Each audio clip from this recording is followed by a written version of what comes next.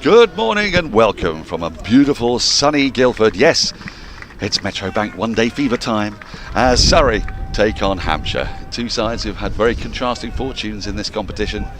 Surrey right down the bottom of the table. Hampshire looking to seal, not well for them, not just qualification, but they'd love a home draw in the semi-final. Because this competition you can get through to a semi-final or an eliminator, so they've got plenty to play for.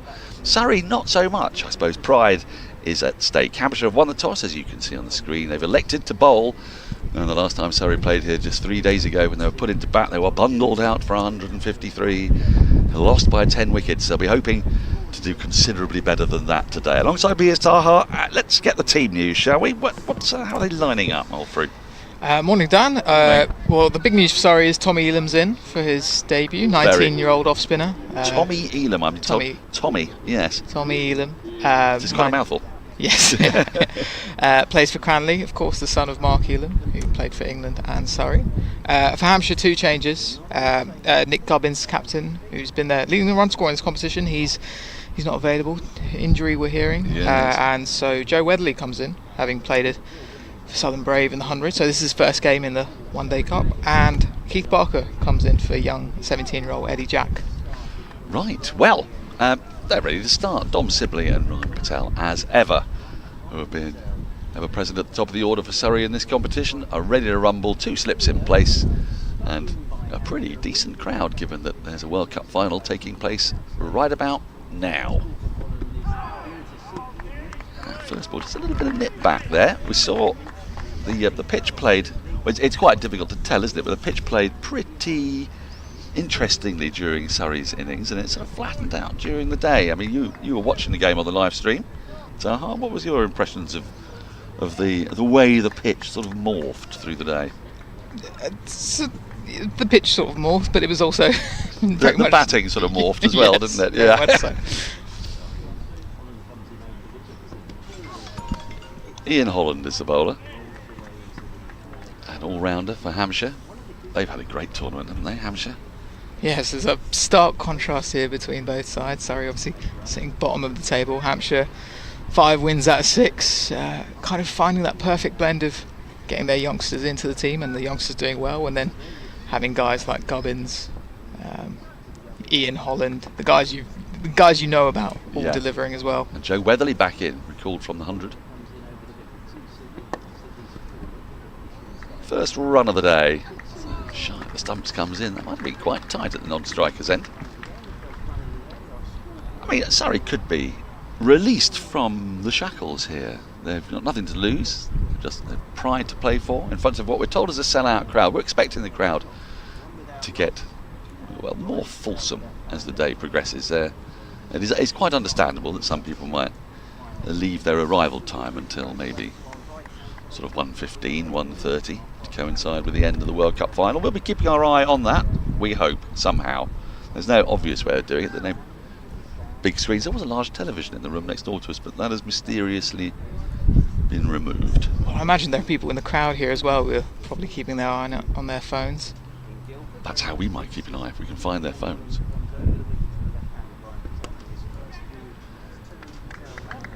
So both openers off the mark.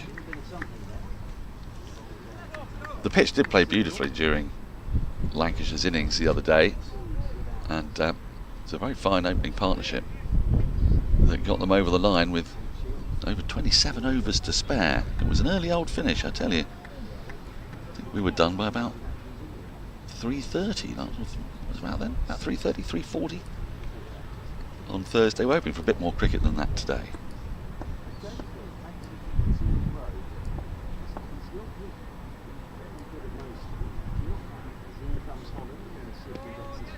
Slightly loopy bounce through to the keeper. Holland is bowling at no express pace. Now, there's a couple of players who want to keep an eye out here, especially for Hampshire, who have a 17-year-old that I've been reliably informed by Kevin James, who's alongside us here on the roof of the clubhouse at Guildford.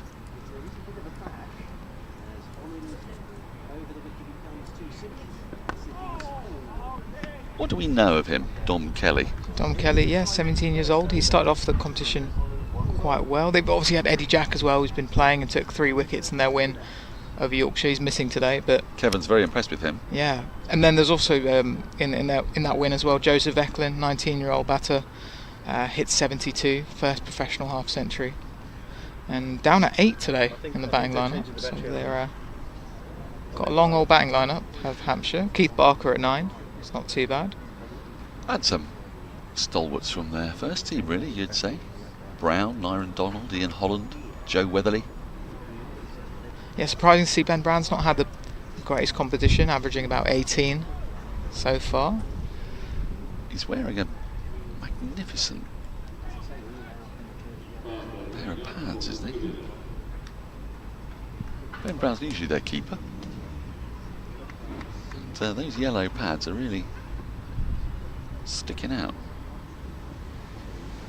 Keith Barker is opening from the pavilion end. One of those players who I think we'll talk about as, guys unlucky never to have played for England. Keith Barker, been around a very long time. Definitely unbelievable first-class record. Incredible, isn't it? And still going strong, having formed the early part of his career at Warwickshire. Moved to Hampshire quite late in the day, and it's been brilliant ever since. In the championship side, he's part of a pretty fearsome 4-man attack. Fuller himself, Mohammed Abbas, Kyle Abbott. Probably be a bit of a spearhead in today's lineup, you would say. There's not a huge amount of pace in this Hampshire lineup, but they'll be difficult to get away. They'll be on the spot, the likes of Holland and Barker. Be interested to see how Surrey approach this power play. They went quite hard quite early in the match against Lancashire, and then things unravelled. A couple of early wickets and then 2 in the 11th over. 4 down at that stage. Rather scuppered them. As a little bit of swing there from Barker. Sibley just playing inside the line of that one. Interesting that he's going around the wicket to Sibley. I mean, got a bit of away movement from Patel there. You think that as a left armer, usually the modus operandi for a left armer to the right hander early on is over the wicket, swinging it back into the right hander, but he's going around the wicket to Sibley. 2 slips in.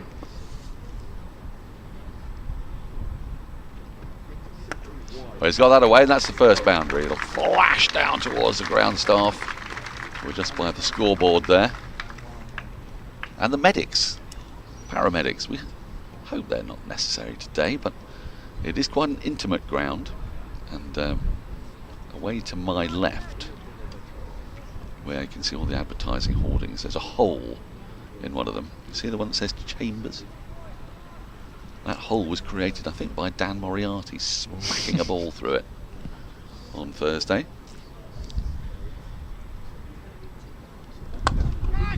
Nice use of the feet, but just picks out the fielder. So I think we've got our idea how Sibley's going to approach this. Yeah, it's always fascinating to see how a one-day team, responds to getting rolled over quite quickly. Nowadays, the kind of thing is, especially the way you look at England play one-day cricket, if they get rolled over for a low score, the next game you actually expect them to go even harder. Yeah. So maybe that's what Dom Sibley's thinking here. Well, it's a challenge for Dom Sibley, end of the second over, 7 without loss, because obviously the pace that he likes to play at in 4-day cricket is very much not the pace that you're permitted to play at in 1-day cricket. But he's actually been fairly dynamic in the matches I've seen him. He's been a bit unlucky. I don't think he felt that he should have been given out the other day. He looked genuinely flabbergasted when the umpire's finger went up. But one thing I have learnt since DRS, Taha, is that when cricketers say, well, you always know when you've hit it. They clearly don't. No, they don't. They clearly don't. I've seen so many referrals when people have hit it.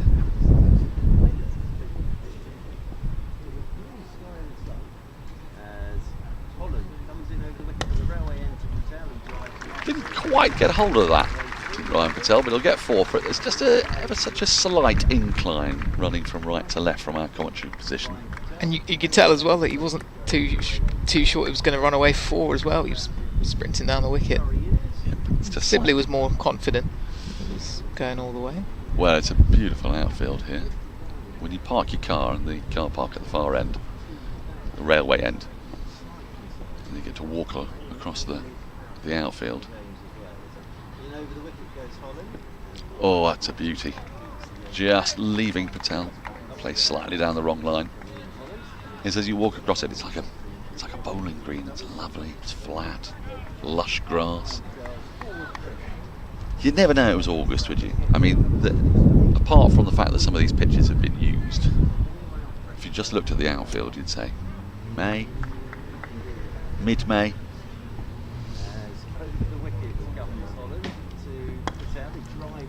Oh, that's a better shot. And that was 4 from the moment it left the bat. Barely jogged to punch gloves with Sibley there. Yeah, this time round he wasn't sprinting down the wicket. I think Ryan Patel knew immediately that I was running away rather nicely for 4. Straight off the middle. I'd love to see him really get a start, Ryan Patel, because he's shown glimpses of what he can do in this competition. Just hasn't quite happened for him this season.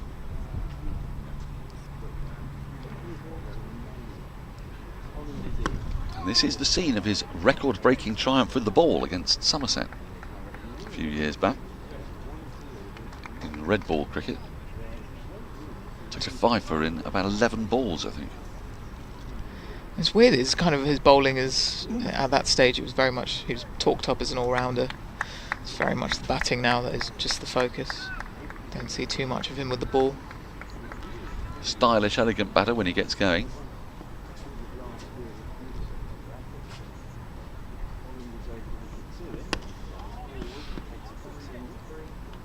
And also a good runner between the wickets. Set off straight away for that one. Now, do you think if a goal is scored in the World Cup final, we will hear it? If Spain score, will there be a collective ooh? If England score, will there be a raucous cheer? I don't think we'll know if Spain score, but I do think if England score, I think we'll get the message. You do, dear.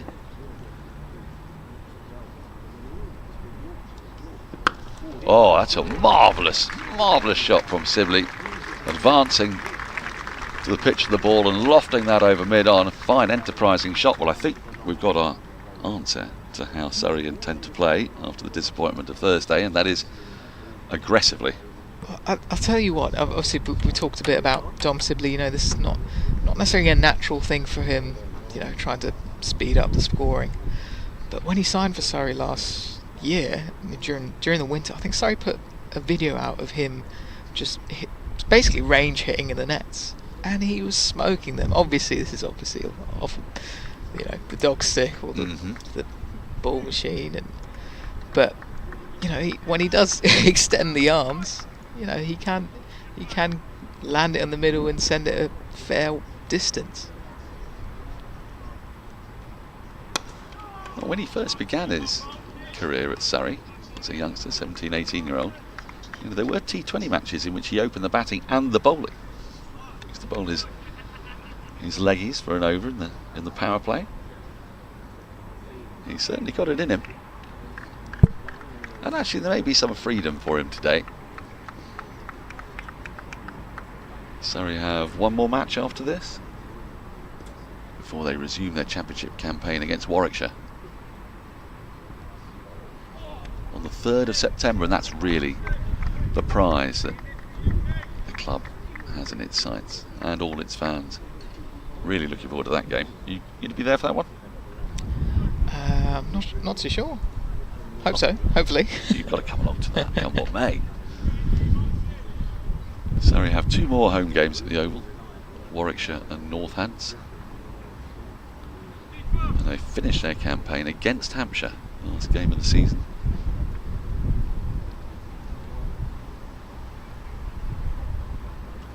Hampshire pretty much out of the title race now. It's sort of come down to 2, hasn't it, with the last round of matches really cemented it as Surrey and Essex up the top of the county championship table. Yeah, this would have been the romantic year for Hampshire, 50 years on from their last championship win. Has it been that long? 1973.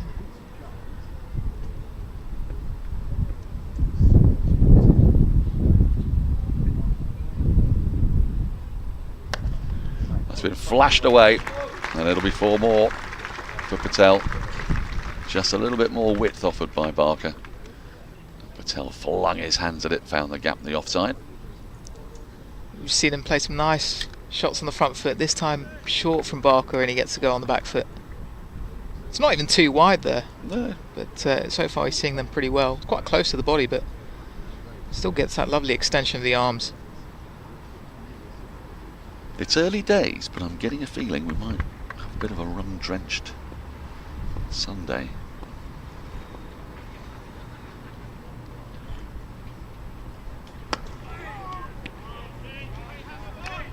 So other than Tommy Elam, no other changes for Surrey?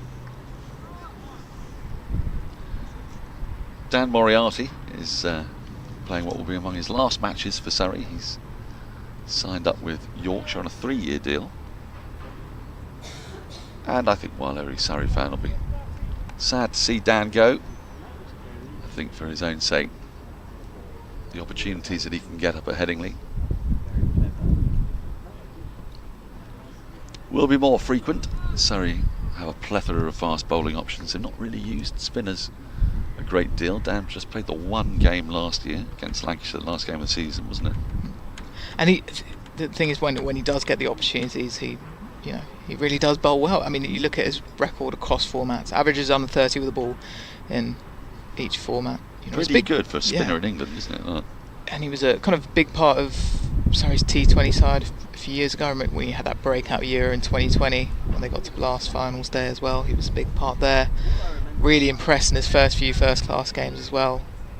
Just got a nice, solid action, tall as well, so he's going to get decent bounce, and I'm sure he'll deliver at Yorkshire as well.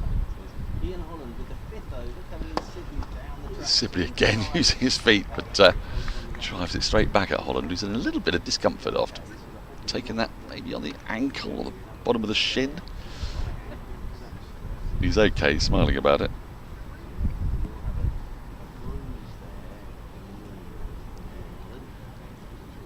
He's actually taking taking his time here because he is hobbling somewhat. That was firmly struck by Sibley. Maybe he's in a spot more bother than he initially thought.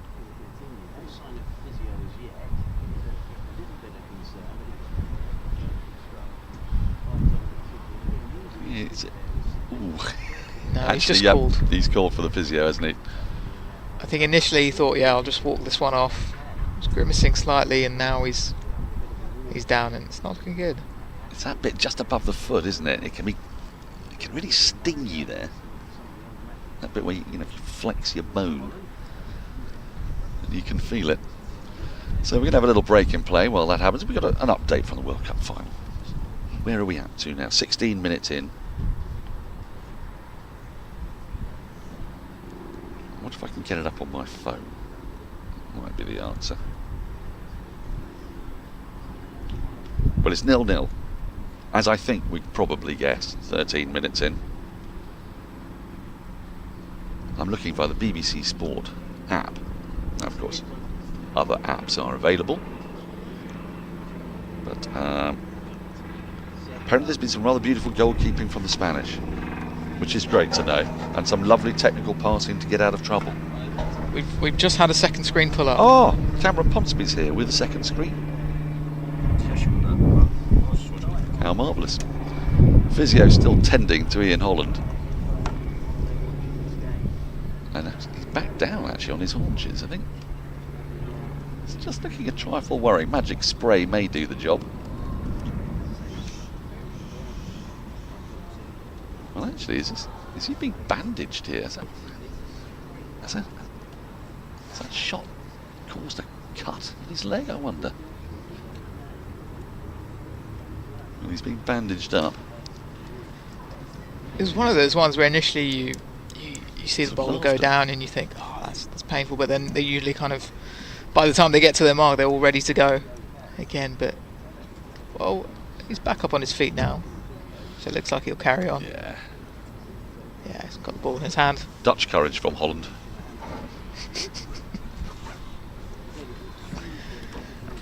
So, we're almost ready to resume the over, which started about 5 minutes ago. And we're fully replete. We have the football on away to our left. The cricket about to resume. England have just hit the crossbar. Have they? They've hit the crossbar. Well, what might have been, eh? Right, so keeper standing up now to keep Sibley honest. Big appeal, but ball drifting down the leg side, I fancy. This is the right move by the keeper, isn't it? Sibley was just able to advance too easily before. I don't think this is a reflection of how he expects Ian Holland's bowling to have got slower as a result of the blow on his leg. No. It was very much simply wanting to advance down the pitch. Every time I see a batter do that, I just think of Brendan McCullum. I think of Brendan McCullum a lot. I was only watching an episode of Brokerwood Mysteries yesterday, and my mind drifted off to Brendan McCullum. You ever watched the Brokerwood Mysteries? I haven't. No. Oh, it's absolutely marvellous. What led to you then gravitating towards McCullum? Well, it's set in New Zealand. Okay. It's a kind of New Zealand version of Midsummer Murders. Okay. And that was the only real connection there to McCullum. Pretty much, yeah. But as you've pointed out, Brendan McCullum is seldom far from our thoughts at the moment. No. You can't really read. You can't get him out of your head. You see Dom Sibley batting and just think Brendan you just McCullum. think Brendan McCullum. Yeah. Well, almost all of English cricket is currently being defined through the prism of Brendan McCullum. I mean, I'm not sure I've read an analytical piece about cricket in England that doesn't at some point mention Bazball, even if there's actually no real need for it. Yeah. Do you think he's here somewhere? No. I think Brendan's probably, what is it, Sunday night tonight, isn't it, in New Zealand? He's actually just scored for England. No. That's a joke. And they're about 12 hours ahead, aren't they? So he's probably not tucked up in bed yet, but I imagine he's brushing his teeth, putting on his nightcap and his bed socks. It'll be cold in New Zealand this time of year. So putting on the full Scrooge outfit, just to surprise us.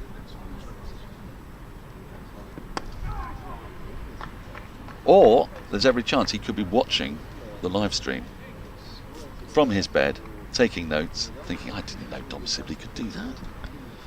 Penciling him in for the next Ashes down under. 25 of that loss after 5 overs.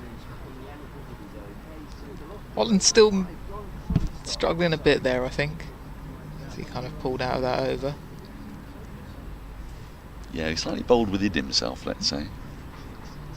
But Barker's going to resume now. Is the keeper going to stand up to Barker as well? It doesn't look like it. He's put the helmet down behind the stumps.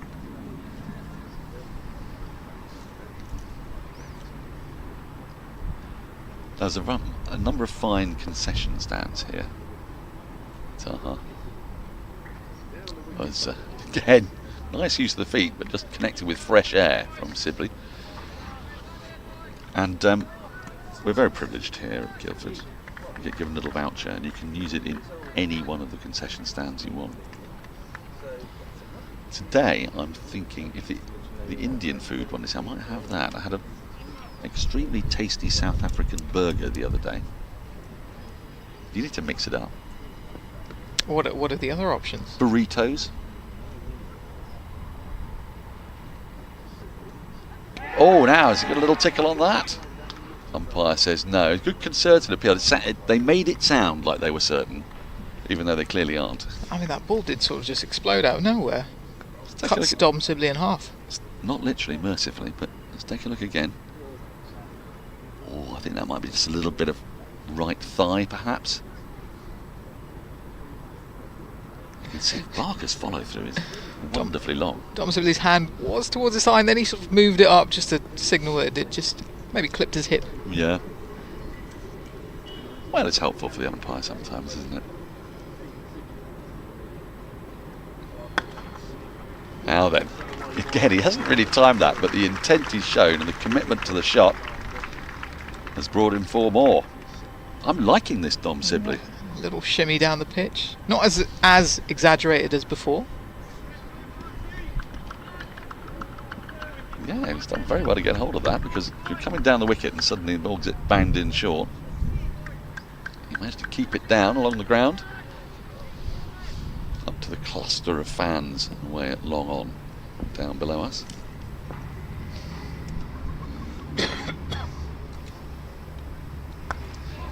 He goes again and nearly drags onto his stumps. Can you smell burning food? Something does smell very nice.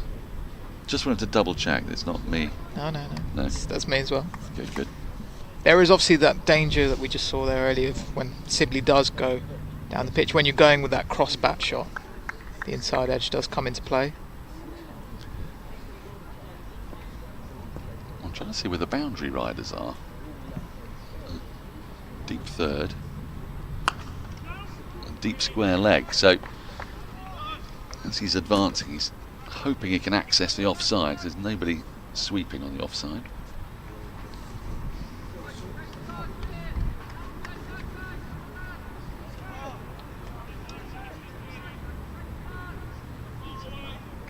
How did you arrive here this morning? Took the train from Waterloo. Ah. I drove and the traffic was quite sparse today.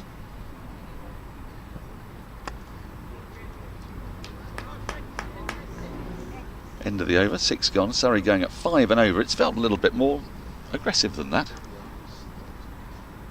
5 coming off that last over as well. Both batters on 15. It says a slightly soporific air to the nation today.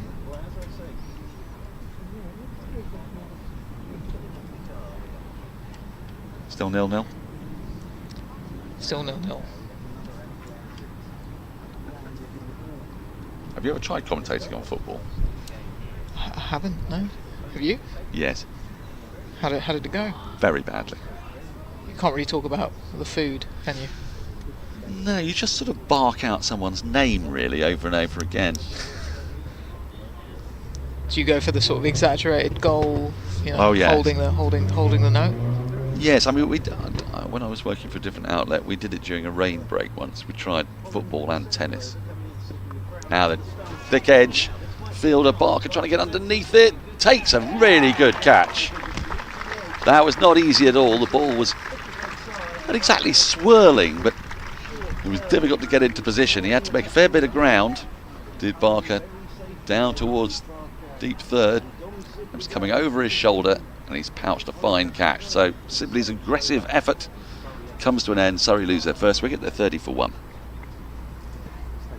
It's a brilliant catch this from Keith Barker, because he was sort of stumbling back. It was a difficult one to keep an eye on, and he just takes it quite low as well, but holds on. That is a catch of a man who's played in a lot of matches of cricket. Yes, very much so. He didn't panic. Many of us would panic in that situation and run round and round the ball like a cat chasing its tail. But Barker just kept his eyes on the ball, trusted his hands. Dom Sibley will be very much gutted, because he was looking the part. He had his game plan of shimming down the wicket and just giving it a good old smack. And it Looked like he was enjoying himself, didn't it? Very much so. But if you are going to play it like that, you're going to accept that one might just lob off the bat, and very well caught by Keith Barker. And now Rory Burns comes in. Surrey captain at number 3. Yep, he's had a tough time of it in this competition. He's had a pretty lean spell for much of the season, really, Rory Burns. But there's an opportunity here for him to play himself into some form. The pressure is off. Now then, our producer Jake, who's something of a kind of liquid Nazi insofar as he doesn't allow us to have drinks near us, is nowhere to be seen. I was wondering if Cameron might be able to bring me my water and my tea, which is just over there, while Jake's not here to see. Shh, don't tell him.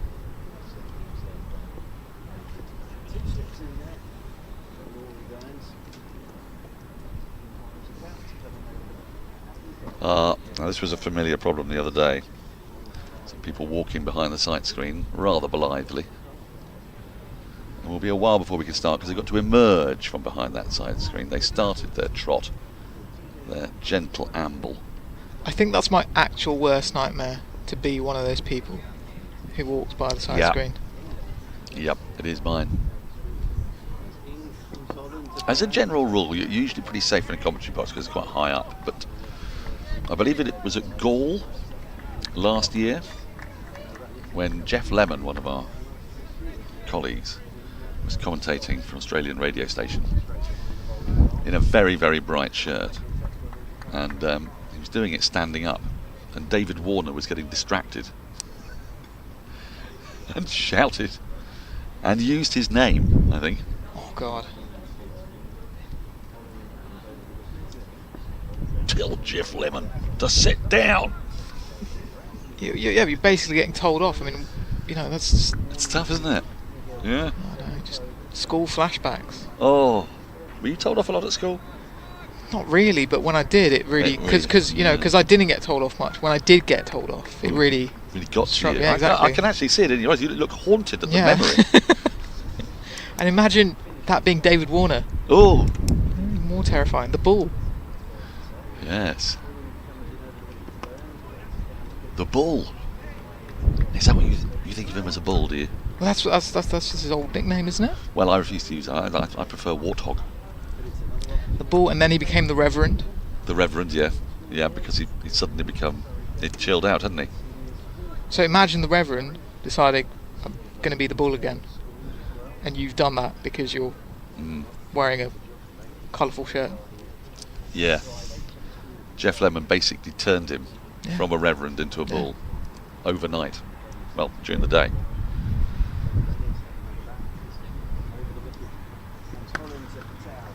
Just picks out the fielder right at the edge of the circle. But he's connecting with it well today. That was probably the shot of the day so far, actually. And he's picked up none for it. It's a sumptuous shot, isn't it? He's looking in pretty good nick, Ryan Patel. Just needs not to get frustrated here. Ian Holland looks like he's fully recovered from that blow a couple of overs ago now.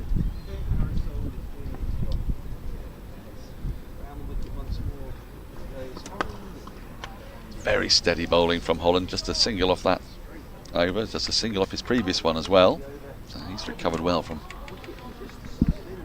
over that went for 13, 31 for 1 from 7, just 3 overs left in the first power play, just a reminder.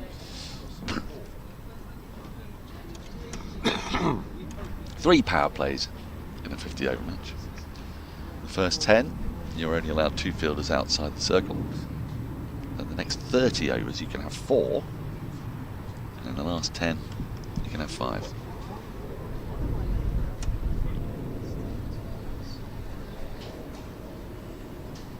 So left armour to left hander here.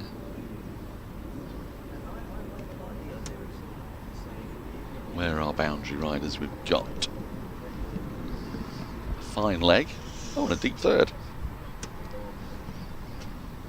Something's happened. I don't know what it is. Spain 1-0. Spain have just scored in the World Cup final. Any chance for a reprieve? Will it go to VAR? Doesn't sound like it. Oh dear. Mary Earps is very angry. Mary Earps is very angry, I can report. The goalkeeper, if you're wondering. And no discernible change in the... There was no discernible mood. change. Yeah, I think we can establish from that a Spanish goal will not touch the sides of this crowd. Now, for the sake of research purposes, we really do need an England equaliser. Guildford explodes. Ooh. One would want to see that. It's a pretty cathedral city. Cathedral up the road from here. I mean, now England are losing, you might as well pop down, I would say. Get into the ground. Distract yourself. Make your way to the burger vans, the burrito stalls. There's an ice cream van here as well. I'm turning into David Lloyd. We love Bumble. He has a magnificent habit of listing things.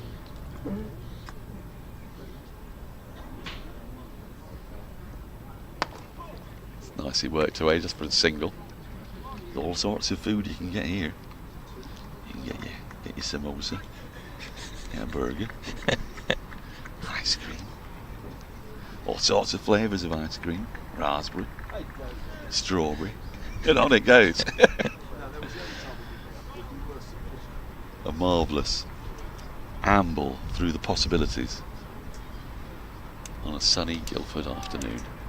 Well, morning I suppose it still is. I feel like I've lived a lifetime already today. Now Surrey are running out of power play here, Taha.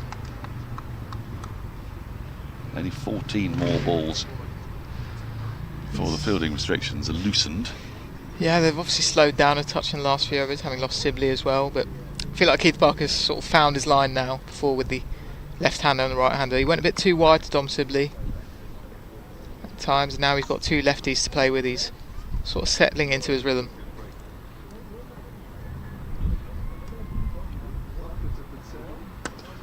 Oh, that was in the air, not too far from mid-wicket, but it's going to run away down to the crowd for four. Gentleman in the hat shows quite decent underarm technique.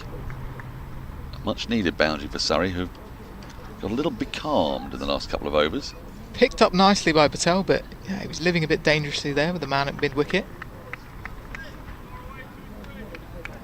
He's in an interesting position, that mid-wicket. He's very much just a catching mid-wicket, isn't he? He's not on the edge of the circle. He's a good 10 or 15 yards in. Oh, it was there to be hit.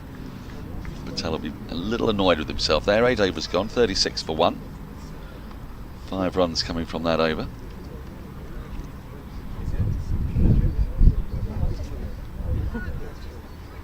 And Burns here will be on strike with a couple of overs to go. He's got a little bit of licence to have a dart, hasn't he? I mean, Surrey will be wary of what happened the other day. They lost 2 wickets in the power play and then 2 further wickets in the 11th over to succumb to 53 for 4, I want to say, from which it's quite difficult to recover, especially with quite an inexperienced team. Yeah, so far he's probably gone slightly the different way to Dom Sibley. We saw Dom Sibley go even harder. Burns looks like he's still just going to take a bit of his time in to get his eye in and go from there. A bit of bounce there from Holland. Still not seen a change of bowling. The other day I think the first 12 overs were bowled by the opening bowlers, but with good reason, as they were picking up wickets. Will Williams got 4, bowled very well indeed. Interesting to see Griffiths later on. We got a little glimpse of his bowling the other day, but it's a bit, well, it was a thankless task for him. He came on to bowl with Lancashire only needing another 24 runs to win, 10 wickets in hand, 29-30 overs to do it. Oh, he's gone after that, Burns. If anything, a little bit late on the shot. Yeah, that was a tempter from Holland, slightly wide. Burns looking to drive. Will Williams having a great time against Surrey this year. Yes. Played a key part in their win over Surrey at the Oval. Surrey's only lost in the county championship. Yeah. And you know, I think Lancashire must be the only side that Surrey have lost to in the county championship since 2021.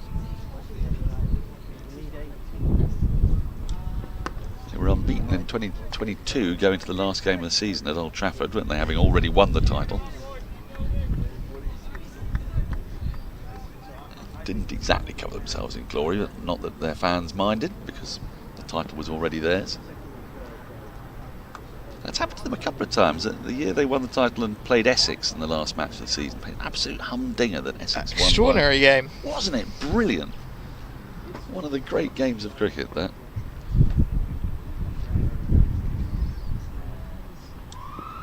Oh, now.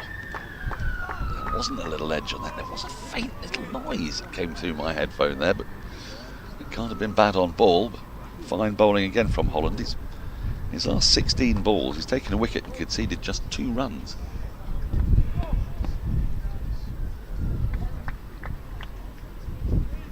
The sun comes out in full strength now.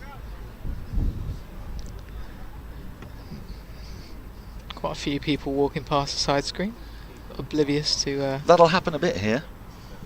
the issues that might be causing. Yes.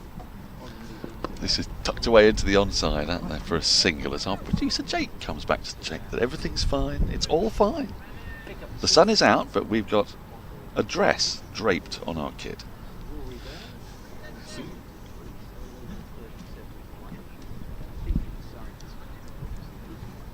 With fine reflective properties. It's a rare single off Ian Holland, who's bowling with metronomic accuracy at the moment. Slight change in field. Offside is strengthened, 4 in the ring on the offside. 2 on the leg side and the slip in place. Patel just defending again. Last ball of the over. That's the 3rd consecutive over Ian Holland's bowled. It's done for just the 1 run in the power play. Still not seen a change of bowling. Looks like Barker's going to continue, so they're going to go through the entire power play with just 2 bowlers. And frequently, you watch a T20 game, and you can see 4 bowlers in 6 overs. No, this sofa has this sort of old school rhythms of one-day cricket back in the day. You've got the 2 guys who set to bowl through the first 10 overs and 37 for 1 off 9 overs. That's kind of we're talking mid-noughties one-day cricket, that type of style. Just see it in. Don't go too hard in the power play. Consolidate in the middle. Make sure you haven't lost more than 1 wicket.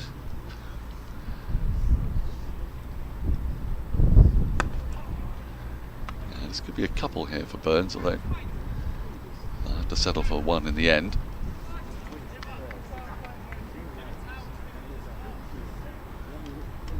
Now Rory Burns is gesticulating at something. Is it Cameron Ponsonby? Is it his lilac shirt that's causing problems? A la Jeff Lemon in Gaul.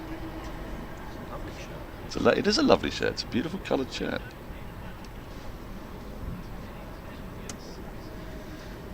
More side screen issues? I don't know. Today is a day that hasn't really got started yet, it feels to me. We had that long break for the injury. Surrey are just pootling along at a rather gentle pace here, 38 in the 10th over. Or are they just asking for the football score? You wouldn't have thought so. It's still 1-0, I presume.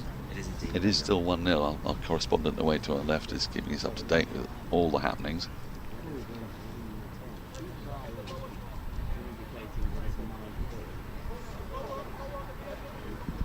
Now, what can this possibly be? I might need to send scouts out to understand. Cricket can find so many different ways of not actually happening. And whatever it is, it's trivial enough for us to be able to resume. Oh, it was in the air, not too far from Keith Barker's outstretched left hand. And it's going to run away for 4. Nice looking shot. Lovely shot from Ryan Patel. Seen him play some nice shots square of the wicket. And this one's probably the straightest of the lot so far. Barker, probably for a little millisecond there, thought he was in for a shout of a wonderful catch, but not to be. Kept it just low enough, Ryan Patel. Just wide of that outstretched left hand. That is his side that he would favour, though, Barker. Now he goes after that. Patel will be furious at missing out. It was, as one of my colleagues once said, there to be hit. Unfortunately, the person who said it to me had just got out first ball while we were playing for a draw with 18 overs left and 7 down, and he slapped a short wide one straight to point. I struggled to forgive him that day, especially as we'd just had a 2-minute talk, mostly led by me, about how we were absolutely not going to lose to Old Walcountians. We never lose to Old Walcountians. So We'll just do this one over at a time, Howard. Out first ball. Is there to be hit, Danny? It was there to be left, Howard. Just typical Howard behaviour. It was Howard. Yeah, it was typical Howard behaviour. I loved him dearly, but he couldn't resist a short, wide pie.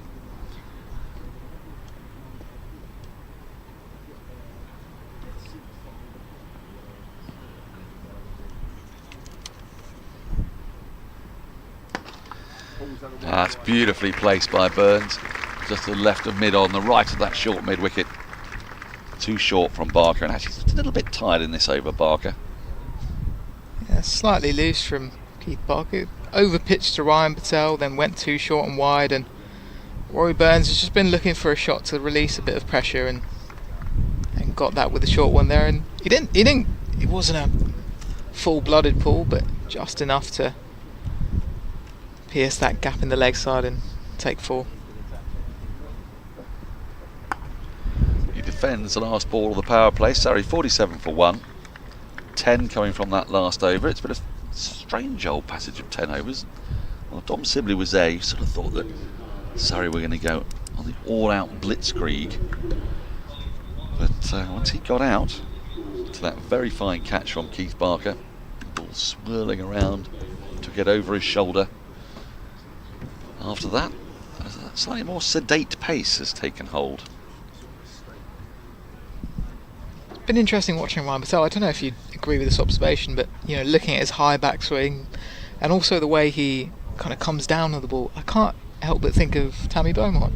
A right-handed batter, obviously, but has that high backswing. Yeah, high backswing, and then you can kind of see the way the bat moves just sort of after the shot is played as well. There's kind of a bounce to it. Yeah. Well, if you want to have a left-handed Tammy Beaumont, may I suggest?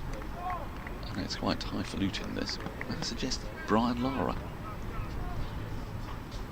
with the same sort of cocked wrist, cutting balls off the stumps. Holland is continuing, by the way.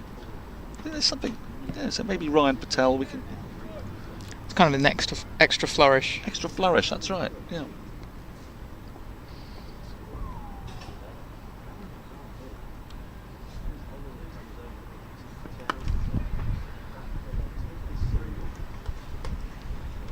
I mean, it's quite the comparison, but the thing about Brian Lara, though, that always used to amaze me is that a little bit like the very great batters are the ones that when you're watching, you're convinced that ball's going to get him out, but it flashes away for 4. Steve Smith is the master of this art at the moment. The ball, he shuffles across his stumps, the ball's zeroing in on his pads in front of middle stump. Even in the commentary box, you're sort of going up for the appeal. And then you see it's come right out the middle of his bat through mid-wicket for a rather economically nudged couple. And you don't quite know how it's happened. And Brian Lara would be similar to that.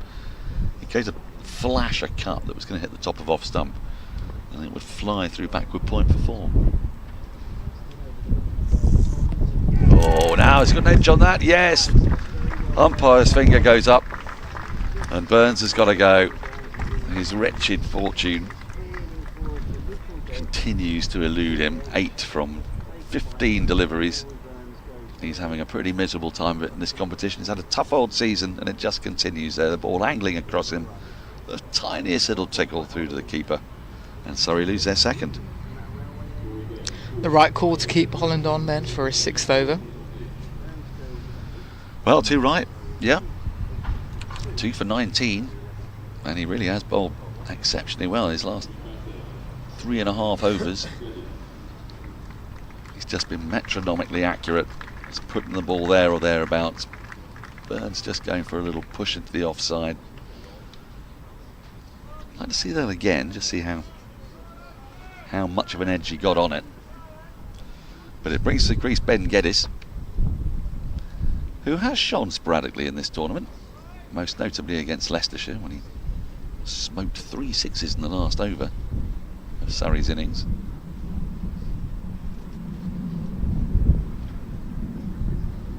So here is that Burns dismissal. It's a good ball, isn't it? It's in the channel.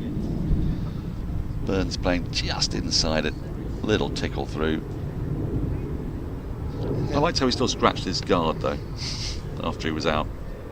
Yeah, there've been a couple of play and misses from Burns to Holland. He'd been sort of troubled by, and there'd been Keith Barker sort of giving him a ball to kind of get his eye in, but Holland had been sort of on him from the start. So if anyone was going to get him out, it was probably going to be that man.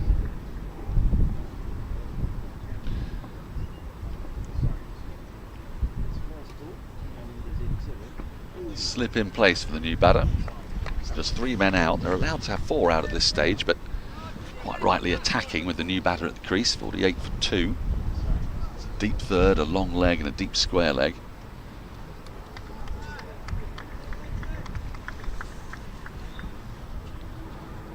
It is one of the joys of this competition, is getting to see the talent that otherwise can't break into Surrey's first team during the regular county championship season.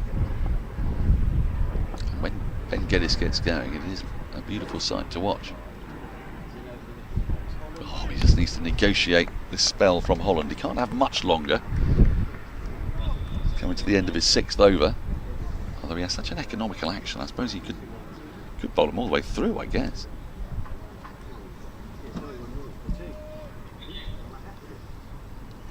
Just slightly nipped away, and he obviously, the way he comes in as well, slight angle to his run up, looks like he's always attacking the stumps, so that does force the batter to play a shot. Geddes is underway, just a little dab down to Barker at deep third. So the end of another excellent over from Ian Holland, just 2 from it and a wicket.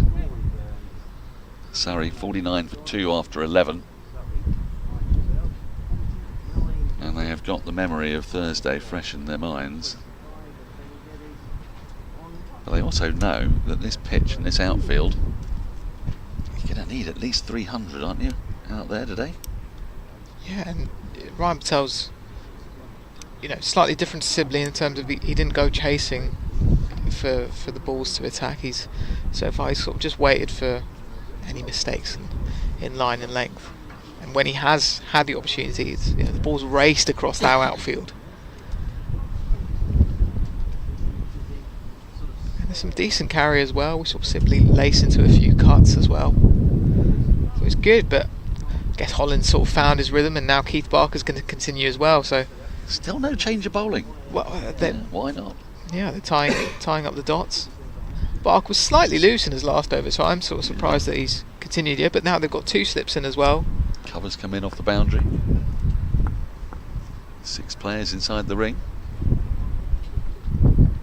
They're attacking Geddes early on here. I think they see the prize of getting Geddes out as a significant one. And they've got a point, because if he gets in on this, he could be destructive. Don't forget, 2 new balls in 50 over cricket, so ball's only 5.5 overs old from this end, 5 overs old.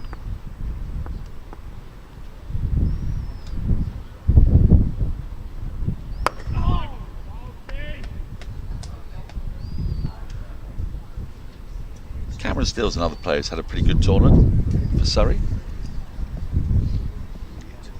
Picked up a fair few wickets with his leg spin and googlies.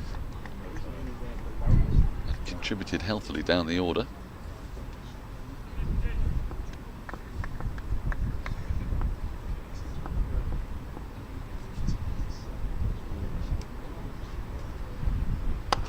Advancing is Geddes, but can't beat the fielder at mid-on.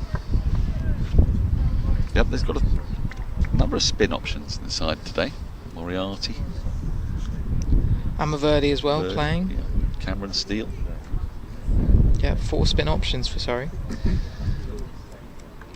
Surrey are hampered, of course, by having 13 players out to the 100, and then a number of further players injured. Jordan Clark, Ben Folkes, both of whom started the tournament. Yeah, Folkes is the big one. He's the guy who's actually got runs for Surrey in this tournament. Well, with an important county championship match coming up in slightly less than 2 weeks, or is it exactly 2 weeks? I'm trying to think. What day of the week is the 3rd? It probably is 2 weeks, isn't it? Sunday.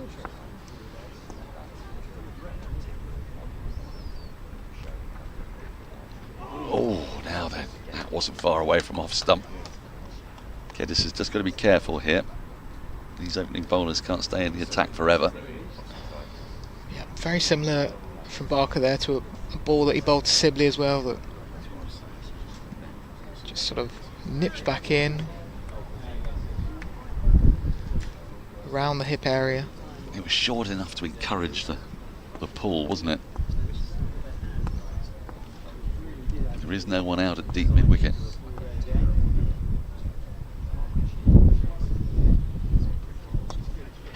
Well, that's been flicked away down to long leg for a single, so just the one run from that Barker over. He's bowled 6 overs, none for 30. Will he get another one? The 50 up for Surrey. Patel 25. All thoughts from Taha, then it's going to be Vale Walker coming to replace me. Yeah, 50 up for Surrey. 50 for 2. They started well with Dom Sibley and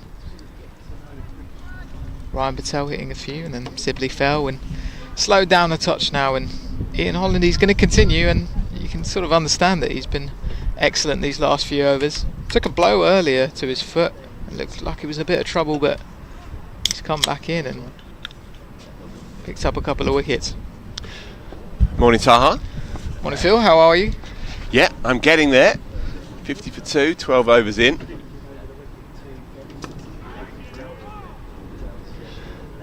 And it's more of the same for Hampshire as it stands. They've been very on it this morning up to now.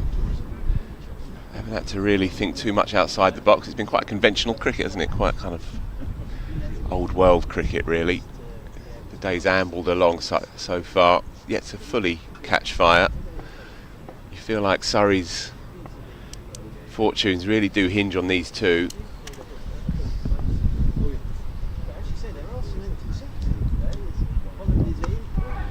It's got big on him from Ian Holland, who's been very impressive. Took 3 for as well in Hampshire's previous game. They demolished Yorkshire, absolutely thrashed them, and Ian Holland has become a very useful opening bowler in the 50 over stuff for Hans. Looking forward to seeing Geddes if he can get himself going today. He was a bit unlucky, Taha, on Thursday morning here in the first of these double headers from Guildford when he was strangled somewhat down the leg side.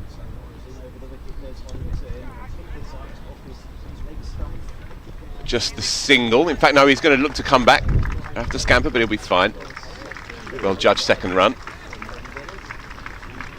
He's a good young player, Ben Geddes. They're very fond of him here. And hopefully he can get himself going. He's been around for a while, but obviously it's a very tough batting lineup to break into in the county championship for Surrey. And so this is the competition really for him to make his name in, make an impression. He's made first class 100 last summer, of course. And he simmered as well in this tournament. Daniel just mentioned his explosive finish to the Leicestershire innings, 3 sixes and final over. It's part of his 67 there, but perhaps his most complete knock so far in the tournament was the 92 he made after a top order wobble up at York. Run a ball 92, 3 sixes towards the back end of that knock, and he really did hold the innings together. Good looking shot, advancing down the track but picking out mid-off.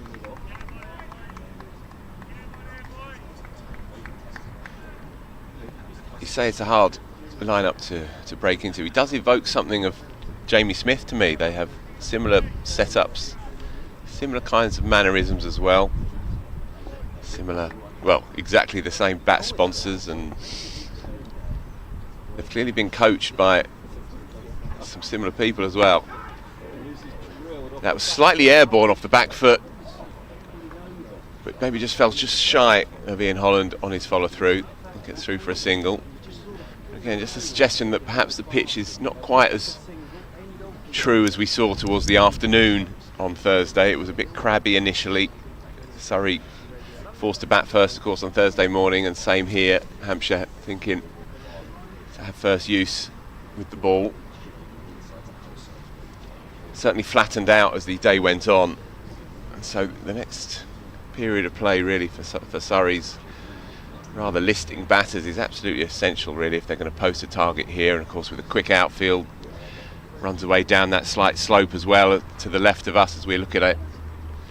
Surrey are going to need every single one of these runs that they can scavenge from what's been in truth quite a tricky tournament for them.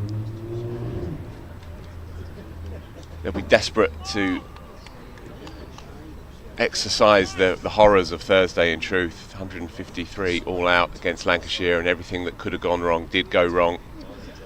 So there's plenty still on the table for them.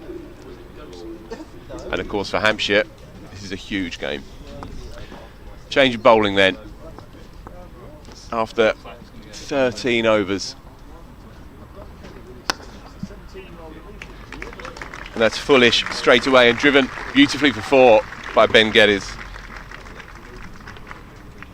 Dom Kelly into action, 17 years old. Just slightly too full with his first ball. Geddes has been waiting for just something in his arc, and he gets that over the pitch and he just drives. Doesn't overhit it, just enough to travel for 4.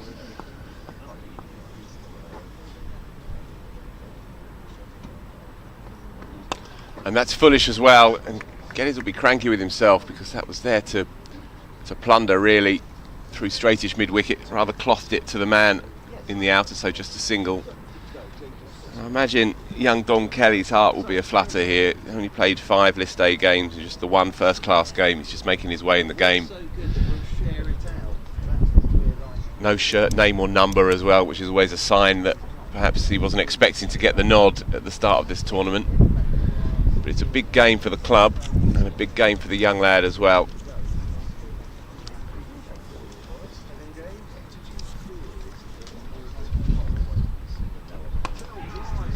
Played nicely, on the up, slightly airborne, but no man at squarish cover, and so Patel picks up another single. 6 from the first 3 from Kelly's first over, so he'll be trying to just get out of this over without too much more damage. Kelly not the only 17-year-old to feature for Hampshire so far this season. Eddie Jack is the other 17-year-old quick who's been playing. Leg side-ish and nothing on it, so another wide. He's going to be ticking just a tiny bit here, is Kelly. So important to get off to a decent start when you're a greenhorn young lad just making your way. Yeah, so far looks more comfortable bowling to Patel against the left-hander. Still trying to find his line here against Geddes.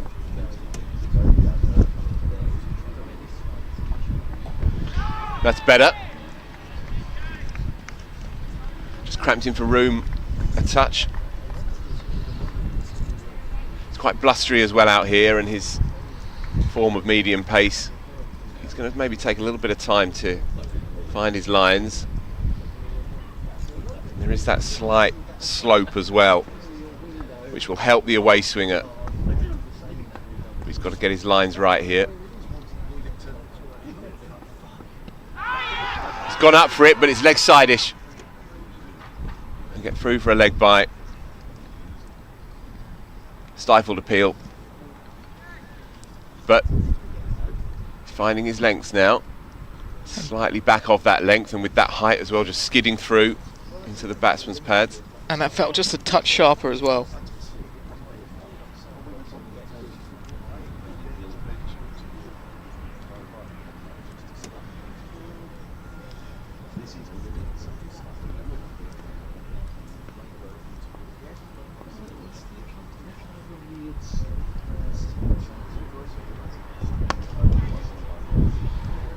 And he'll take that. Well, young Don Kelly, just 7 from his first over. First ball going for 4 from that longish half volley. Ben Geddes bringing up his first boundary 4 of the day. He's got a big job on his hands here as Kelly. Huge game really in the context of Hampshire's 50 over season. And win guarantees a place in the top 2. And should they top the group, of course, they will feature in a home semi-final. Comes thick and fast as well, this tournament. Patel's looked good. He's looked very good. He sort of just waited for any errors in line and length and just got that backswing going.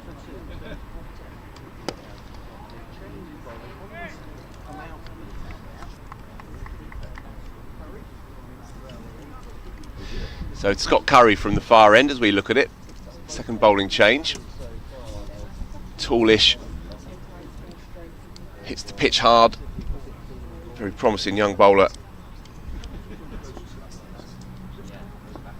Another homegrown Hampshire player. Many out there this time. Fullish, lovely shot, but straight to the man, straightish mid-wicket, and Geddes trying to keep his cool, but you can see slightly frustrated because that was hit right out the screws. Curry's just 22, but at times looked a bit of a veteran in this Hampshire side when they've had Jack and Kelly playing. Slower ball this time, well bowled and well run as well, good cricket. Alert to it, Ryan Patel calling his man through, running to the batter's end and making his ground quite comfortably. Does look sharp, Curry. He's tall. He's going to get a bit of extra bounce. Different angle to what Surrey have had to contend with so far today, where Ian Holland, short run up, just been quite economical, but Curry, I think, has got a bit of extra pace.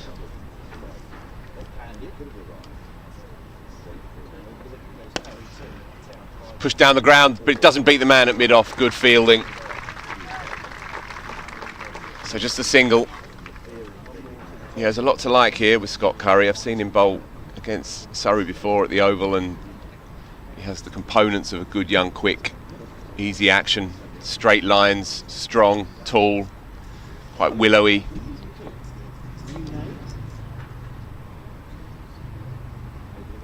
Shortish, and played beautifully. Just 2 bounce and trickling over the fence quite comfortably there.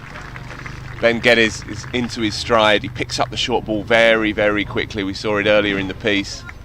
Stands tall.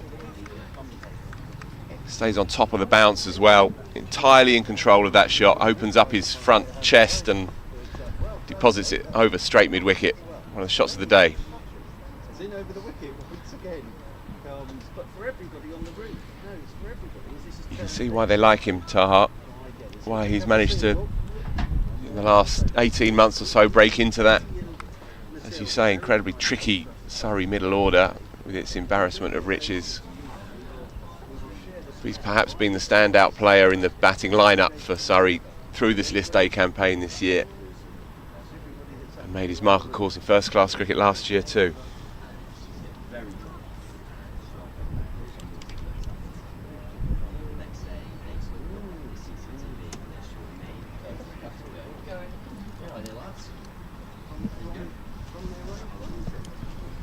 Kelly to continue, slightly loose in the start of his first over, but was slightly finding to rhythm at the end of it. Fresh air shot this time. Just slightly outside the eye line, and Geddes throwing his hands at it, keeping his shape but not getting anything on it. Definitely a little bit of movement for the medium pacers still. There's a slight tinge of green on the track. It's pretty true out there, but there is some offering of seam off the surface. Got him. Well bowled, just that little bit of a way swing. Just a murmur is all you need. And Ben Geddes will be frustrated because he was looking good there. And it's been the story of Surrey's morning, and indeed of their campaign up to now. Beautifully bowled from Dom Kelly, just held its line. And Geddes just poked at it. Bit too tentative, but Kelly's improved with it. Each ball he's bowled so far, with the 8 he's delivered. It's that angle, isn't it? Again, slightly down the slope, as you say. If you can just hold its line, doesn't have to do too much. Geddes trying to angle it down to third man with half a bat, 3/4 of a bat. And all it takes is that little feather, just as we saw with Rory Burns earlier in the piece. And that has been the story for Surrey across these 2 games up to now. The edges are being found and going to hand. It's hard yakka for them at the moment. Geddes, similar to Sibley, getting a start, starting to look the part. And then Hampshire break through. Yeah, big wicket for the visitors who've been on it today. Tidy catch by Ben Brown, one of the best keepers, of course, in the country. What a signing he's been from Sussex. Become an integral part of this setup here, and there's quality really throughout this side. Mix of youth and experience. What a joy it must be to have Keith Barker wandering out with you among the pretenders and the greenhorn players. To have someone of that kind of class and calibre. Brown as well, into his mid-30s behind the stumps. 2 real pedigree county cricketers. And they're going well here. So Cameron Steele, the new man, bagged a blob in the previous game, so he'll be itching to get off the Guildford pair. And he's off the mark straight away. But had a pretty decent campaign so far. Good performance against Nottinghamshire. He hit 67, took 341 with his leggies. They're always, every time I watch them, seems to be getting even better. He's got googly on him as well. He's become a key part of this 50 over setup.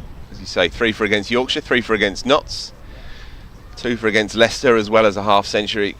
He's had a good personal campaign. Loses his shape there, does Ryan Patel. Looks to the heavens, he's frustrated with himself. That front foot just refused to go towards the ball, and so the shoulders fell almost in on himself, almost toppled over in that expansive cover drive. This time though, he lives to fight another day. 16 overs in, Patel actually hasn't had that much of the strike.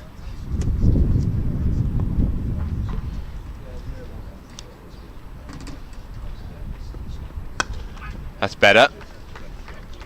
Punches it very nicely to extra cover where Tom Prest does the fielding. Yeah.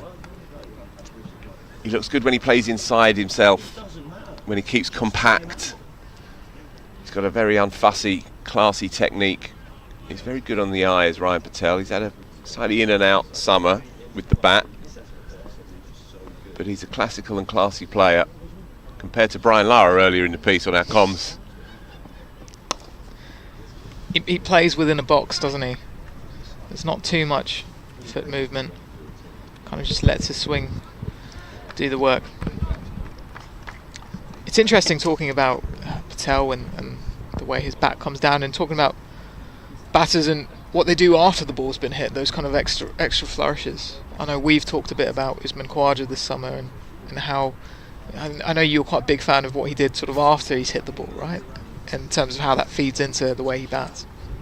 Yeah, and we were talking about this actually when Keaton Jennings was here on Thursday afternoon making a carefree 70 odd. And there was real flow in his game. And he said to various outlets, but he acknowledged that he'd become very staccato and very stiff in his movements at one point. Changed his technique to try and incorporate a bit more flow. And you can see the results with him, and it makes sense, I think. If a player is too rigid and regimented, and the movements are, if you like, grooved against a bowling machine, then you get to lose that natural feel for the undulations and the late movements of certain deliveries and vagaries in the pitch.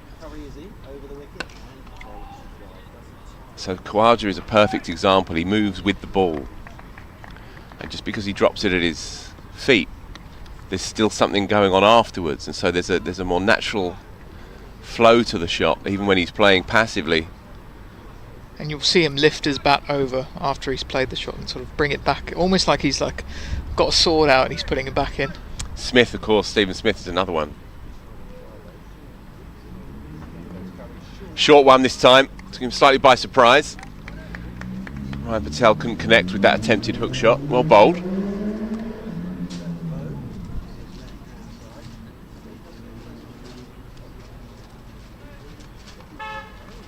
Yeah, especially on pitches that are a little bit up and down, a little bit of juice in them. Then playing that kind of instinctive style has definite value.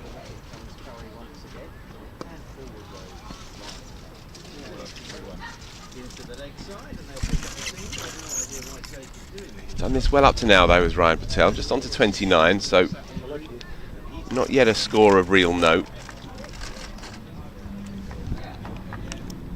But with Josh Blake in for Ben Folkes on Thursday and keeping his place, having played very nicely in at 6, and then Tom Elam at 7, looking forward to seeing him, and Conor McCurr at 8, and so there's quite an onus really on the top order of the home side. And Ryan Patel is a seasoned player now, and the most senior player left in this lineup.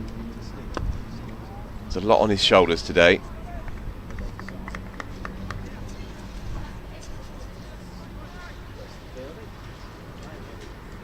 Hampshire will be pretty content, you would say, at the moment. Only used the 4 bowlers, snaffled 3 out into the 17th. You look down their lineup as well with the bat, there's class throughout. Oh, that's come out of nowhere. And Steele has had to ride the bounce, takes his bottom hand off, shrugs his shoulders and moves on. But that has just gone through the surface almost.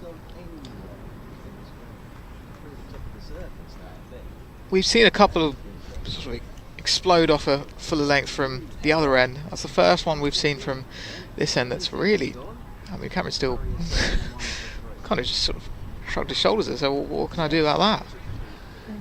Yeah, it's the first one we've really seen that's jumped off a length like that. But Scott Curry has that potential coming from that trajectory.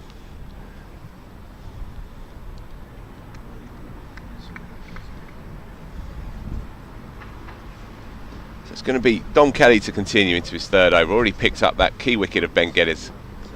Foolish, punched hard, straight to Keith Barker, who keeps hold of it. Tip and run by Ryan Patel, moves into the 30s.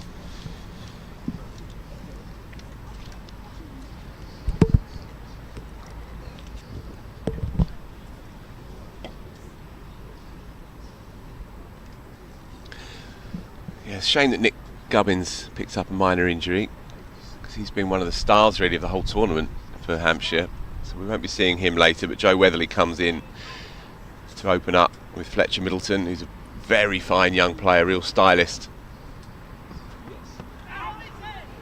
Leg bite, runs the first one hard, but they'll settle for just the single. Yeah, looking forward to seeing Fletcher Middleton later on. Seen him in the flesh just the once before. Caught him on YouTube a few times. Really good to watch. Son of Tony Middleton, of course, who hunkered down for Hants for years and years as an opening bat alongside Paul Terry, one of the most reliable opening pairs really in Hampshire's recent history. And Tom Prest as well in at 3, fresh off 100.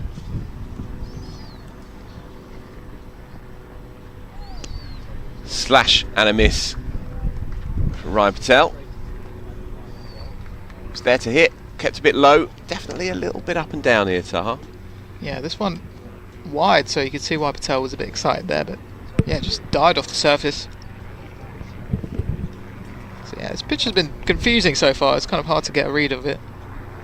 Initially it looked like Surrey's top order was they were going really hard and looking quite comfortable, but Hampshire have shown that there's a bit of nip, there's a bit of uneven bounce from both ends as well. And Kelly now had a slightly nervy start in those first few deliveries, but I think he's looking a lot more confident, and obviously that wicket would have helped. Yeah, he's settled in nicely here. Longish half volley and a big full bunger for his first 2 deliveries, but he'll be very happy with his work since then. Into his 3rd over, just 1 for 12. Leg side-ish though, he's just lost his action there for a moment.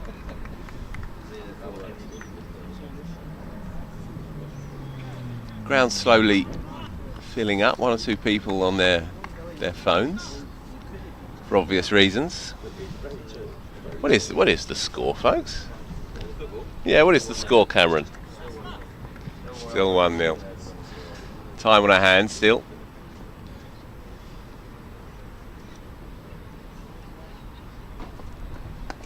It's nicely played. Using the pace, opening the face.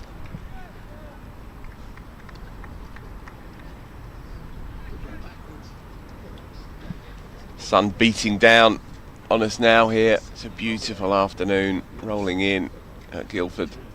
Another sellout, 2.5k. Yet again, I forgot my hat, Taha. 2 days in a row. I've just nicked Cameron Ponsonby's. Yeah, you've done well there. I'm starting to feel it on the neck again. Gorgeous afternoon. And nicely punched as well. Through the offside. I love the way with Patel, he sets up a bit like a boxer. So he can go, he leans forward and back rather than takes a significant stride. As you said earlier, there's not too much overt foot movement. But when everything's in sync, he has that lovely weight transference. Good to watch. I've bored Taha rigid, so he's off. In fact, no, he's changed his mind. He'd removed the cans and was halfway off, and now he's back.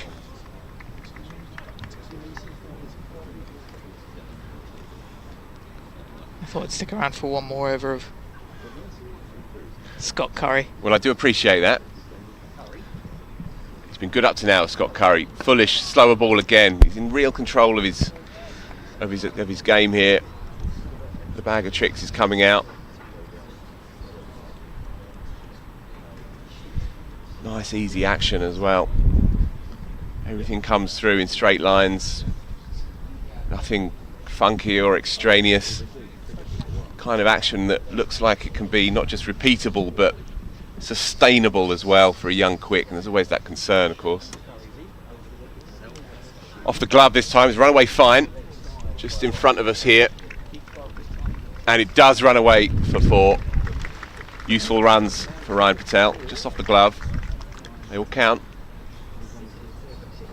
We've seen Curry bowl a slower ball in his spell so far, and I think that's just a replay there of the 4, but I think that's the ball that he's probably looking to cause a bit of trouble, especially to a guy like Patel who's going to kind of commit to the drive on a sort of 2-pace surface. Cuts his fingers across this one, and again, right in the perfect channel.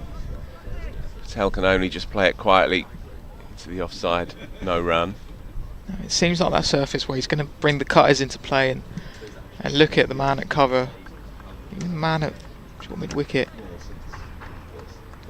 for a few catching chances.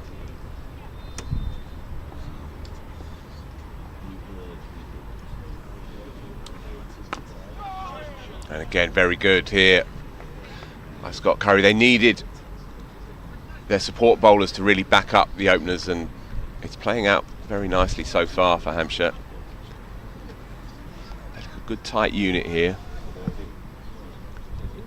Of course, as we say, lots riding on this one for them.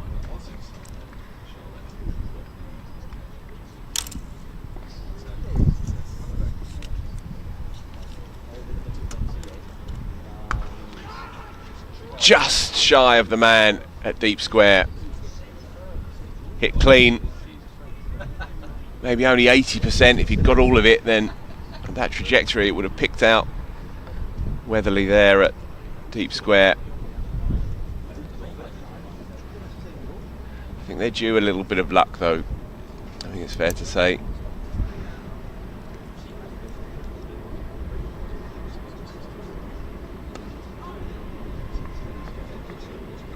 Again, clever use of variance in pace to finish off. Another good over. 82 for 3 after 19. And Taha is finally giving up the ghost. It's going to be Cameron Ponsonby to step in for his first stint of the morning.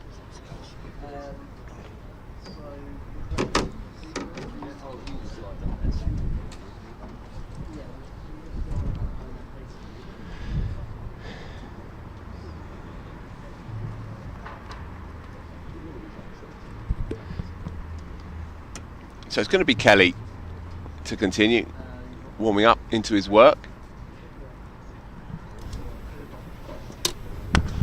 In the slot and driven again, carbon copy of what we saw in the previous over.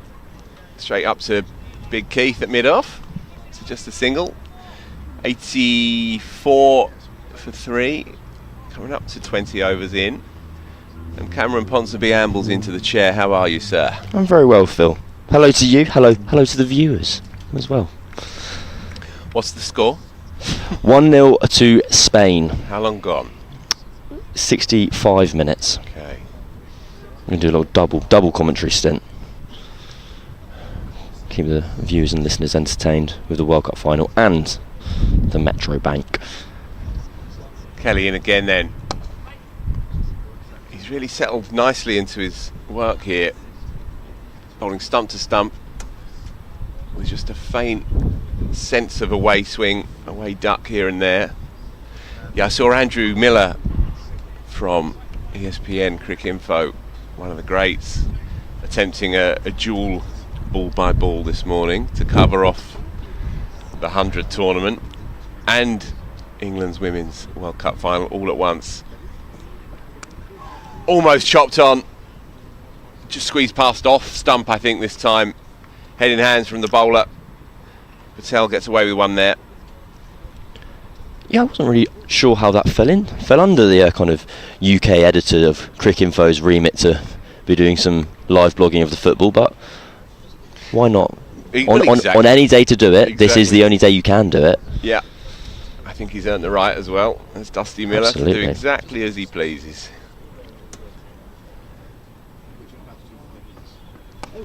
Picked up nicely off the hip, but again, dead square, so straight to Weatherly at deep square, just a single.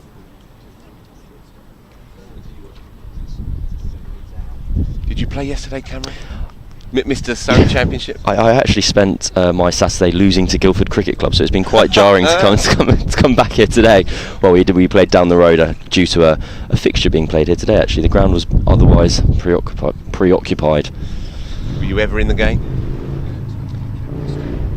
Shortish off the hip, picks up another single, moves into the 40s now. Ryan Patel, he's doing this very tidily. It was actually a very good game. We lost by 8 runs, chasing 256, and so it's a cracker. Yeah, one of their players who's very likely here, to be honest, very politely and effectively scored 140, which I found very rude of him, to be honest, especially because he did off about 110 balls. And he's here today, is he? I assume so. I assume a lot of them would be here, basking in the warm glow of victory. 140 from 250 odd chase, that's well batted. Steele gets in behind it, drops it at his feet, just getting going into his own innings here. I've had, I'm sure, not sure this is strictly in the room, I've had 2 very unusual weeks of cricket. So yesterday played in a match where the opener got 130 out of 250, and last week I lost by 1 wicket. We were defending 170 and their opener got 118 not out of them. It's a team sport, Phil. It's a team sport. Yeah, reminds me of the game I played last year when Billericay's South African opener went out and got 130 out of 160. It turned out it was Grant Rolifson, who was South Africa's one-day player of the year coming into that stint in the Essex Leagues. Shortish, rolls his wrist nicely, but straight again to the man. Well positioned out there. Excellent shot from Patel there. I find Patel a fantastically entertaining player to watch. Obviously, you're not meant to have your kind of favourites within the kind of pragmatic world of journalism, but he's a player I often wish does well. I find him very entertaining. He's very attacking. And there's often a shotter ball, which is my favourite type of player to watch.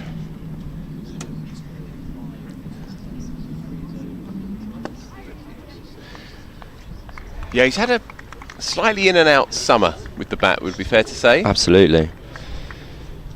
And he, after last year, I can imagine him kind of at a personal level being maybe bemused is too strong a word, but he averaged around 40 in the county championship, and then the return of Dom Sibley, Tom Latham then came to replace Kemal Roach, an overseas player, and now Dan Lawrence arriving as well.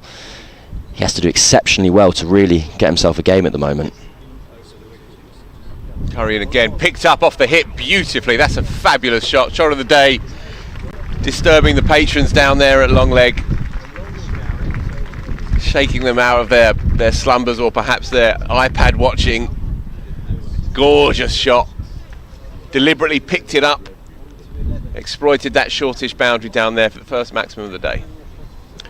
No, Cameron Steele has been the standout player for Surrey in this competition. He got a golden duck here a couple of days ago, but aside from that, has been very mighty fine with both bat and ball. And further evidence of the fine form he's in. Yeah, he has a good setup as well. Hunkers on the back foot, doesn't he? He's a very popular member of the squad here. I think last year he won kind of Surrey's Team Man of the Year or something along those lines, which is a very under-12 awards. I don't know if you actually ever want to win it, but they basically created this award and said, Cameron said, we just really like you. You're a very nice person. And so his success in first game of the season, he got 140 away to Lancashire. It was a very popular century. Slower ball again, just running his fingers across the seam, cramping Steele for room, but he's wise to it, picks up a easy enough single into the onside. Yeah, it can sometimes feel like a slightly backhanded compliment. Are we celebrating here, Cameron? It's a mixed celebration. England have saved a penalty. Right. So we're still in the final. That's a Pyrrhic victory right there. Right, back to the real stuff. Foolish. And again, just varying his pace ball by ball here. It's really excellent stuff by Scott Curry. Yeah, just on Cameron Steele, Surrey's leading wicket taker in the tournament up to now, 9 wickets with his ever improving leg breaks, 2 threefers in there, and as you say, he's getting runs as well across the formats. Been a real breakout year for him.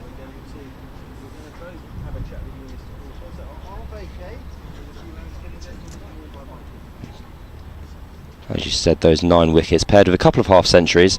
His average only sits at 30, which is a bit of a misnomer in such a small tournament. One duck will drag that figure down. But against Leicestershire and against Nottinghamshire, batted very nicely. Against Leicestershire, he did seem to kind of be the key man. He kind of injected some pace into the innings, and then his leggies were going okay. And there was that remarkable stand between, well, led by Louis Kimber. And we all sat there thinking 326 felt like quite a lot of runs. And it turned out we were wrong. It turned out it was not a lot of runs. A change of bowling. Felix Organ to roll some off his out from the pavilion end. We have 4 fielders out on the boundary, as is permitted. We have a deep square leg, deep mid wicket, long on, and cover point out. Organ will be coming around the wicket to steal.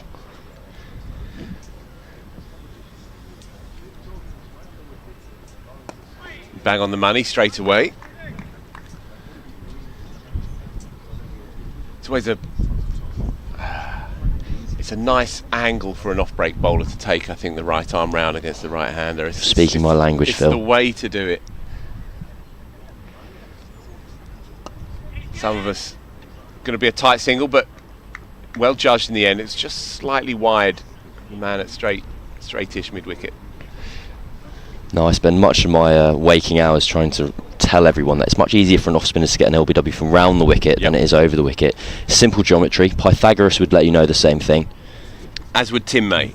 As with Tim May, of course. Two of the great mathematicians, Tim May and Pythagoras. Yeah, I wouldn't say he pioneered it. It was long before him. I mean, Jim Laker was doing it in the 50s and so on, but for this correspondent anyway, seeing Tim May in 93 with Warne at the other end in that Ashes series, bowled right arm round straight away, and England's finest, from Gatting to Gooch to Hick in particular, Robin Smith, they were broadly flummoxed by it. bullish, well bowled, not quite there to drive, and so Patel respectfully bunts it straight down the ground for a single. Felix Organ is. I wonder if he'd wonder his opinion whether this would be a fair assessment. He's primarily a batter. That is his skill, but his bowling's done him fantastically well in his career so far. Good start here by Felix Organ. Nothing too fancy, but landing exactly where he plans. No slip, so he's not going to skid on too much. He's going to more use flight and guile and try and tempt the batsmen, play on their ego.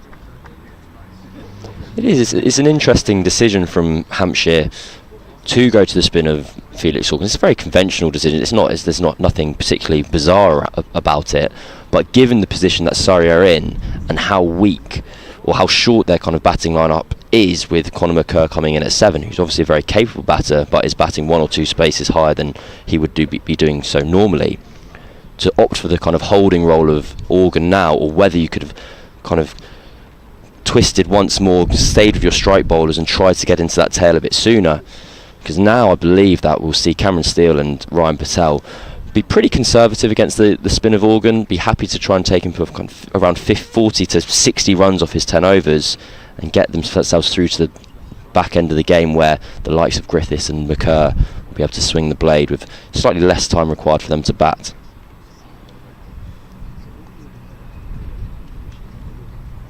Shortish pulled and picking the man out, easy peasy. Oh, he'll be cranky with himself, will Cameron Steele. Can barely drag himself off. It got big on him. He was slightly, just by that split second, too late on the shot. Didn't come out the meat of the bat, and he clunked it somewhat. An easy take. Oh, that will really sting, because he was looking tidy enough there. And how often do we say it in this tournament for Surrey? Every time it looks like they're beginning to build something of note, something of substance, the setback occurs. Cameron Steele will be so disappointed there. It's the right shot, it's the right idea, it's a short boundary that way. He doesn't need to get much on it, and he got even less on it than was required. Often when you see catches go out towards the boundary, the ball travels there quite quickly or goes high. That was the best way I can describe that. It almost went as a kind of club cricket fielding catch. It went very softly, very slowly, and we all knew as soon as the ball went up into the air that would be the end of Cameron Steele. And a fault of execution as opposed to process. I don't think Steele will be regretting his shot selection, just his shot execution. Exactly that. It was there to hit, banged in, sat up. He was in position to play it, perhaps just got onto him a tiny bit quicker than he was anticipating. It could be a factor there. Had it been a longer boundary out there, he may have not opted for that shot, or would have been a bit more slower and hesitant, and maybe had a look at one short ball before going and attempting to play the second, because he's had to bring it from outside off. But with that, how short that boundary is, it tempts you in, doesn't it? He's potentially second guessed himself, said don't play it, and then gone, no, you're fine, go for it, back yourself in. But it brings Josh Blake to the crease, who played 2 of the most beautiful drives a few days ago, and I look forward to seeing a few more.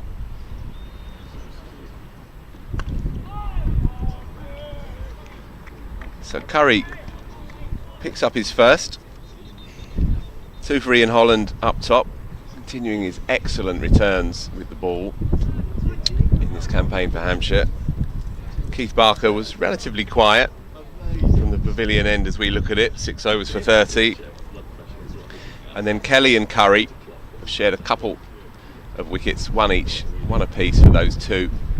Curry in again, and this has been something of a clinic really. Metronomically accurate, unfussy style. You can see why they like him, Cam. No, absolutely, and it's reminding me a little bit of the Lancashire game on Thursday, in that Hampshire have come with very simple game plans. There's nothing particularly out of the ordinary. They're just playing very refined, simple cricket and reaping the rewards. There is that Slowey again. He's not missed his spot at all. When he's tried to bowl the off cutter, he has that in his locker, absolutely weighted down. Been impressive, this, by the 23-year-old. Become a mainstay, of course, of Hampshire's side.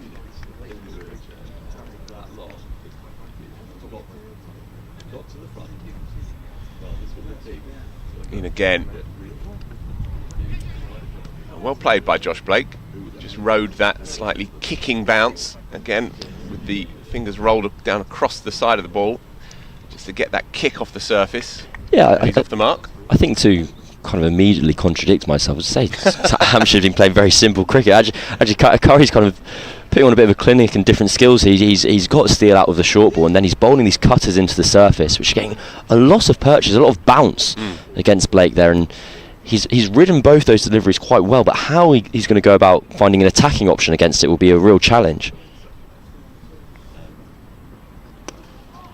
Foolish this time, and Patel plays it tidily enough into the onside.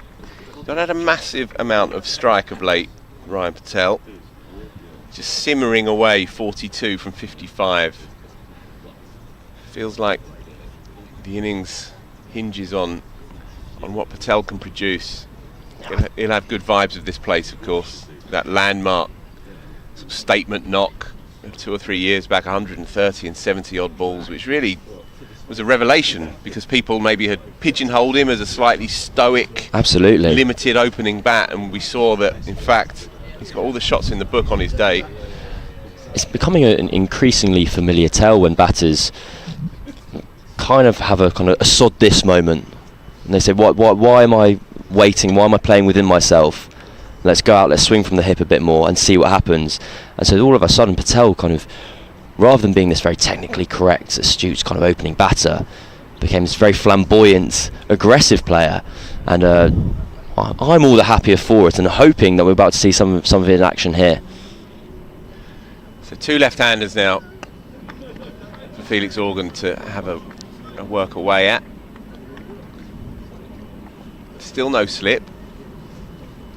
No need to overplay their hand here for Hampshire.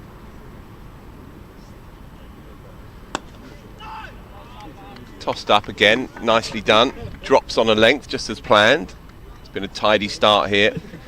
And these kinds of bowlers, batters who you can trust in the middle overs of limited overs games, are absolute gold dust. Foolish again, driven past extra cover, that will run away for 4. Josh Blake into his work, will be feeling good after runs on Thursday. Very pleasing shot. Excellent from Blake there. 100 up for Surrey.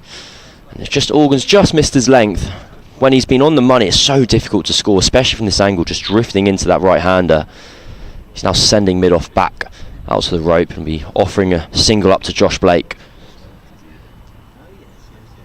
Well bowled though. Backing himself, Organ, and throwing it up again and enticing, tantalising the batter, who's good to it.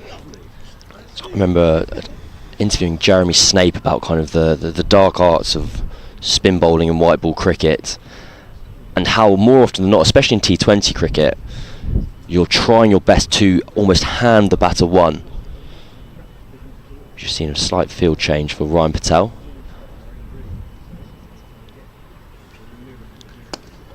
Tossed up again, well bowled. Go on.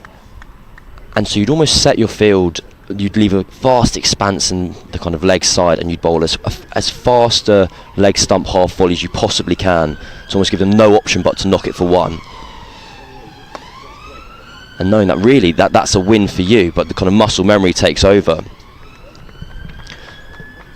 I know Gareth Batty talks about this as well in terms of your best white ball delivery is often your worst red ball delivery. You're kind of trying to dictate the areas that a player can score off you. And so another thing that Snape said, which I found an incredible kind of attention to detail, is he'd always walk back to his mark backwards, so he'd face the batter at all times. Right. So he'd try to be seeing where his eyes are going, where his eyes flickering to mid-wicket, and almost to play that bravado role. If he saw that, he'd tell the man at deep mid-wicket, just shift around 5, not for any real purpose, just so that he knew that he wanted the batter to know that he was kind of aware and always planning. Yeah, the godfather of the moon ball, of course, Jeremy Snape, had massive amounts of success in the early years of T20. Spinners were written off before that tournament got going, and they became ever more valuable. And here's another one. Tom Prest into the attack. Yeah, this Again, is good start. Similar to Felix Organ, not afraid to toss it up, get it above the eye line. I think this decision born purely out of two left-handers being at the crease. Yes, Scott Curry, very useful spell. Second change, 5 overs, 1 for 22.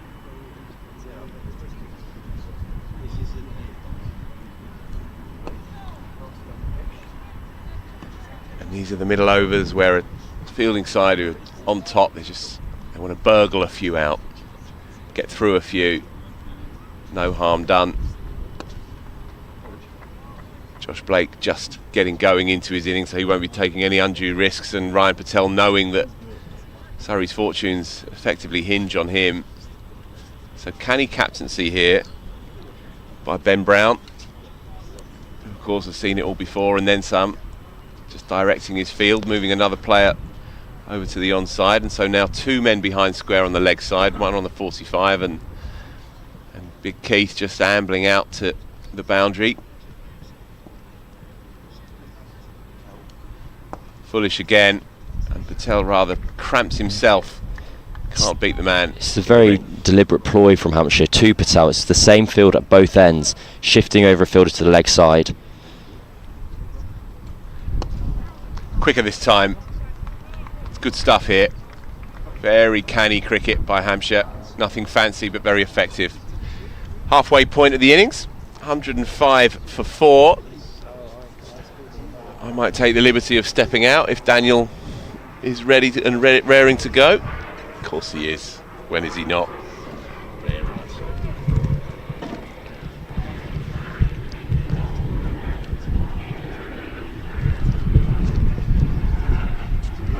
So, drinks on the field, halfway stage, 105 for 4. Ryan Patel has been there from the start.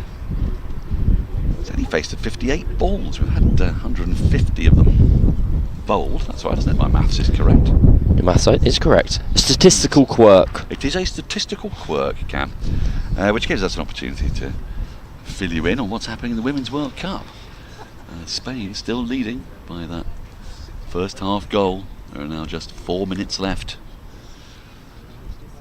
for England's women to avoid heartbreak. I believe that's what it's. I think a heartbreak is an adept term for losing a World Cup final. Yeah, heartbreak. I've been heartbroken over less. Yep. Well, ordinarily in World Cup finals, when England play them, it goes to extra time, doesn't it? There's the Football World Cup, the Rugby World Cup went to extra time, and indeed the Cricket World Cup, which went to a super over. That's a hat-trick. All 3 major sports. That's right.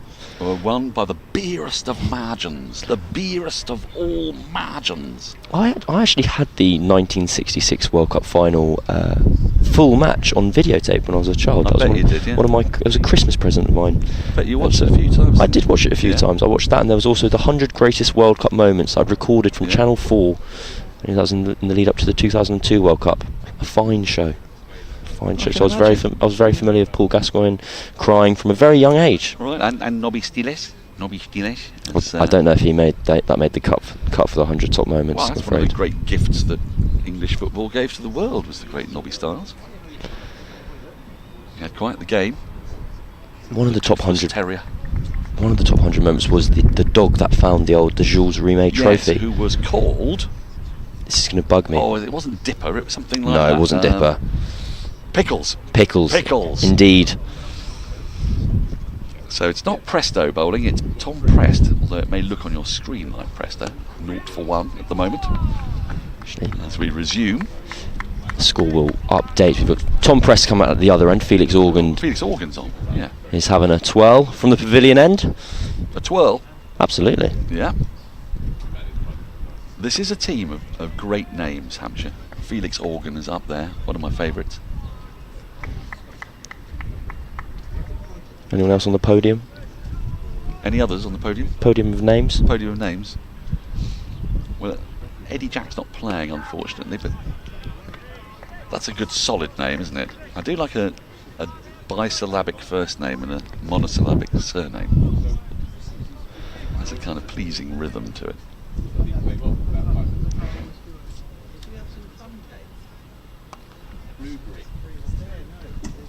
Another single for Blake, getting into his work here. 8 from 16. If Surrey are to post a challenging target, we have seen the ball misbehave on this pitch, let's be quite clear, but not regularly. I think they're going to need, well, 270 at minimum. No, nice use of the feet, doesn't quite get to the pitch. I think that is Ryan Patel's option there, that Hampshire are basically teasing him with the field. They're going to be bowling very straight to the left-handed Patel. They've loaded the leg side field. They're asking him to either sweep, take on the sweep, or run at the off-spinner and hit him over long on. 2 risks that they feel Patel won't be wanting to take, whereas for Josh Blake, it's a more offside heavy field. We'll see Organ holding the line just outside the stumps. So he goes on the reverse and he's got it away. Lovely crisp connection from Josh Blake. Took it on the full, premeditated the shot, found that gap through deep backward point.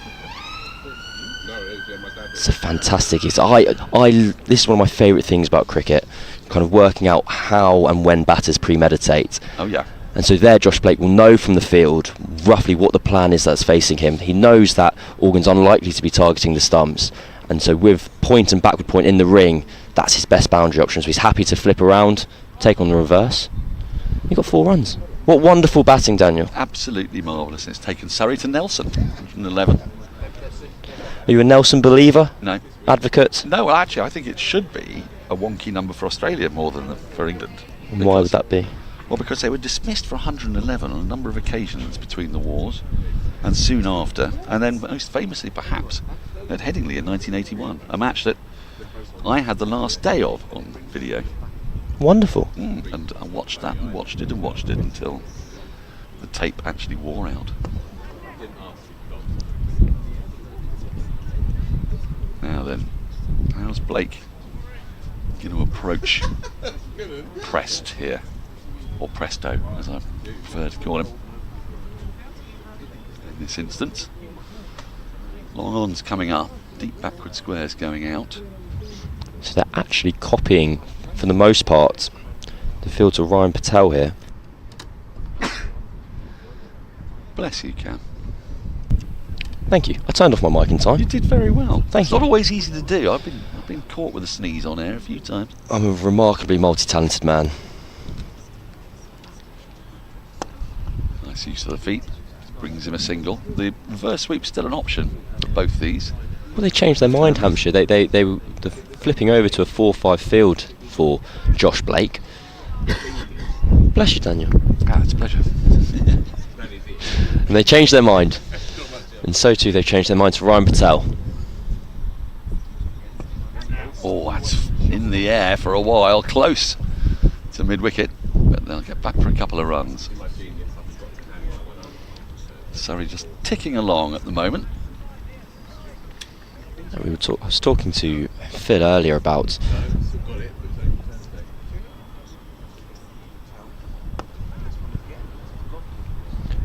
whether Hampshire, and having 2 off spinners to the left-handers is an attacking option, but with the kind of relatively lengthy tail that Surrey have, whether Hampshire would have actually, rather than opt for the 2 spinners, keep their strike bowlers on, try and get into that tail earlier rather than later. Which way would you have gone, Captain Ponsonby? Well, I think it's exceptionally easy. I think commentators always do this. They always just opt for the attacking option. Yes. They say, "Oh, you should have had 17 slips." Yes. That would have been the sensible thing to do. I think I'd have been tempted to stay with Curry for another over.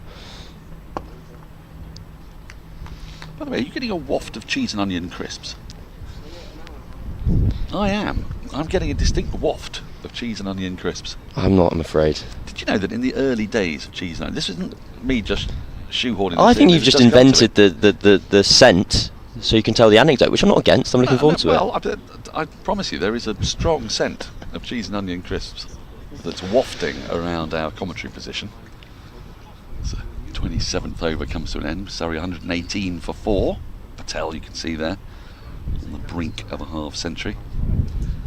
Sibley looked quite aggressive early on, then fell for 15. Sorry, I've just lost wickets at regular intervals. Yes, the flavouring of cheese and onion crisps initially came from a very unlikely source. The snout of a pig. Wow, okay. Yeah. What wow. is that? The snout of a pig. Oh, the snout. I think you said the smelt of a pig. No, the snout. I've heard of the snout of the No, pig. you know the nose. that was how they used to initially make cheese and onion crisp flavouring. What's cheesy or oniony about a pig's snout? Well, the taste.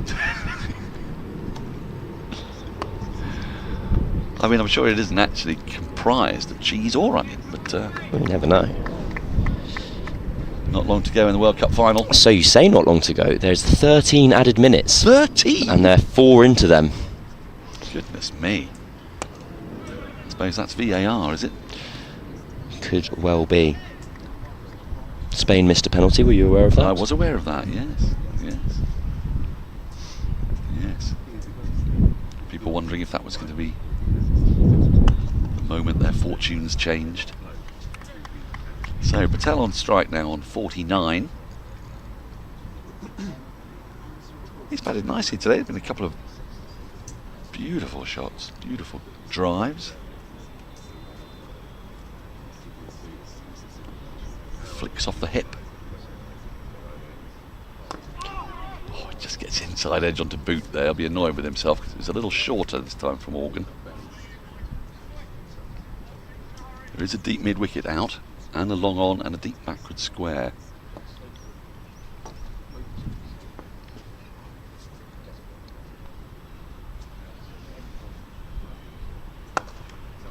He's driven that through the offside. That single brings up his half century. On 66 balls, he's anchored Surrey's rather stuttering effort today. While he's there, they'll still have hope of getting a total up in excess of 250 and beyond. That's a good knock. Patel's batted beautifully. A far more restrained version of the Ryan Patel we often see. It's just his second half century of the competition, this season at least. He had a very fine summer last year with a century and 2 other 50s. It's obviously been an overall disappointing campaign for Surrey, but for Patel in particular, with this being the competition where he is the premier batter, he'll have been hoping for greater returns, and well, he's as well set as you can hope to be to push on for 3 figures. Now then, that should land safely, just in front of long on. Something I found interesting about Patel is he was briefly an adopter of the Rory Burns look to mid-wicket pre-delivery, and he seems to have, if not stopped completely, minimised it. Have you ever employed that technique? I haven't employed it, but I'm aware. So I assume this is kind of common practice at all counties, but I know at Surrey they'll do every couple of years eye tests as part of the medical procedures. I remember talking to Ricky Clark about this actually, and he was explaining. So the thought process behind why you kind of shuffle your head over to mid-wicket one way or the other is to lock on your dominant eye onto the bowler, so you kind of recalibrate your framing. How intriguing. Tell me more. And so that's why Rory Burns would do is I think he's left eye dominant. So as he'd look over to mid-wicket, it's like focusing on a camera. You then come back and your left eye is trained on the ball predominantly over your right. And so Patel obviously found out he was the same, that he was left eye dominant or right eye dominant. Goes for the reverse, but he's not going to get that away. Not past backward point. And so decides to employ the technique himself. That is why I Rory might Burns try this. How do you know which is your dominant eye? So they say a technique you can do is you can put your kind of hands up in front of your face. Goes again. Gets a little finer this time, so we'll get the single. So if you were to make a triangle with your kind of index fingers and thumbs, but make it a bit smaller, then bring that towards your eyes. Your eyes will you'll naturally take it to the eye that's your dominant with. So I would right eye dominant, and so I naturally bring my hands towards my right eye. I'm trying this. Ooh. It's quite a strange and unpleasant feeling. Well, I bet there's a lot of sensory things going on here. You've got a microphone, you've got glasses on with a second layer of glasses. Yeah. So it's busy. So maybe something to try whilst you're at home in your spare time. Well, thank you for that. See the bowling figures there. A couple of wickets for Ian Holland, who bowled very well in that first spell from the river end. Organ's going to continue. Josh Blake been out there 26 balls now, should have the feel of the pitch.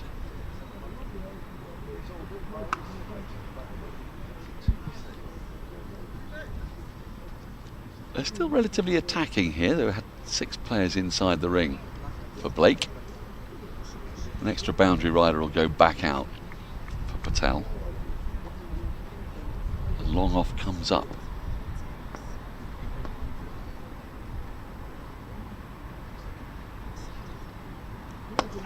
Oh, sharp chance for Organ. He got hands to it. It was hit very firmly. Patel very much tempted by the gap at long off. Barker's up inside the ring. He wanted to go aerial there and try and access that boundary. Nearly caught and bowled.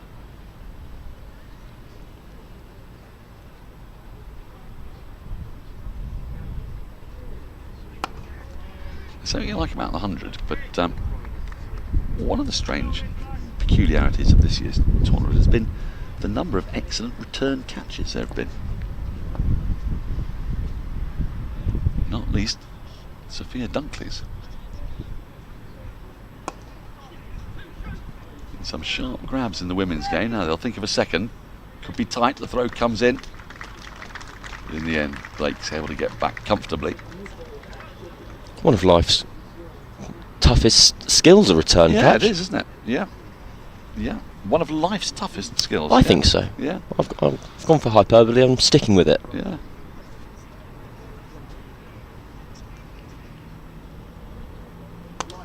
Now then, this will land safely as well. He hasn't quite got hold of that, Ryan Patel, but we're starting to see a bit more intent.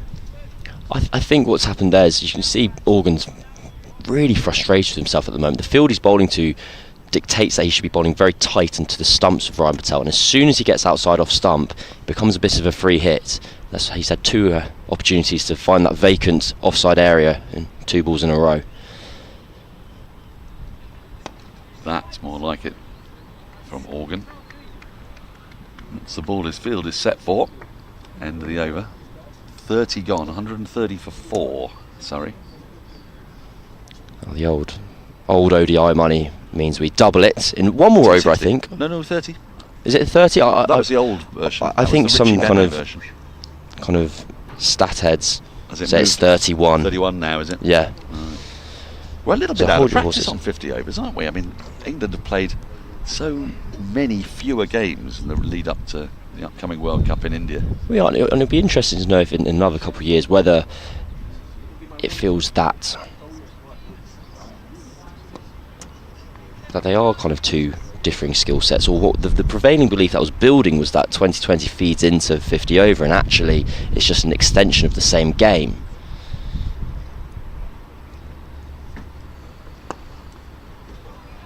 Doesn't quite feel right, does it, that? I think it is correct if you are exceptionally talented and able to strike at 200. I think for the rest of us, probably different formats. Goes on the reverse again, but can't beat that fielder at backward point. He likes that shot, Josh Blake. No, he does, and I think it's a very positive and correct option. It's where his boundary lies with the least risk, unless he wants to try and play across the line and hack pressed over mid-wicket. He needs to go quite straight to do that, because there's a fielder at quite a wide or square deep mid-wicket. It's a long off and a deep cover, a deep backward square leg. Those are the 4 boundary riders. So it goes on the sweep. I think more of an inquiry than an appeal, really, that ball going down the leg side.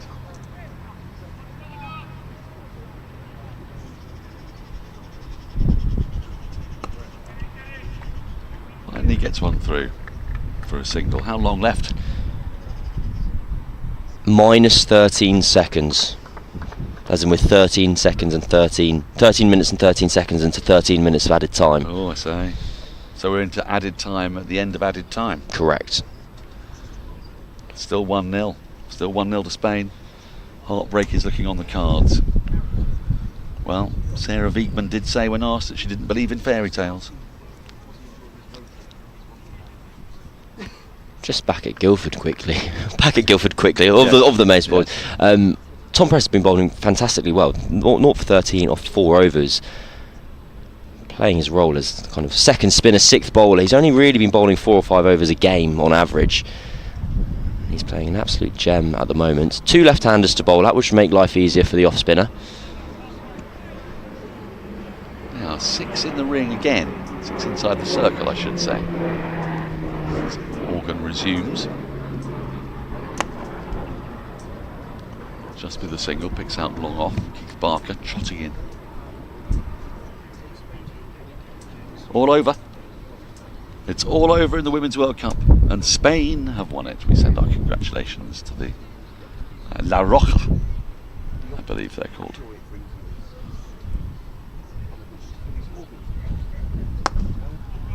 I wonder if that'll mean we'll start to see an injection of spectators here at Woodbridge Road. I imagine we will see a increased fluttering. I think that's how I'd spend my Sunday morning. Sunday if I was in the local area, I'd wake up, watch the game, watch the football, wander down to the cricket. And probably the moment the final whistle went, if England had lost, you would flee.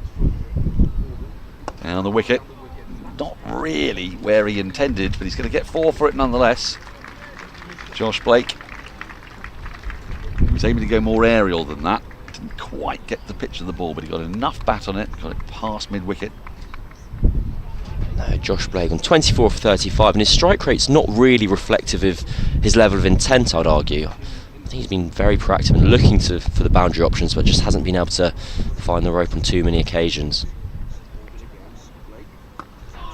Now it's a little bit too full for that shot, but he's got away with it. He's attacking the stumps here, Organ. So that shot comes with a degree of peril.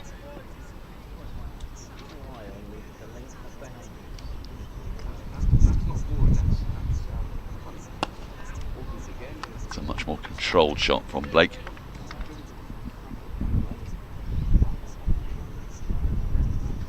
I do wonder what these two's game plan is at the moment, if they're looking to sit in for another 10 overs, or whether we'll be seeing some aggressive batting in the near future.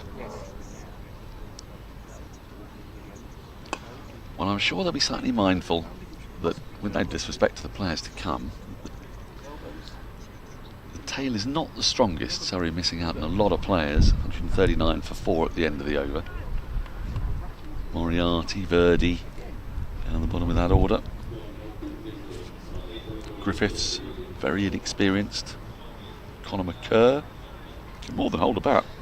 Tommy Elam on debut. And Tommy Elam. So these two might be thinking they need to do the bulk of the foundation work before they take too many risks. Preston's going to continue his 5th over. Now that is a sumptuous shot, and it's gone right into the crowd. I think it's been taken. That's a superb catch by our spectator in the black top. He took that with a minimum of fuss. It's very controlled. I think it's probably easier to take a catch on an outground. He had space to operate, get his elbows out. He wasn't competing with other people, kind of beers in their hands. Slightly out of the way. Yeah, you're right. A fine moment for the young man. I don't know. I didn't see him on the stream.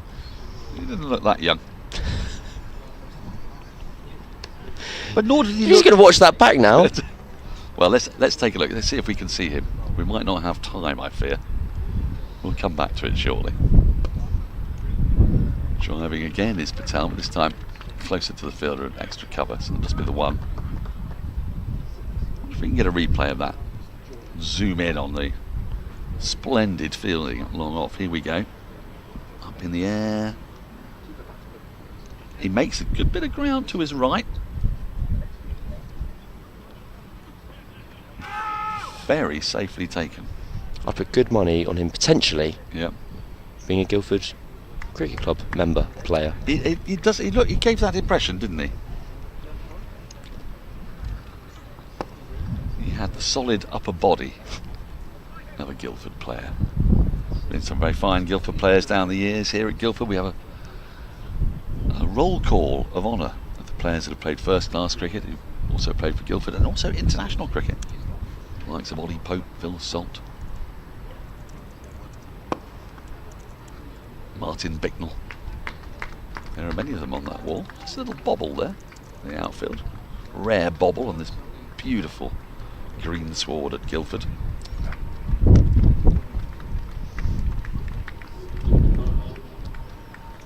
Yeah, so just as we said, they might be taking it easy and just playing within themselves. There are signs of intent here from this left-handed pair. 148 for 4. And in the excitement of the crowd catch, we kind of lost sight of it. It was a fantastic shot from Patel. He's given himself room. He's come leg side of the ball and gone over long off. That man was in the 30-yard circle. So that was his kind of calculated risk there. So rather than hoik it across the line, as so many do, and quite right to. Now wrong with an agricultural heave, is there? Absolutely. Got himself inside the line and went over the top, and it seemed a kind of maximum reward and minimum risk. Yeah. He was, of course, out, technically. He was caught, but just by someone not registered in the game. It was quite close to other people there who looked like they were swaying slightly out of the way. They had a lot of faith, didn't they? A lot of faith in that spectator. No, I don't think it gets much better. As a fan, Yeah. he can sit there, people are going to be impressed. Yeah. His social capital's on the rise. Yeah. He goes, that's... Yeah. Give a little nod. Yeah, I play cricket a bit. Play a bit of cricket. Right, Keith Barker's back in the attack. Hold a handy spell with the new ball. A sense here that Hampshire are after a wicket. They're not going to get it with that ball. Nice looking cut from Blake, but finds the fielder. Let's take a look at our boundary riders here. Deep cover. Deep backward square. Fine leg and deep third. Ripple of applause for 150. These two have also added 52 between themselves. It's been a fine partnership for Surrey. Josh Blake has been the majority contributor there. It's been a fine partnership for Surrey, but you can also argue that Hampshire won't be too displeased with it. I would argue that they're still very much kind of in control of this game, very content with where they sit within it. I think, yes, you have two left hands kind of at the crease, so the off spinner is a more attacking option. I think they're quite content to win this game across 100 overs as opposed to feeling the need to really force the issue now. Well, they're sitting pretty, aren't they, in the table?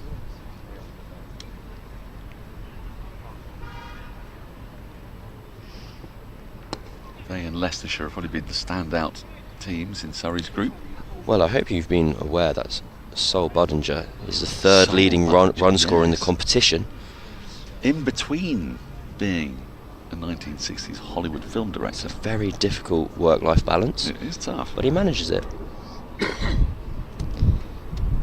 I mean, Sol Budinger is the name of a man who smokes Havana Cricket cigars. balls. well, he smokes cricket balls, indeed. But Havana cigars, slightly bald. Oh, playing a miss. A little nibble at that. Sounds like a lovely life that Sol leads. Well, it's a wonderful life for us all watching Sol go about it. I mean, I know how strongly you feel about Sol. But he just tries to whack it, Dan. It does, yeah. That's great. Touch of the Ed Pollocks, but more effective at the Why? moment. I don't believe in nuance and No? strategies. I believe in single-mindedness. Young people today, eh?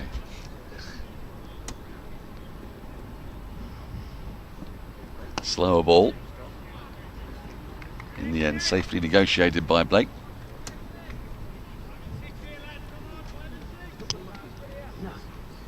That's not the end of the over. No, I think our scoreboard might have thrown in an extra dot ball there.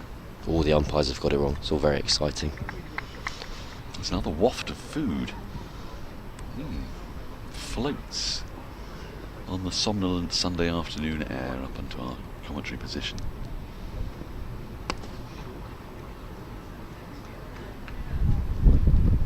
So I think that is the end of the over. 152 for 4. 34 overs gone. 16 remain. Another over that Hampshire will be very happy with. Keith Barker, I remember covering a county championship game back end of the 2021 season, and Keith Barker was wearing these trousers which were so comically short for him. Ah, he does do that, yes. And then he had these bright red socks, and I thought that is the look of a man who has played hundreds of first class games, taken hundreds of wickets and scored thousands of runs, because if you hadn't done all those things, that would be unacceptable. Yeah, you can do pretty much what you want at that stage in your career. He did keep on doing the Certainly Ronaldo Sue celebration though, which I didn't enjoy. Oh. On the reverse again and given. Finger went up straight away. Well, Josh Blake has enjoyed playing that shot, but on this occasion he gets nothing on it, and the umpire sends him on his way. It was a very quick fire of the gun from the umpire. Well, we'll take a look at that in the replay. It's pressed from round the wicket. It's quite wide of the crease, and then unfortunately the umpire's right in the way there, but umpire's given it straight away, no hesitation. He's got the best view, and I don't think that was just an aesthetic decision, although I know umpires at my level who will send The you reverse packing. sweep's actually illegal in the club game. It is, You yes, can't play yes, that. umpires will give that. But that ends a decent knock from Josh Blake. He goes for 29. Surrey have lost their 5th wicket, and that promising partnership is broken. Conor McKerr ambling to the crease. Like a man very much at ease with himself. When he can hit a long ball, Conor McKerr, and he's looking at this and thinking, oh, I've got potentially 15 and a bit overs to bat here. Can he hit a long ball, or does he have a sleeve tattoo? Or both? I think if someone walks out to bat with a sleeve tattoo, my instant assessment is It's going a long he way. can hit this a long way. Yep. Well, he's a big, powerful man, but he's coming in with Surrey in rather familiar straits here. 152 for 5, and he's 16 or so overs left to be bowled. And these two spinners, Organ and Prest, have just squeezed these middle overs for Surrey. Prest has gone for the 23 runs in those 5 overs. He's been bowling Now he has his fantastically well. He's going to stay round the wicket, interestingly. And McKerr straight away. Use of the feet. Just slightly yorked himself perhaps there. Well, McKerr, despite only just being in, he made sense that this is his opportunity. This is the bowler to go after in the remaining 16 overs. Hampshire's second spinner, bowling more than part-time offies, but not full-time at the least. Most time. Most of the time.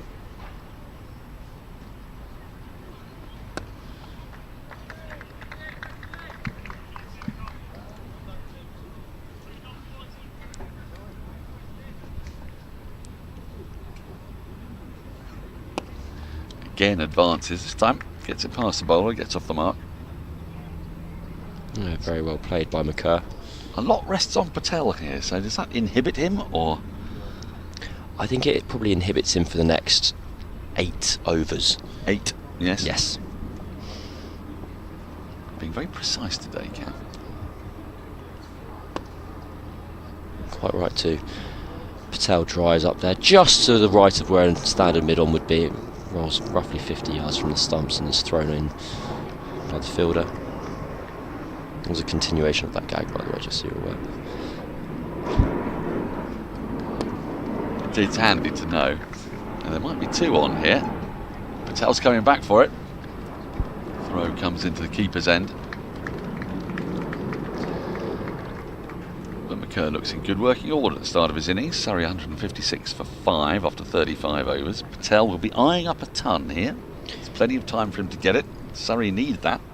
He will indeed. I wouldn't be surprised if we saw a change of bowling. If Prest, his reward for a wicket is being hooked immediately. I think now we're into that kind of the start of the lengthened tail, as it were. Hampshire again have an opportunity to potentially kind of twist and opt for the more attacking option. They've done it this end with Keith Barker. They could opt to maybe bring back Curry from the other end and really target getting into this Surrey lower order. Ryan Patel, though, will have other ideas. He's timed that beautifully. Slightly too well, actually. Got it past point, but it sped out towards the cover boundary.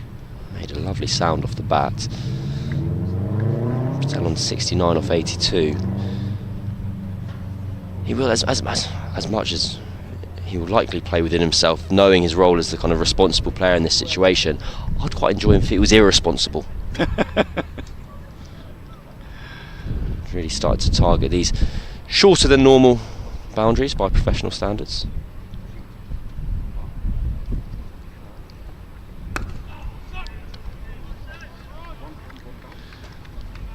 Now McCurr has incentive here because he's got an established batter at the other end. So to a degree he's going to play for Ryan Patel here, isn't he? No, I think McCurr's role pretty much plays itself at the moment. He doesn't really have to do anything out of the ordinary. This is a fairly kind of familiar kind of time to be coming in at number 7. On the wicket, Barker looking to attack those stumps, but there's a huge gap on the onside because just got to lay bat on it and trot through to the other end.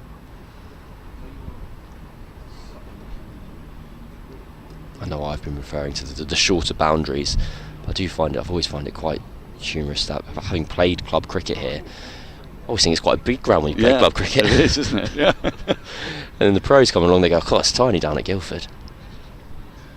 I think Whitgift was even smaller, wasn't it? Now then, that has gone all the way. Ow!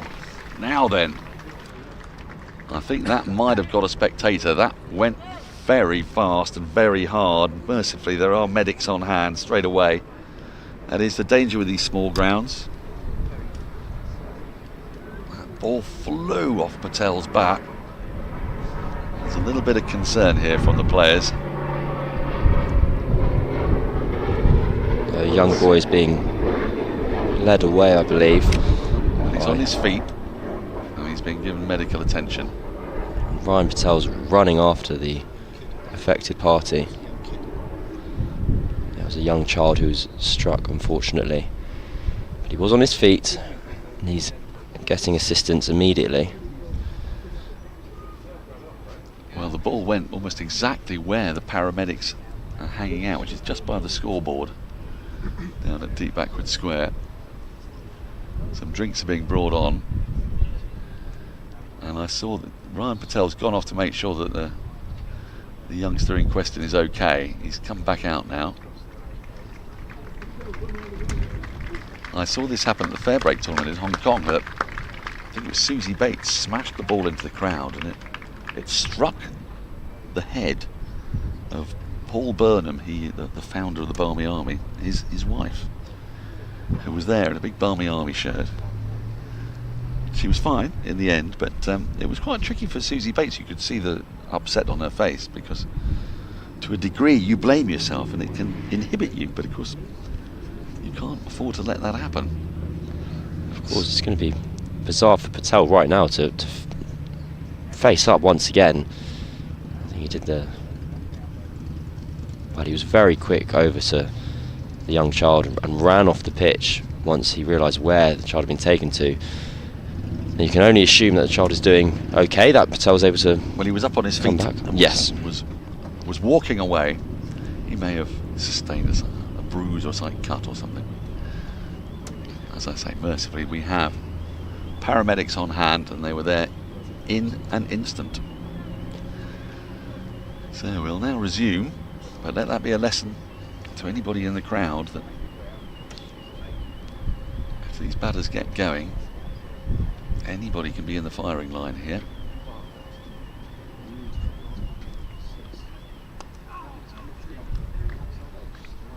Thick edge will just bring him the single.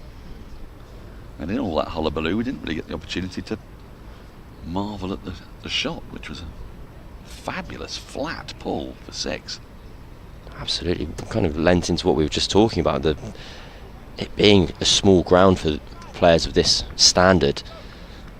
Patel having timed on beautifully out to the point boundary earlier in the over, caught a pull shot absolutely flush and it flew flat over square leg.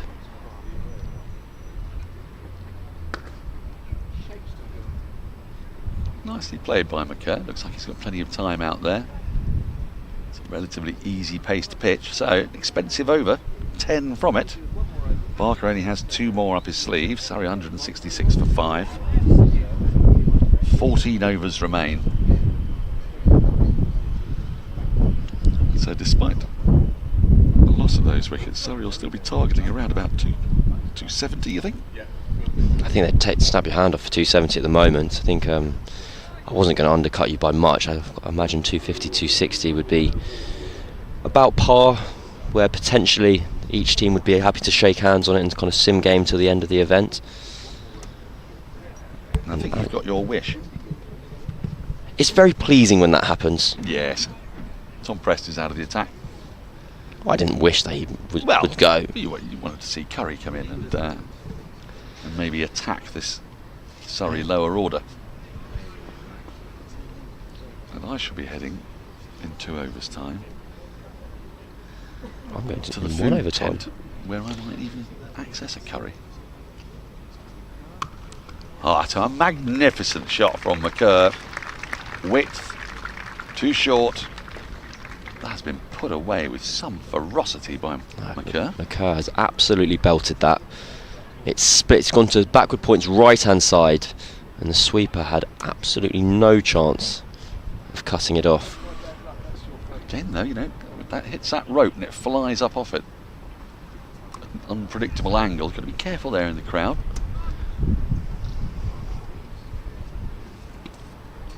It is very difficult. If you are sat, and you're one of the great joys of outground cricket and coming to Guildford is you're so close to the action. If you're sat still in the front row with a rope about 3 yards in front of you, Well, that rope, you're never quite sure how far and what angle it's going to fly absolutely, up. it's like being a catch it ramp. I would recommend the use of a sturdy umbrella. So you could just fire like that. You can fire, press a fire button, and then as the ball comes, you can use it as a shield. It's amazing that it hasn't been done already, to be honest. I remember once I've got a photo of me in A&E somewhere in Croydon with a very tennis ball sized lump coming up my forehead.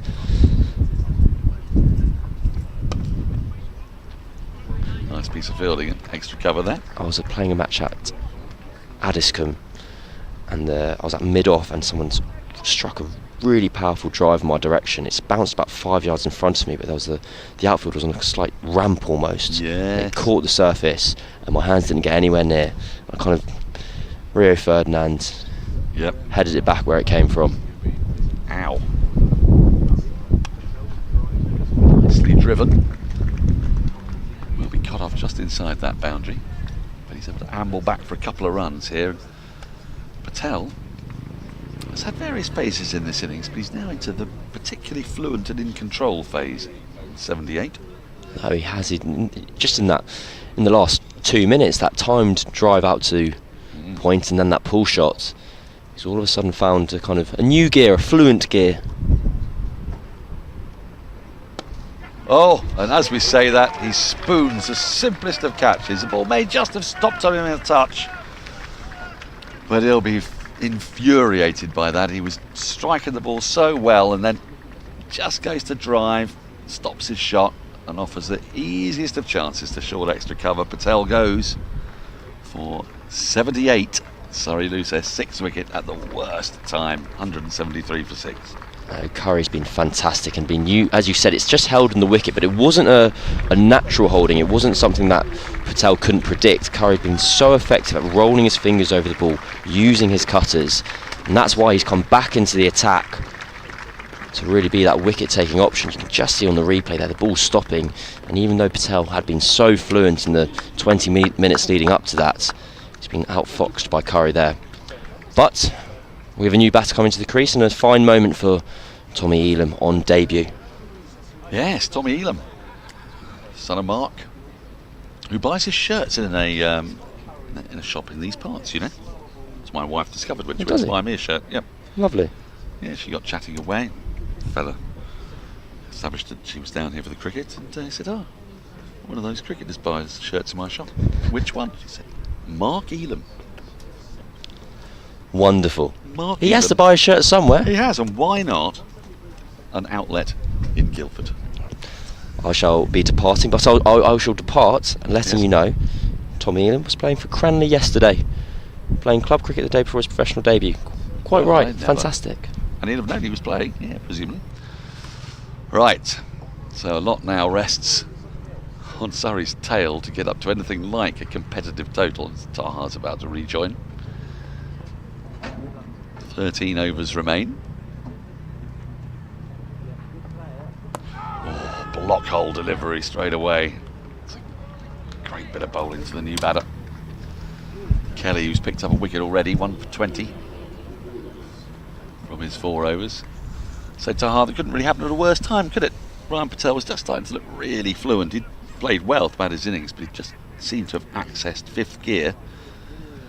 And then just spoons that catch. No, Surrey's worst fear really, especially with the batting lineup that they have. It's not a long one, so they needed Patel basically to bat through.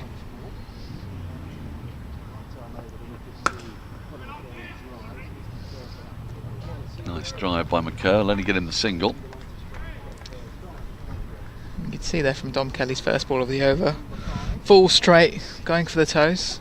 Hampshire can sense that they're into the tail and just want to wrap this up as quickly as possible. So here we go. Tommy Elam's first ball in professional cricket. Brother George did sub-duties at the Oval. Arguably affected a terrific run-out that was in the end given not out after much reviewing. And he leaves that first ball alone. It's died on the keeper. So that'll make him feel a little bit better, won't it? Get off strike as soon as possible.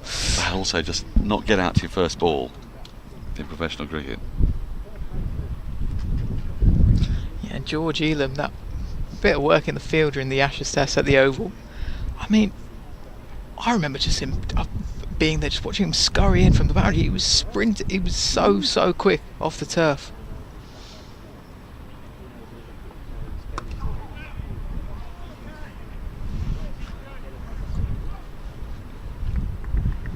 After about the 35th replay, it became apparent that actually it should have been given out, but it would have taken about an hour and a quarter to establish that. So No, it was really confusing. England was celebrating, weren't they? Yeah. And you had Steve Smith charging off after they'd seen a couple of replays, and then the replays just kept on going, and then they realised, okay, maybe this isn't happening for us. could have been a Gary Pratt moment.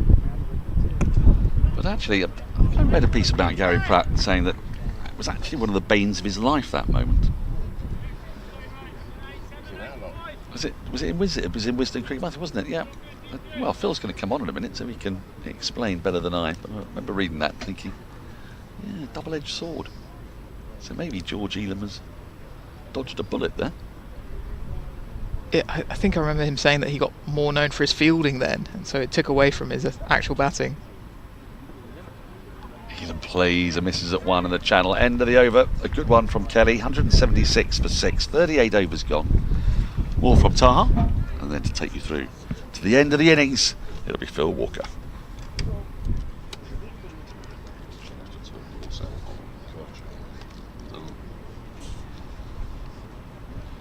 Scott Curry to continue, having removed Ryan Patel at the end of his final over. His last over, sorry.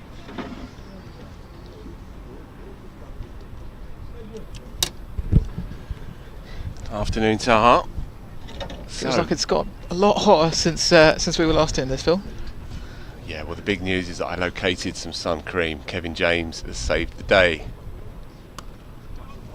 Cut away for 4. That's his area. Conor McCurr. And Scott Curry just erring a tiny bit in line. McCurr stays relatively leg side of it, cuffs it away. Lovely shot. They need a few more of these. 180 for 6. It's been a nearly innings again. Ryan Patel played very nicely for his 78, and just as he felt like he'd broken the back of it, he spooned it up in the air. So disappointing end for Patel. He played beautifully really up to that point. So a lot on McCurr, who's shown aptitude in the final overs of this campaign. Smashed a very useful 30 odd up at York against Yorkshire recently, and as we say, young Elam just getting going, yet to get off the mark in his senior career, facing up now.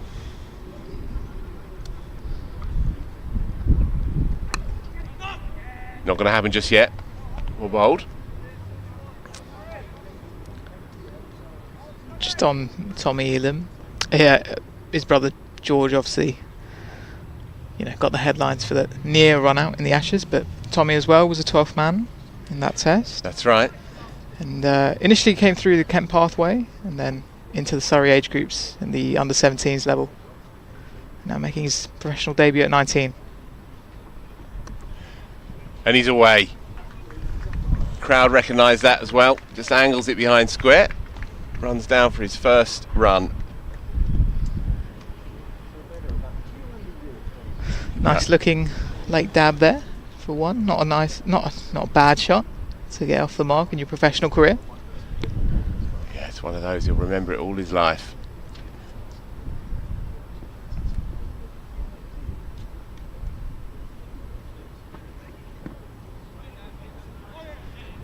He's less effective when the ball is in at the body as Conor McCurr. That's why he does tend to try and stay leg side and open up the offside, clatter it through square.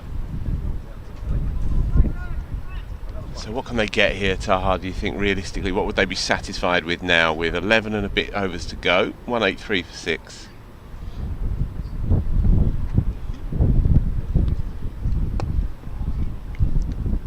I think you're probably,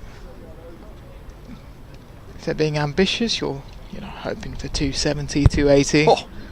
But like I said, that's rather ambitious. Only 4 wickets in hand. That's a problem. And really, we are into the tail, really.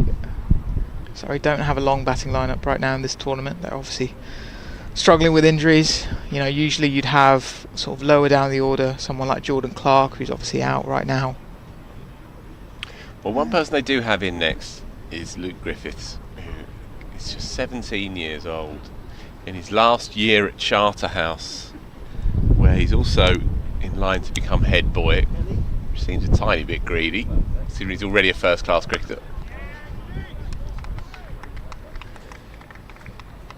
Good stuff from Kelly, who's back into the attack, 1 for 22 in his first spell.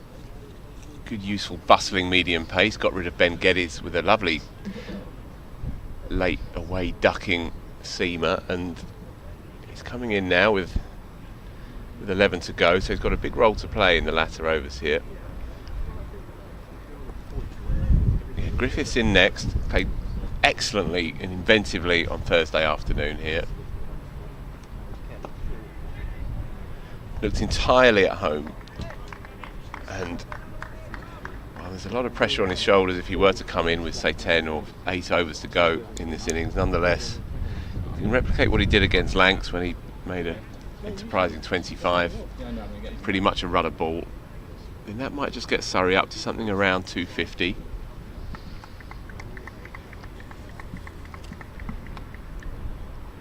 Should they get there, then it should be an interesting afternoon. The pitch is a bit up and down, as we've seen. 1 or 2 have broken through the surface, 1 or 2 have kicked, taken the splice, taken the glove. Sticks in the pitch a wee bit, as we saw with Patel. Big shot attempted, no dice, runs away off the thigh pad. Down to third man. So Luke Griffiths, as I say, a bowling all-rounder at this stage. But he's physically strong for a 17-year-old, and it's a sign of how highly regarded he is by top brass at Surrey that he's already been thrown in at the deep end here. Looks entirely at ease on Thursday afternoon.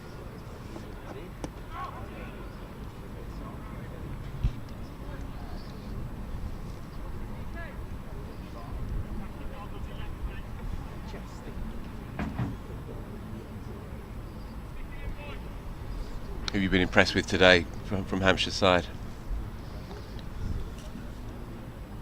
Been impressed by the way Tom Kelly's come back.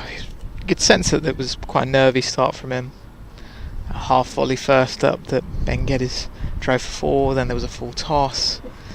So yeah, 17 years old, still making your way. And then bounce as that first over progressed, you could sense that he was getting more and more confident. And then he bowled a lovely delivery to Geddes in his next over to dismiss him.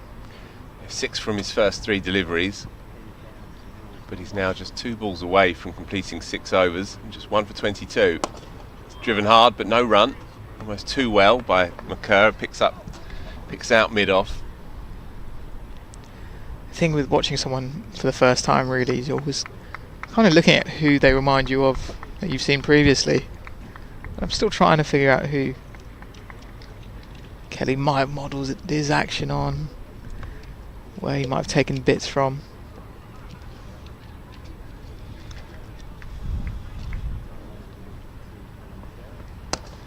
Got over the top this time. Barker in the game, and a sprawling, excellent stop. Keeps it down to a couple. Warm applause by the young lad as well. Thankful for that.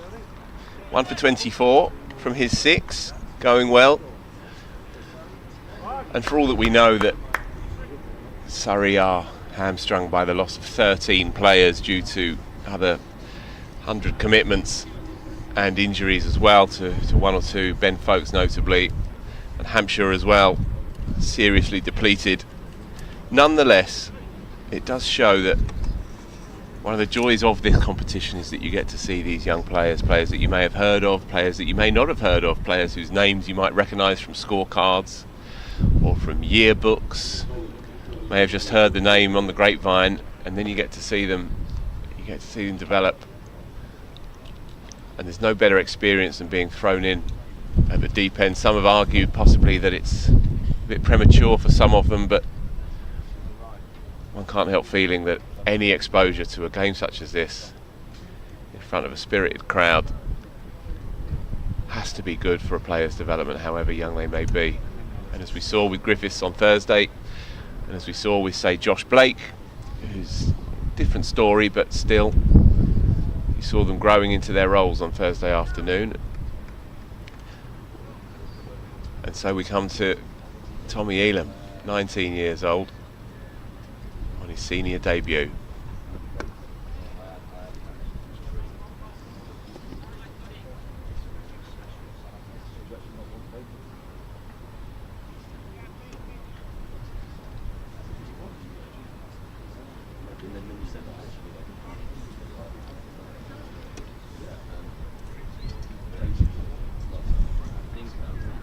It's hard not to imagine what this Surrey side would look like with some of the bigger hitters involved in it, of course. Natural to wonder. It's a sign of how strong they are in one-day cricket, of course, that 4 of the 15 named in England's squad earlier in the week for the New Zealand ODIs, but it serves also as a provisional World Cup squad. 4 of them are from Surrey. Hit hard, but straight to the man. It's a good catch, good running catch, kept his composure, kept his feet, and Don Kelly has picked that one out very nicely indeed at deep mid-wicket, and so McCurr has to traipse off. A slow trudge off for Conor McCurr. It was there to be hit. It's a decent catch. They got there in the end there, the man at deep mid-wicket. Yeah, McCurr straight with himself. He's still trudging off because was short. Looked like he was getting a full hold of it, but not enough. So McCurr goes for a breezy 18. A couple of boundary fours through the square on the offside, but he's much freer through the offside than he is when the ball is in at the body. Just cramped a wee bit there. Picked the man out, not for the first time. A Surrey batter has gone on the hook. Cameron Steele perished earlier in the piece. And here is Griffiths, as we discussed. So this is as raw a partnership as you can possibly imagine. A 19-year-old and a 17-year-old coming together. One on debut, and with Griffiths having played just 3 games, this is his 4th list day appearance. And it's an interesting one. You know, the old way in one-day cricket was, you know, whatever the situation, you bat your overs. Now we've got a 19-year-old here and a 17-year-old here who would have mainly grown up watching a different style of one-day cricket played by England, where it's not about batting all your overs, it's about going as hard as you can. And sure, you might get bowled out with overs to spare, but that doesn't matter. You just give it a good whack. See how these two go about it. Ian Holland is enjoying an absolutely cracking campaign. He's in again. Thin edge, that may well run down to the boundary. Keith Barker in hot pursuit. He's done well again. Second time in 2 overs, keeping it down to just a couple. Griffiths off the mark straight away. Legitimate edge. First slip, had he been there, would have been interested. And Ian Holland, fresh from a very cheap and impressive 3 for against Yorkshire, who's broadly unhittable. 8 overs, 3 for 12 he picked up a couple of days back, and he's in the wickets again. 3 for today. And this is his kind of track, you feel. Slightly up and down. Suggestion of erratic bounce on certain moments. From that far end in particular, we've seen a few balls kick and spit and bounce from Curry in particular. And then there from Ian Holland, enjoying himself.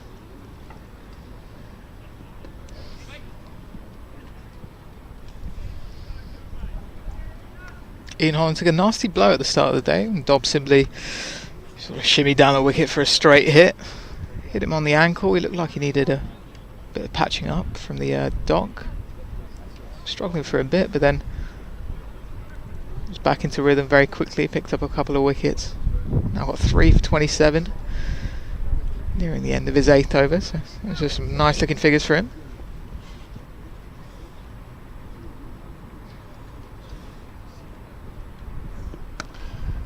Cut away cleanly, but straight to the man. It was there to hit.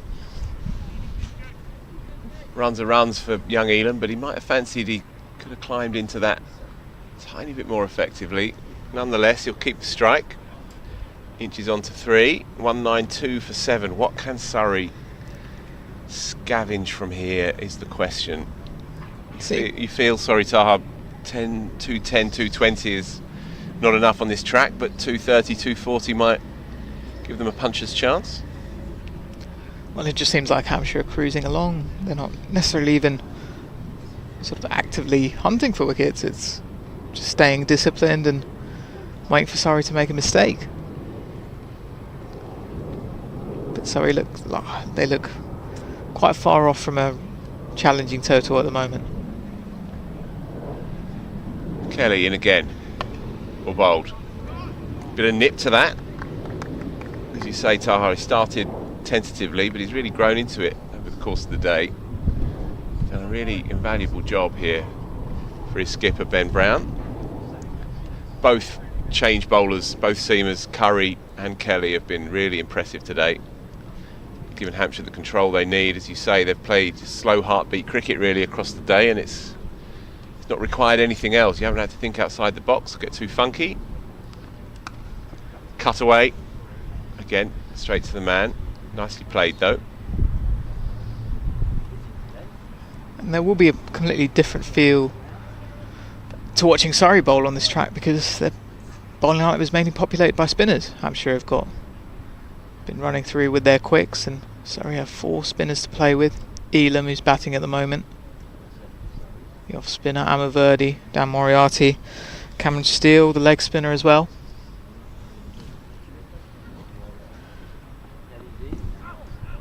Off the pad. Settle for a single.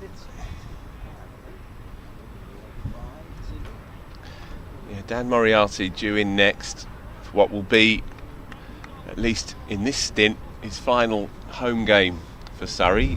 It's announced this week that he's agreed a new long-term contract with Yorkshire, kicking in from the start of next year. Joined Surrey, of course, ahead of the 2020 season and made 60 appearances in all, across all formats for the club before today. Was a useful part of the squad last year that, of course, clinched the championship. Bold, pulling his length back deliberately and keeping Elam honest. And he's got a terrific record across all three forms. I guess he's just been looking for opportunities. And sorry, if you look at the way they've gone in the county championship over the last couple of years, especially the surface that's been there at the Oval, it's very much giving their quicks a chance, and they've got plenty of quicks to go through. It's an interesting one when a few years ago him and Amaverdi looked like they were forming sort of spin partnership, but the pitches at the Oval have just very much been conditioned to let the Surrey quicks do the work.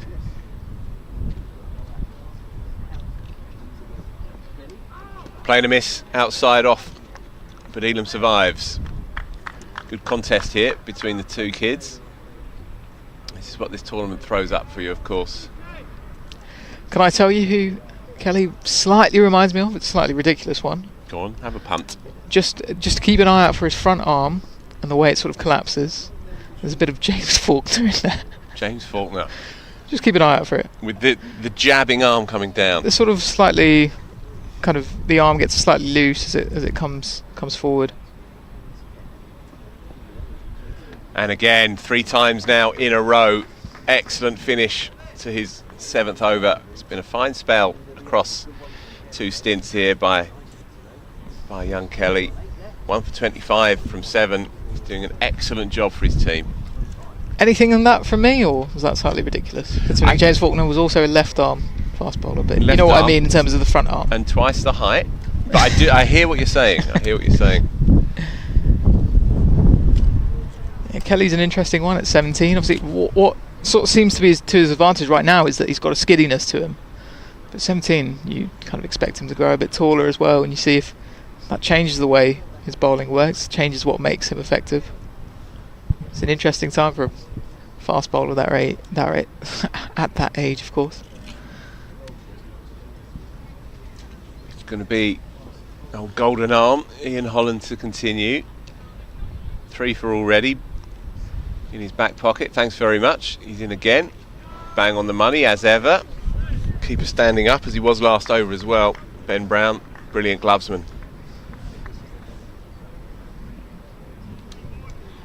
Yeah, Surrey didn't want to see Dan Moriarty go, but they appreciated, as you say, the reasons why. Alex Stewart gave a heartfelt statement out this week that they wish him the very best. He's been a key part for the last couple of years of their setup. Pick up another single here, again behind square, off the outside edge for Griffiths. I think this was another ball that sort of just popped off a length. It's been a feature of bowling from that end.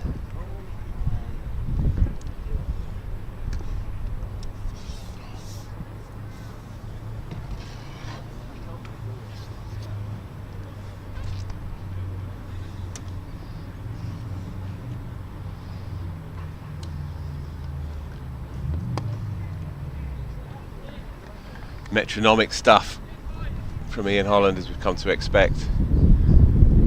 Epitomises this one-day side for Hampshire, really. Not especially flashy, but relentlessly effective week after week.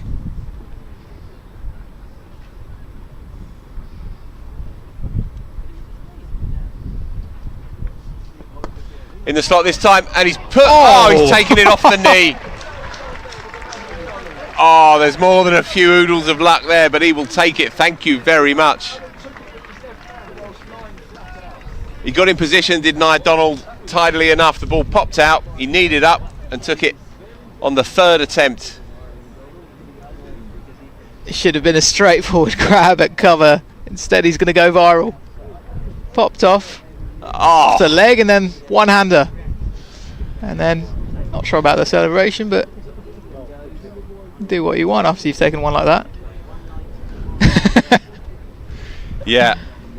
It's one of those classic moments, as you perfectly put it, Taha. He's going to go viral now, and that is, he's turned a broadly regulation tidy catch into something spectacular. And after he has fluffed his lines, to reclaim it, that is one hell of a grab, really. Pure instincts, of course, but normally when the body and mind is all discombobulated in the moment, you tend to flap at it, you miss it, you misjudge it. That's an extraordinary grab on the third attempt. And that, again, as we've said before, sums up Surrey's campaign, really. So, young Tommy Elam's brief visit comes to an end, and it will be Dan Moriarty for his, as we say, final knock at home, at least. One more game, of course, in the tournament for Surrey at Essex on Tuesday morning, but this will be the last time Surrey fans see him on home soil, and how they need him now, really, just to long handle a few with 7.5 overs to go. From Hampshire's perspective, they just keep doing their thing.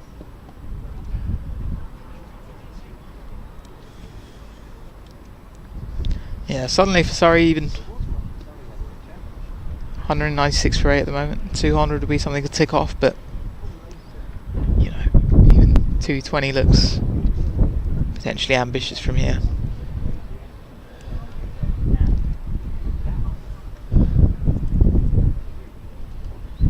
Really, it's nothing too flash from Hampshire here. It's not you're not seeing toe crunching Yorkers against the tail. They're just piling on the dots and eventually getting one to stick into the hands. Yeah, it's not been quite as big a struggle as it was for Surrey on Thursday, but nonetheless it has a similar feel to it, and in some ways it will be even more frustrating because they started tidily enough, 50 for 1 inside the first 10. Ryan Patel going well, Rory Burns looking to try and get going,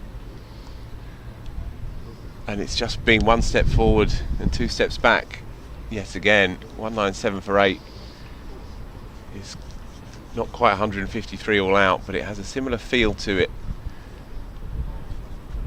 Cameron Steele, we saw him come up onto the gantry here where we're working, and you could see how frustrated he was. He was going nicely, picked Curry up off the hip for 6, and then perished a couple of overs later again to the same bowler, caught in the outer. It's been that kind of afternoon. It's going to be Curry again, returning to the attack from the pavilion end this time, nearest to us, running away from us.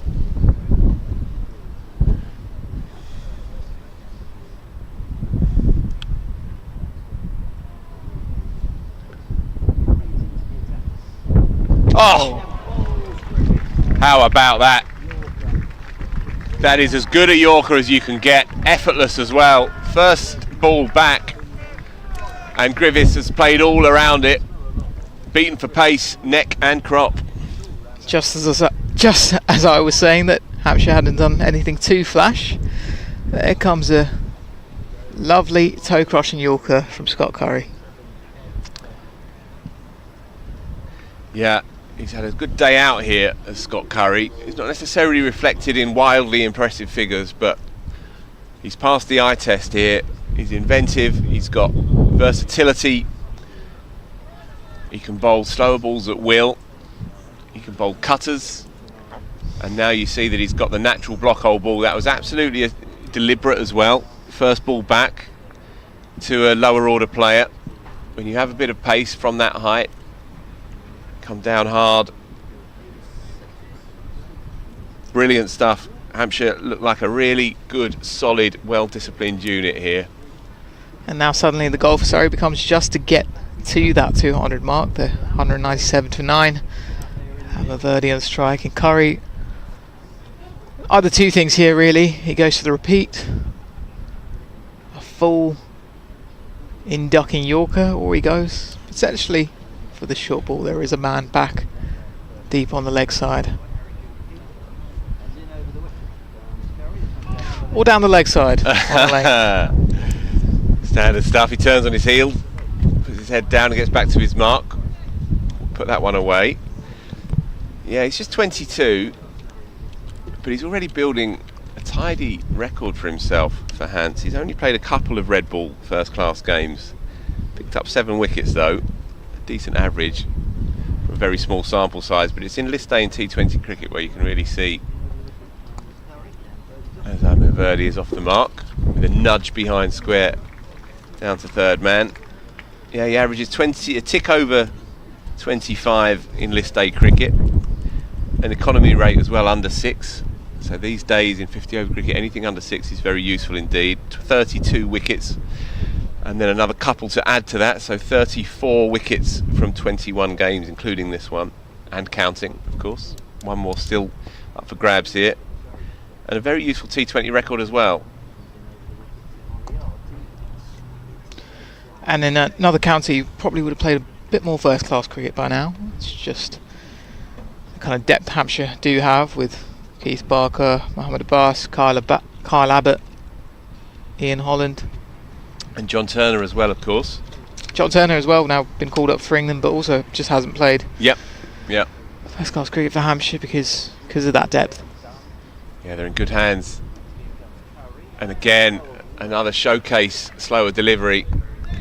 There's no discernible change in the action, is there? It's a really lethal weapon that he's got. And when he's been coming from the other end, that slow ball's been really effective. It's kind of stuck into the surface. From this end, the running it from the pavilion, we haven't really seen, the pitch play up too much. Picked up a single then. So, 10 and Jack here. Amir Verdi and Dan Moriarty, spin twins for at least another 48 hours, as we say. Moriarty moving on at the end of this season up to Yorkshire, and it's hard to really see them posting too much here in the final 6 overs, but they have to still believe, get in behind it, drop it at your feet, nothing too silly. Moriarty will be the more attacking option here. Verdi's more of a nudger and a nurdler really, and Moriarty likes to clear that front leg. Big strong left-hander. See where he gets to over Cow. Ian Holland though, who's just serenely going about his business, doesn't offer you much.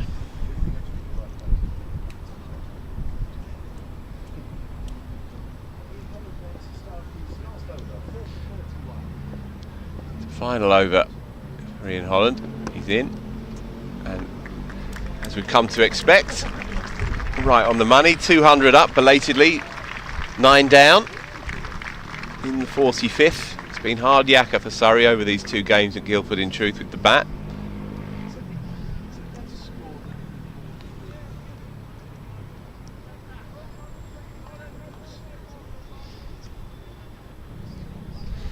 So Ian Holland came into this game with 9 wickets in the tournament. You can add another 4 on top of that.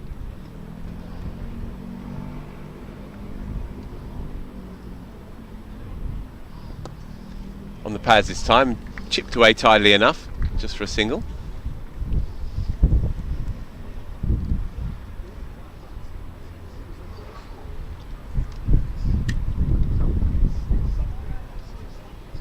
Who are you looking forward to seeing this afternoon with the bat for Hampshire, Taha?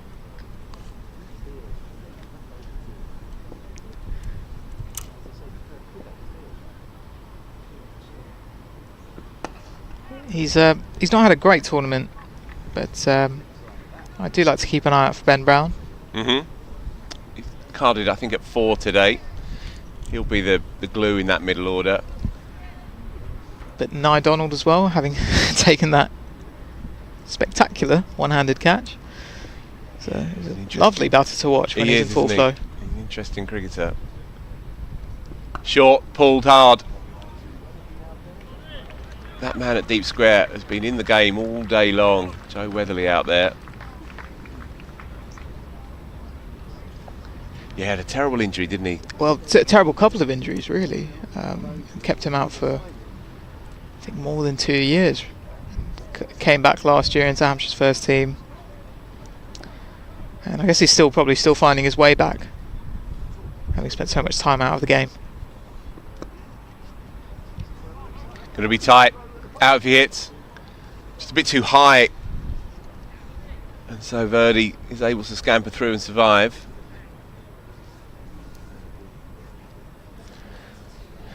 Now, I spoke to Donald last year, just as he was coming back for the second time, because I think he'd done an ACL playing football during the winter for Hampshire. And then as he was making his way back from that first long-term injury, straight away another injury that keeps you out.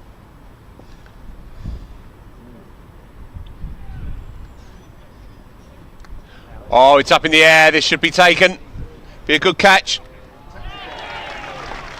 And he's kept his cool very tidily indeed.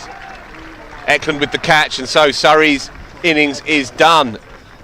End of story. 203 all out inside 45 overs. They've huffed and puffed. Ryan Patel, the star of the show, but a broadly lone hand in truth, and that's 5 wickets for Ian Holland. He's absolutely thrilled with that. He's having a great tournament, as we said, with the ball,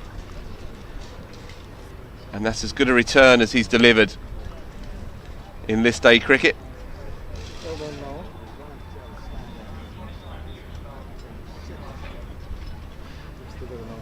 And so Hampshire feeling very satisfied with their work. Senior pros Ben Brown and Keith Barker leading the side off, and just waiting for Ian Holland to come through to take them off. Really excellent work, disciplined and sturdy from the visitors. Holland acknowledges the applause of the crowd. 5 for 35 with the final ball of his 10th and final over as well. Really the perfect performance from him. Took the new ball, offered controlled, offered wickets at the start, 6 overs on the bounce, and then comes back to clean up the tail. 5 for 35. And just a very classy performance from Hampshire in the field, to be honest. Took their catches. There wasn't anything too flash about their performance. I mean, it was a beautiful delivery from Scott Curry, that Yorker that took out the stumps, but otherwise landed on a spot. Could Surrey have done anything different with the bat? Can they look at anything across that 45? I mean, I thought their approach at the start was pretty good. You saw Dom Sibley going for the attack. Ryan Patel looks really well, obviously top scorer for Surrey. Perhaps at times you could think they could go even harder, be more aggressive, but I think there is acknowledgement that, you know, this is Surrey's side that is quite limited in its resources at the moment. They're cobbling together in 11. Injuries, call-ups to the 100. So they're just trying to scrap their way to a total, give the bowlers they have something to work with, and you don't really know. It's a weird one as well, because for Surrey they'd be looking to what Hampshire have done right with the ball, but it's a completely different bowling attack. They're not, they've got 2 quicks in there, and so it's how are the spinners going to operate? And spin didn't really play much of a part for Hampshire. Yeah, indeed that. Just running through the scorecard then, 203 all out for Surrey inside 45 overs. Dom Sibley was sparky up top for a short time, 3 boundary fours, and looked in good order before nicking Ian Holland, well in fact top edging Ian Holland to Keith Barker, who took a good catch actually on the offside 45.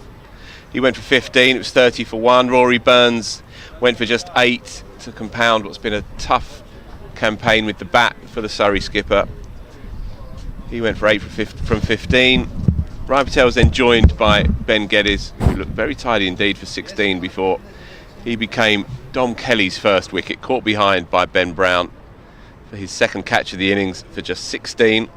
So that was 68 for 3 at the time, inside 16. Cameron Steele again looked very tidy. He's had a good tournament with the bat himself and was in good order.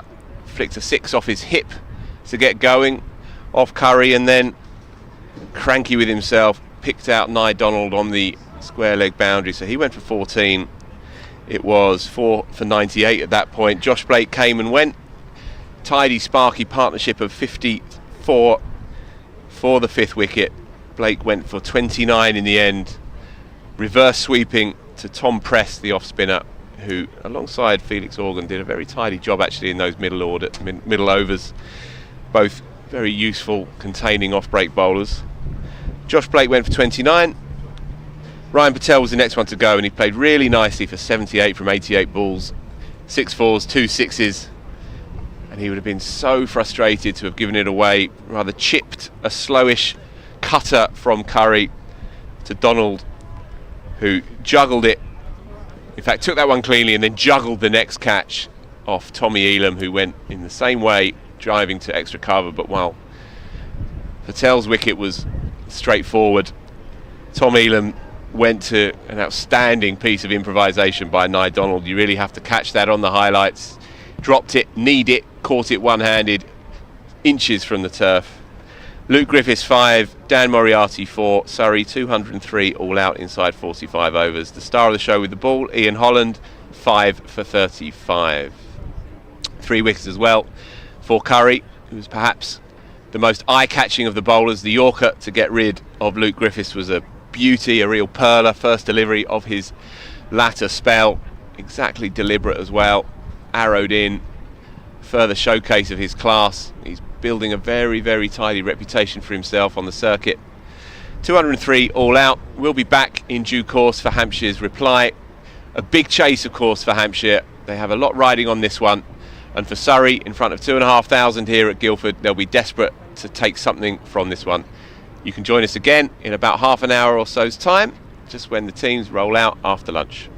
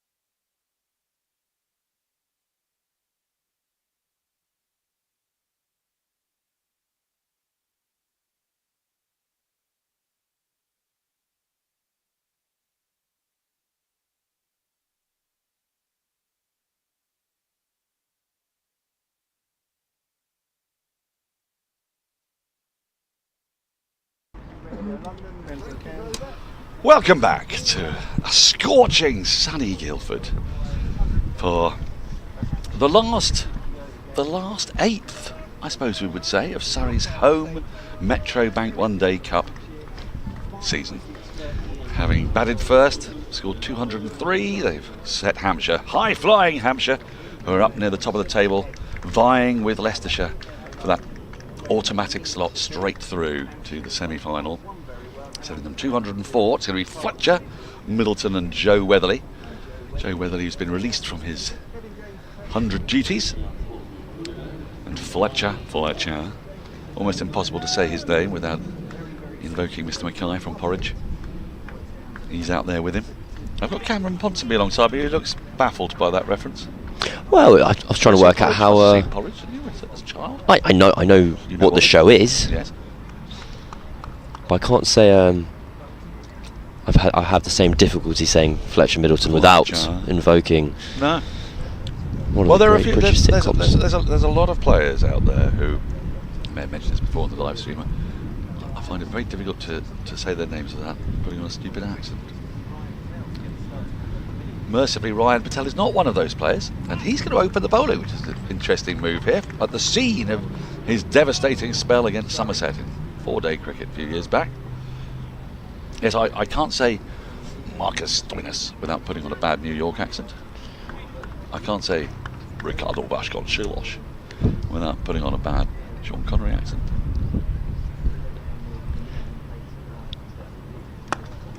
There's a few of them around.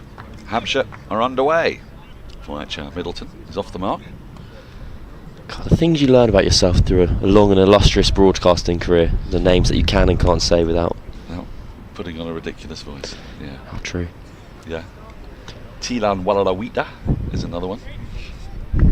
I don't even know what that accent is. Walalawita.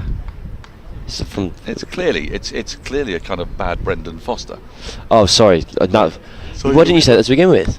Oh, sorry. I thought you'd be able to tell. Didn't think it was that bad.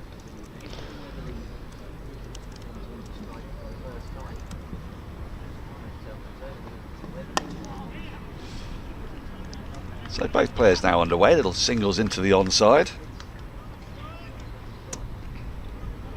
I'll be interested to see who takes the new ball from the other, and I imagine it'll be Conor McCurr, and the kind of joker card would have been Luke Griffiths or Ryan Patel from this end. Surrey down another seamer with Tom Laws called back to the Oval Invincibles, and the spin of Tommy Elam coming in to replace him.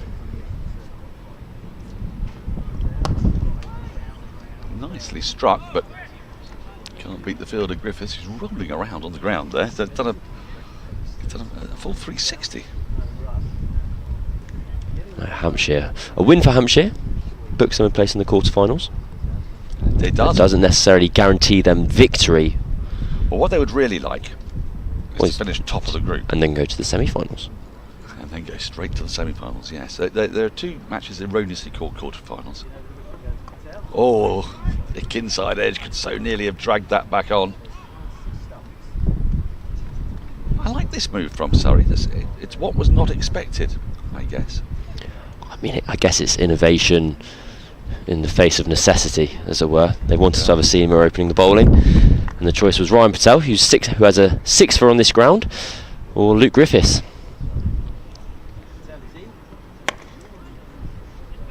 So the table as it currently stands has got Leicestershire sitting atop it. At the end of the over, 2 from that first over. Played 7, won 6, lost 1, 12 points, with a net run rate of 1.357. And Hampshire are below them by 2 points, with a net run rate of 1.032. But they have the game in hand, so they might well be eyeing up a big victory here. If they could get a victory like the one that Lancashire pulled off the other day, perhaps not quite as quickly as that was done in just under 23 overs, but if they can win this in 30 to 35 overs, that might improve their net run rate sufficiently to get them level with Leicestershire at the top, guarantee them a knockout place. If they're not already guaranteed it, they pretty much are. Pretty close to being. And then they would go straight through to the semi-final, where they would play the winners of one of the eliminators, where second and third from each group play off against each other. So you're spot on. It's Conor McCurr. And news at the moment is that Leicestershire have bowled out Yorkshire for 184, so that has been 185 to win that game. They're in pole position. So Hampshire would almost certainly need to win both their games remaining, this one and their final fixture, and win them well if they were to get that top spot.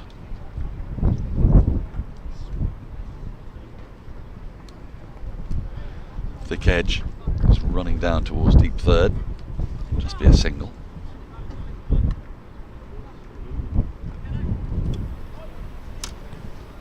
I've returned. I went on a mission and I failed in that mission. What were you looking for? Well, It was quite a short mission. I'd kind of forgotten that Leicestershire was still currently playing, so the thought process was, let's find out how quickly Hampshire can win by to leapfrog atop. So what did you want to Leicestershire. calculate? Was it? I wanted to ask the scorers, who are obviously the best people to ask, who know the Good equations. call. And they said, we've got a job to do here, young man. Do we look like we take requests? I know, that's very, I'm having deja vu already of the experience. Scorers must be left to their own. During a game, there is an invisible ring of steel around scorers. Actually, just to really irritate, I actually walked in front of them, so I got in between that play and them. Oh, crikey. You went through the invisible ring of steel. I just thought, let's up the ante straight away and get this done. Failed. Well, you're a brave man, Ponsonby. It's been cut away nicely. I say cut, it's more of a back foot push, really. A vertical bat through backward point. Did very well to get on top of the bounce. Did Middleton. First boundary of the innings. Yes, ultimately failed in the task because Leicestershire are currently playing against Yorkshire and they will win. But had Leicestershire not been playing, that would have been a static target, as it were. Whereas their net run rate will be changing in the next few hours as well. That's correct. Oh, Middleton. I think he thought about going for the full-blooded pull and then thought better of it as it rushed onto him ever so slightly. He has, and I'm not really sure how he's managed to control that given the position he was in, but he's actually almost played a pull shot defence. A pull shot defence, yeah. Shot defence, which I'm not particularly familiar with as a cricketing shot. No, but I mean, we have to have our minds open to all sorts of innovations. But he did. Age of T20. He did kind of roll his wrist, deflect it into the ground. He adapted well to changing circumstances. Sign of any fine player. Well, lesson there for us all, in all walks of life. Again, a little bit of balloony tennis ball bounce through to the keeper. 2 overs gone, 7 without loss. Yeah, it'll be interesting. If Hampshire looked at their kind of most threatening way with Curry bowling those cutters into the wicket and making it look very difficult to score. And Surrey, of course, only have the 3 seamers, which will be a bit of a challenge if that was the primary wicket-taking option. And Surrey only have 30 of those overs available to them. It will be a difficulty. And you'll hope that the likes of Amar Verdi, Dan Moriarty in his last throws for the club can produce some beauties.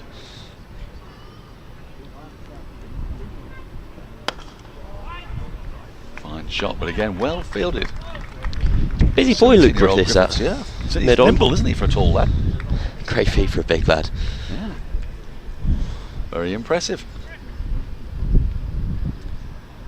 Head boy at Charterhouse next year. Is that correct? That is correct. I was saying... Yeah.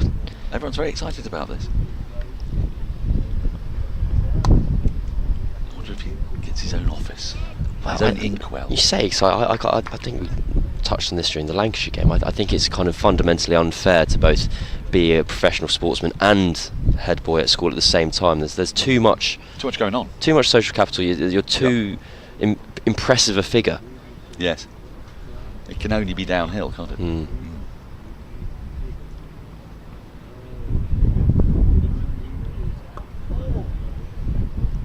I mean, mean, I don't think what you're recommending is being a sort of underachieving scrote instead. Is it? Speak for yourself. Working your way up to greatness.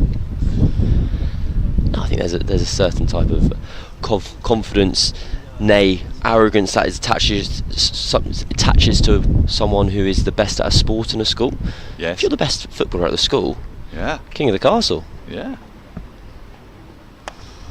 Yep. Well, certainly my experience being the best at bridge. Second best at darts. So for you, was bridge a lifelong passion, not something that found you in later life? No, I found it early. Yeah. The youngest of four, you see, could find ways to compete. Could find ways to win. 2v2. Yeah, exactly. So would you be paired with the eldest child? Initially. Yes. But then the middle two just stopped playing against us because She kept on winning. kept winning. Yeah. So what happened when they left? Get two more siblings? No parents. But then you went against parents? Yeah. Thrashed down. There were no worlds left to conquer. Like Alexander the Great. I wept salt tears when we won that third rubber on a Sunday evening to claim the Norcross trophy. Goodness me. Is it a vibrant bridge scene in Tooting? There is actually, yeah. Tooting Bridge Club's quite fun. Goodness Yeah, me. I've The things you learn. attended that a few times. Yeah. Don't know if I've On ever Balham played High bridge. Road, they used to meet in Balham High Road in the Polish Society building. They've moved around a little bit. Sometimes did it at the Northcote pub in Clapham Junction. People familiar with Southwest London will know what I'm talking about. Many of our listeners listening in from India will have not the faintest clue. And I apologise. But there's a nice steady start from Hampshire here. Absolutely no alarms. It's been very sedate, very idyllic. We've been incredibly fortunate in both the days we've had down here at Guildford Been Cricket lovely, Club. hasn't it? Been lovely. It's been- Summer has broken out. It is the most wonderful picture as we look out on Guildford Cricket Club, the railway track, railway bridge in the background, Conor McCurr charging in, and a smattering of fans all around the ground. Certainly a sellout today. I bumped into a friend of mine with whom I used to play quite a bit of cricket.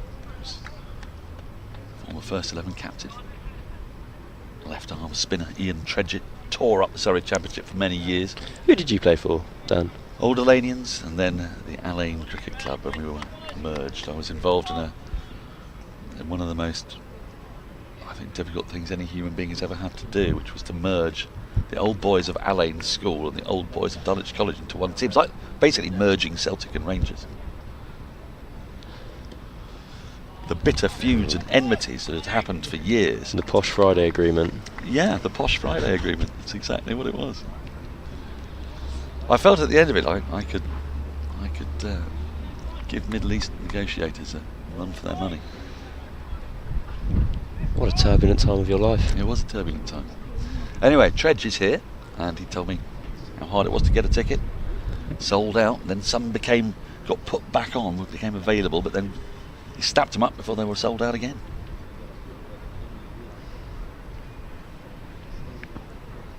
Which is terrific for the club, terrific for Guildford, terrific for Surrey. I was speaking to, I was saying this to Phil yesterday. I actually spent my Saturday losing to Guildford Cricket Club, so it's been very scarring to have to return so quickly. But I bumped into the scorer of yesterday's match on my way in today. And I think he said there was expected to have 88 members of Guildford Cricket Club down this afternoon in total. It's that's a thriving club. I'm not sure there are 88 members of the club that I'm a member of.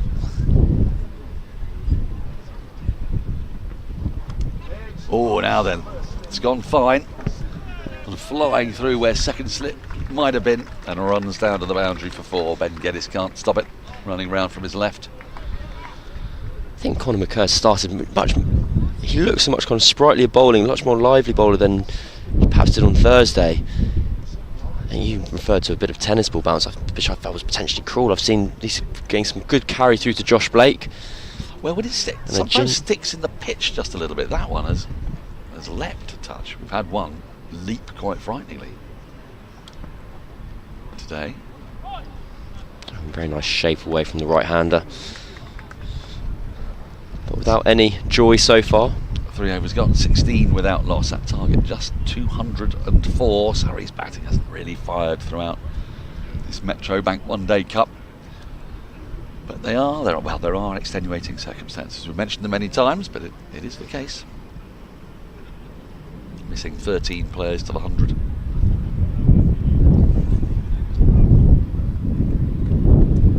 Hampshire are missing a fair few themselves, of course.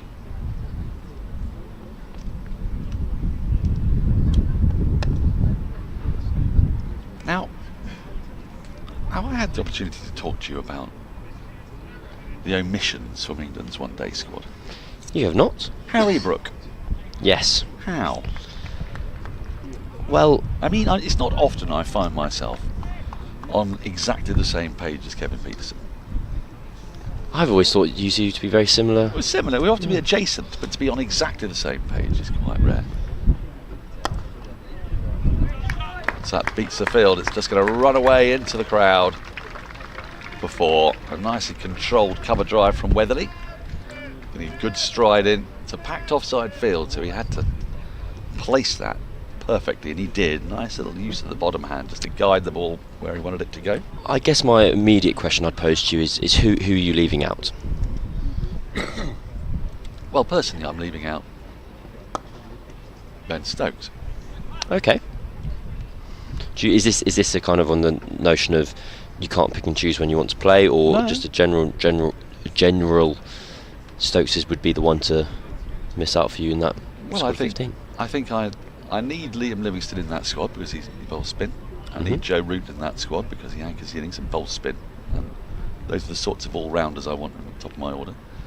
If Stokes plays as a specialist batter and he doesn't bowl, then he needs to be there instead of somebody who's likely to go, perhaps slower than him, who hasn't just currently torn up the world of cricket by going at a strike rate of nearly 100 in test matches, the fastest man to 1,000 runs in red ball cricket. It seems to me that Harry Brook has to play. Now, this is no reflection on Ben Stokes, but I don't quite know how you get him in ahead of him except by leaving him out, leaving out Brook. And he would have been among my first names on that team sheet, I think. Well, I think the bizarre thing is he was one of the first names on the team sheet until Stokes became available again. I don't know whether, as you said, if that's the like-for-like replacement, then are there options of kind of changing it around, probably revolve around either leaving out Jason Roy or potentially David Milan. Yep. If you make a change to the top of the order, you can do that, I suppose. You could open with Bairstow and Stokes. Stokes open. Could Brook feasibly have gone up? I know he hasn't done it before, but at this point, if you're good enough to be chosen to bat 3 in Test match cricket, I imagine you might be okay against a white ball that swings for 10 overs with only 2 fielders out. Yep. But I think also what's an important part of the squad selection is England have basically picked one more seamer than would be convention. And the reason they're doing that is because I think they've got 9 games in about 35, 36 days and in eight different cities. Yes. So their mindset is we're going to have to rotate our seamers throughout. So they've picked one more, which means one fewer batter has to be selected. Yes, well, there are perennial concerns, aren't there, over the fitness of Mark Wood, and there will be with Chris Wokes as well, coming back from injury. Well, it's going to be absolutely remarkable if England take their squad of 15 and their 2 travelling reserves. 2 of their 3 travelling reserves are Harry Brook and Jofra Archer. Yeah, they're quite good. They are rather good, aren't they?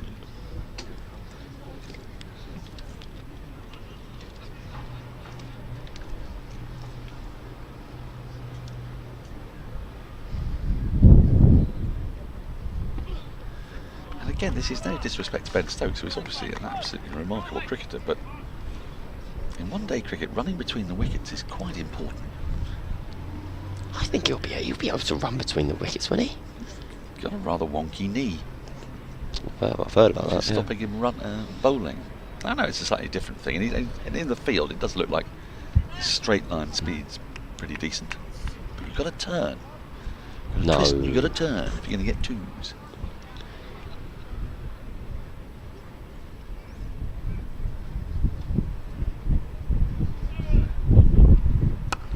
It's flashed away, and that'll run away to the boundary again. Nicely played by Middleton. Gets him right on top of the bounce, playing with a vertical bat. Not horizontal, wasn't a cut. It's a back foot drive. Finds that boundary out through backward point. Just a shortening of length from McCurr there and punished immediately. It's been very enjoyable, quite classical cricket to begin with. Conor McCurr's bowling big, sharpish, 80 odd mile an hour away swingers. And Joe Weatherly and Fletcher Middleton have so far been up to task.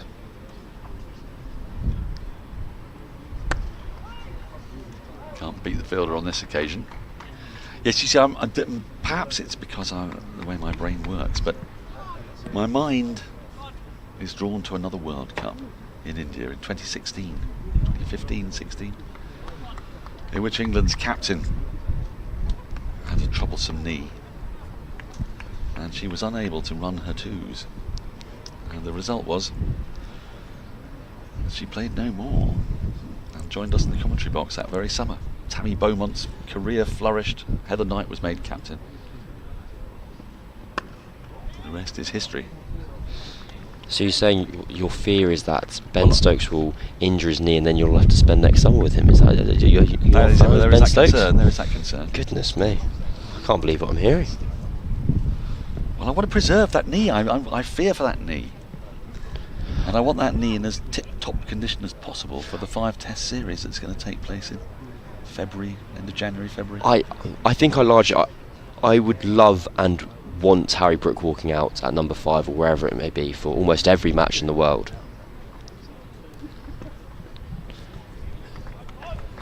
Well left, just that boundary in the single off the over. 26 for that loss after 5. Hampshire going along at a comfortable pace in pursuit of that rather skinny target of 204.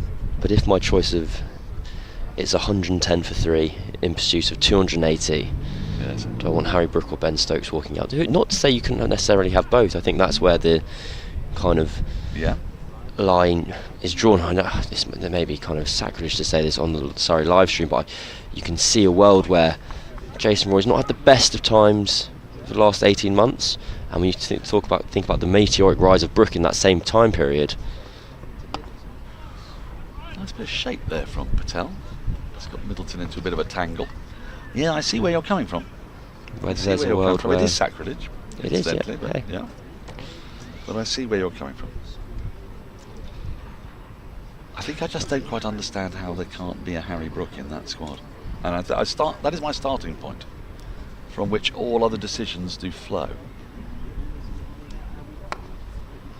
Well, it's one of the interesting quirks of I think David Milan's career in particular is I've always got the impression of David Milan in the England setup that it's almost like a second team who keeps scoring runs in the ones when they don't want to pick him. They're kind of like, oh, we can't get rid of you. We think there are these other players, but you've scored 6 centuries in your last 12 innings. And so whether you ask people individually, do you think Ben Stokes or Harry Brook is a better cricketer than David Milan?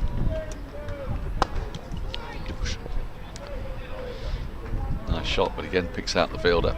They may well say, no, I'd rather have Harry Brook in my team. But the fact of the matter is David Milan's given people next to no option. He was world number 1 T20 ranked player, wasn't he? Absolutely. And I know Luke Wright kind of walked through the squad and referred to that from Milan, and also the positive of having an extra left-hander playing against leg spinners. They find that very useful, and also when they're referring to Jason Roy and Johnny Bairstow and saying, well, they are quite literally our greatest ever opening partnership. Yep. And who are we to break that up? Yeah. In over the wicket. Oh, no. That might have been tight if mid-wicket had been able to get across, but still couldn't in the end. Patel's been toiling away here, been bowling perfectly serviceably. I see your point, and I have a lot of sympathy for him. I don't really know what my opinion is on it, to be honest. I'm just... Well, as Oscar Wilde once said, how am I supposed to know what I think until I hear what I've said? Wise man. I mean, Dawid Malan, I think, got to 1,000 runs in T20 international cricket at a higher average and a better strike rate than Virat Kohli. He's a good player. He's a very good player. He's a very, very good player.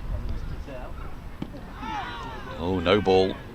And that really is a cardinal sin. Overstepping, especially off such an economical run. Oh, here we go, Mr. Weatherly. Where do we reckon he's going here, Dan? Good old-fashioned Field can't move, can it? hack over cow corner. Yes. Good stuff. Yes, hack over cow corner, I think. Oh, his stance is It's opened open, right yes, up. it's Well, he couldn't get it over cow corner, but he's got it down towards long on. Well, it's a really good effort by Griffiths, and finally a fielder has landed almost in the lap of a spectator. We've been waiting for that for 1 3/4 matches here at Guildford. It's a terrific effort from young Luke Griffiths, trying to haul that back, but the damage was done with the no ball, really. Does pursue this all the way to the very end, puts in the dive, gets hand on it, and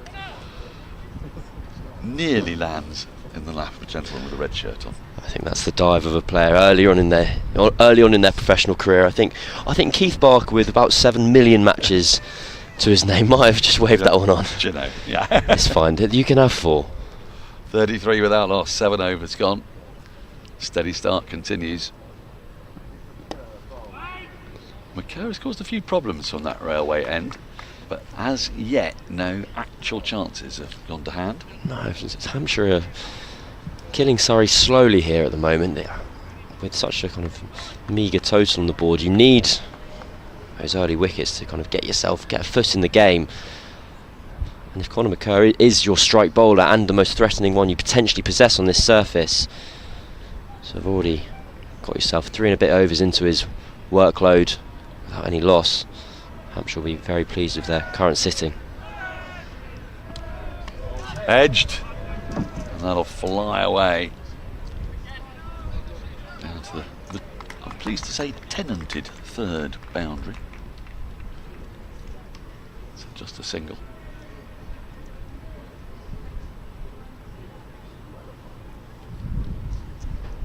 It's a rather gentle feel to today's play.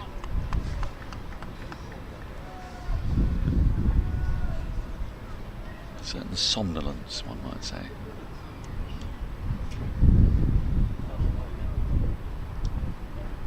Down the leg side, that'll be a wide. I think the smart spectators are the ones who are in that little bank of shade away to our left. Yeah, that's the sensible choice. I think the spectators having the most fun might be on the other side of the ground. Yes, without doubt, yeah. I mean, I must say my life has been greatly improved today with the addition of a cap. yes.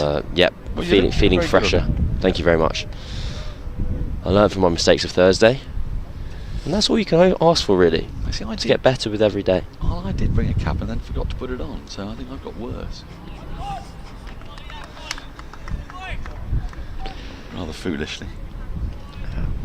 I might have to go and get it in a minute, because it is quite warm, isn't it? I'm obviously doing it now, but I did really enjoy the sight of you commentating with a backwards cap. I don't normally have you down as a backwards cap type of man. It was in order to keep the sun from the back of the neck. I'm well aware. French Foreign Legion, so once you've been in the French Foreign Legion, you never forget. You've not done a tour of duty? It's somehow missed me. I don't know how. Intrepid lad like yourself might have rather enjoyed that. What, going to war? It's more peacekeeping than war. Oh, okay. Oh, is that the word for it? Right, got you. Yeah. Oh, goodness me. Yes, I don't have you down as particularly bellicose. That's true. No, I think my mum would have been disappointed. My mum sort of told me there's only 2 things I'm not allowed to do. I'm not allowed to go into the military, and I'm not allowed to work for a betting company. Those are our 2 rules. So betting on wars is where she gets really angry. Don't tell her I do that. Is there a big market? Goodness me.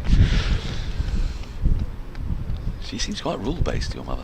Oh, it was a tough. That's an absolute lie. It was very pleasant. Still pleasant. She gets even more motherly the older I get now. Oh, yeah, it's lovely. Nice. Yeah. So you're saying that she was less motherly before? Oh, she's listening. I learned lots of swear words when I was younger.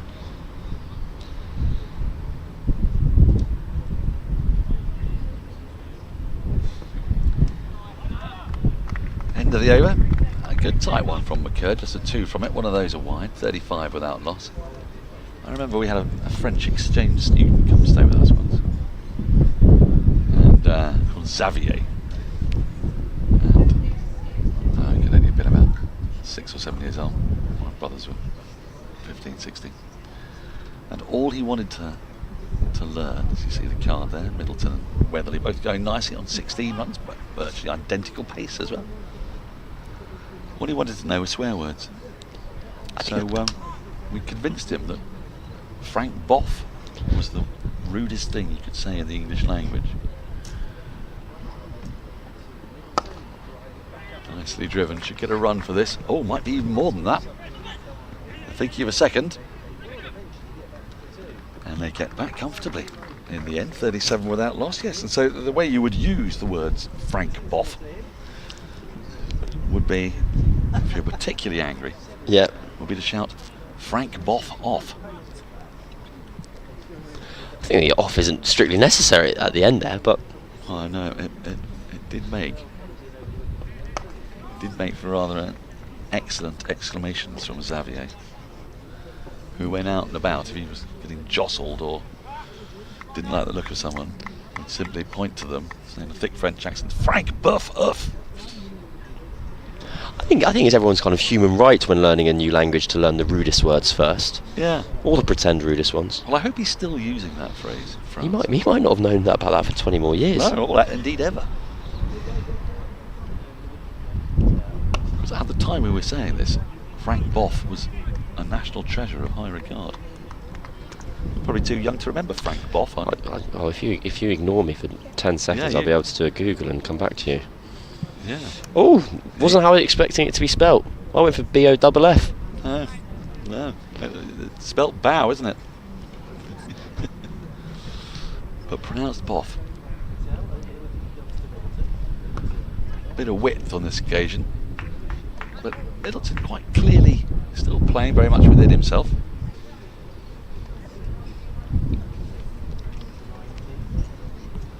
Didn't go hard at the ball.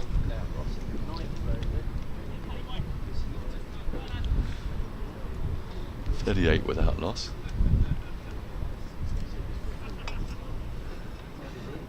So now that's jagged back quite considerably. I tell you, there's a little bit of life in this pitch if you hit the right areas. Well, it's been a very different approach from Hampshire's openers than it was from Lancashire's a couple of days ago. They took apart 150 in kind of 20 to 25 overs, whereas I think it's been a bit more of a nagging is the word. Nagging.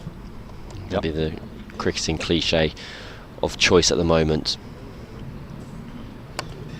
It's cut away, but Ken can't beat the fielder. It's a nice, tidy, tight over from Ryan Patel. He's bowled unchanged through the power play. He's bowled 5 overs. All 5 overs are to be bowled in the first power play from the pavilion end. And he's got through them pretty cheaply. Well, I'll be interested to see if Surrey change immediately after this over from Conor McCurr that's coming up.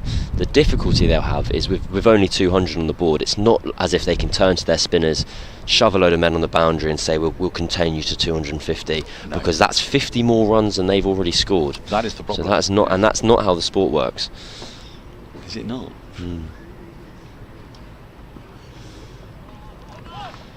I wouldn't be surprised if we saw Surrey adopting kind of the fields that Felix Organ was bowling to earlier, where they just had that one extra fielder up in the ring than you'd normally see in the middle overs. Amar Birdie might be of particular use today. He's potentially, of the 3 spinners, able to bowl that magic ball a bit more, potentially maybe a bit more expensive, but in pursuit of 10 wickets. Well, he and Cameron Steele, he'll pose a different kind of threat. There's the leg spinners and googlies.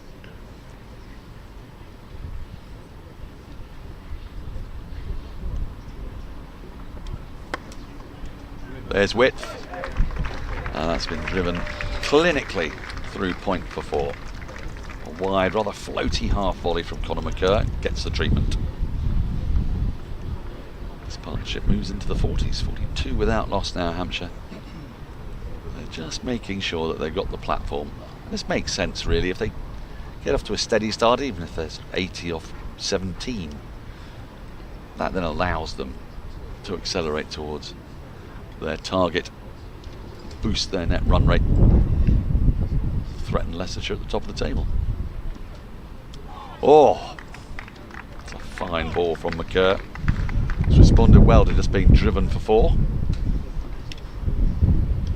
Yes, Frank Boff was on our screens pretty much daily. He was on a programme called Nationwide, which was a little bit like the One show of its day. You know, where Ringing endorsement. well, yeah, I mean, a lot of people, I don't think, appreciate the sheer magic of the One show. Oh yeah, I mean, any programme that can have next to itself 2 contrasting news items along the lines of,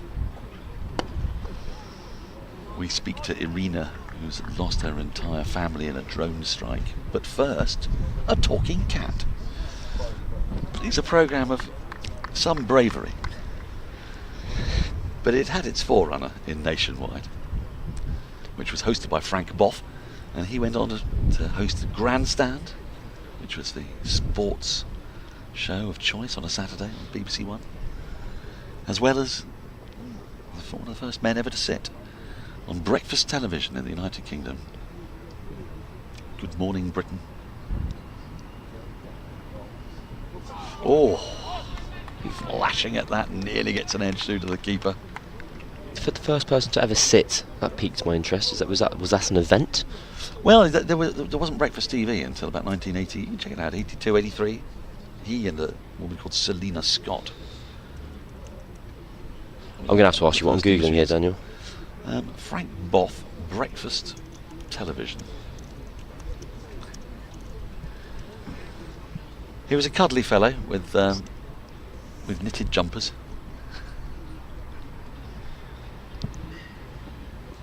Oh, and again, Middleton nearly throws it away.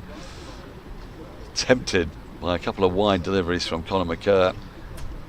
But fortunately for him, he gets nothing on him. The power play is done and dusted.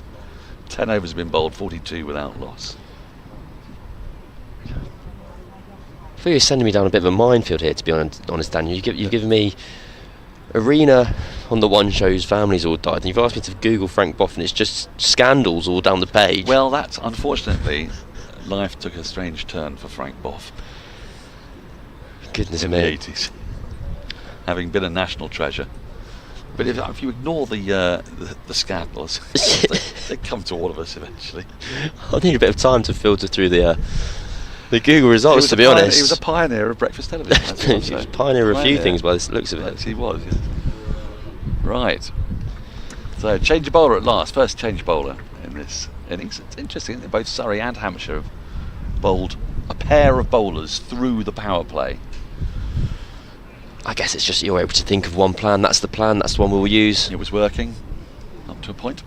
So Surrey are now brought in. Dan Moriarty, soon to be leaving Surrey for Yorkshire. We wish him all the very best in that endeavour. He's been a very effective player for Surrey, but he will get plenty of opportunities at Yorkshire. So he's bowling to a 4-5 field here, but very importantly, he has only one fielder out on the leg side boundary, deep mid wicket, square leg 45 up in the ring.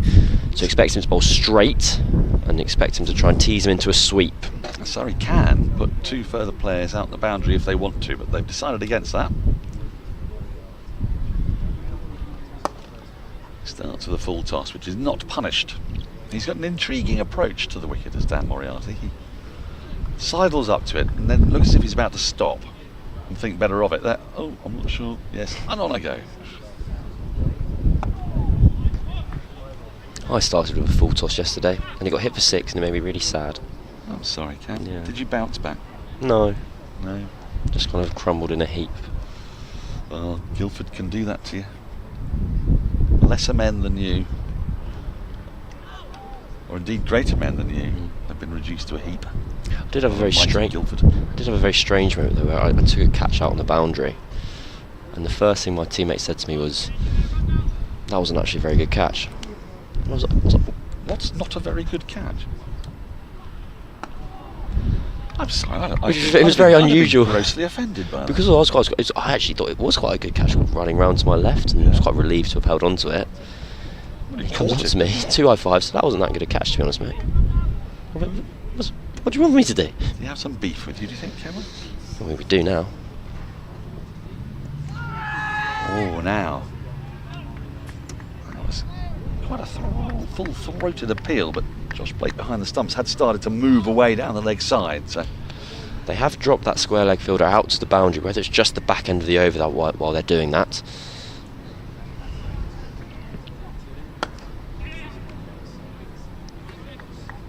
Tidy over from Dan Moriarty, just the one from it.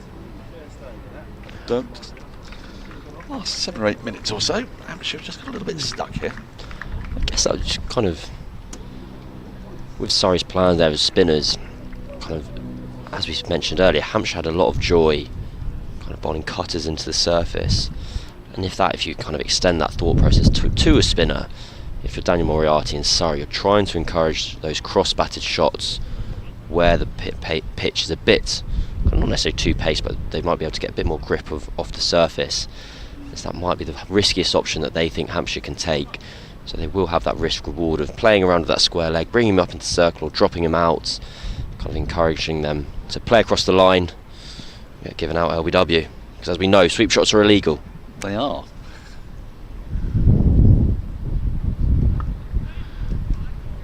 And McCurry is staying in the attack, and he has 5 players out on the boundary.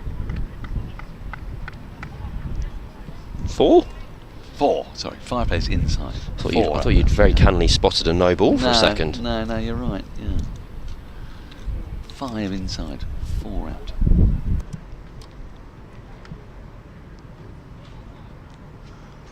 You imagine this will probably be McCur's last in this spell. His 6th.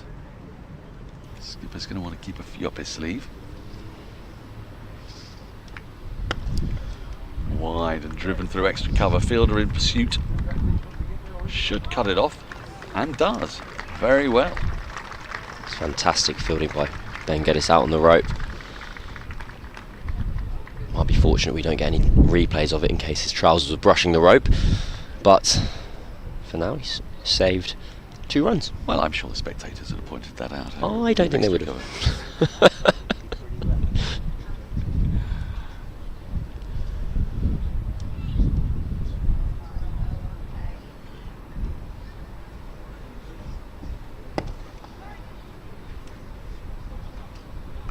No slips in place now, so Surrey not particularly attacking with their field settings here.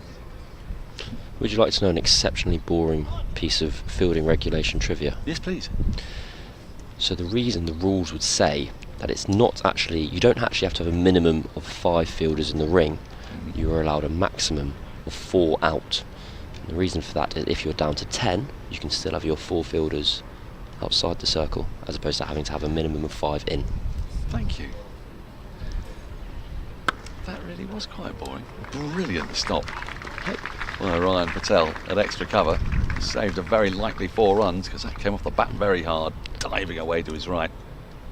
Don't ever say I'm not a man of my word. I wouldn't dream of it, Cameron. I promised you dullness, and I delivered. If only everybody was like you. Exactly. I've often thought that.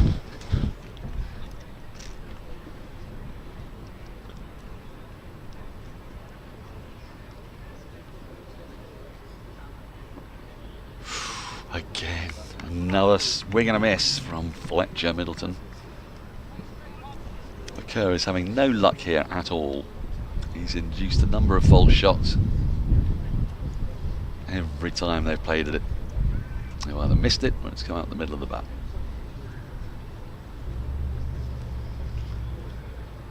Last ball of his 6th over coming up.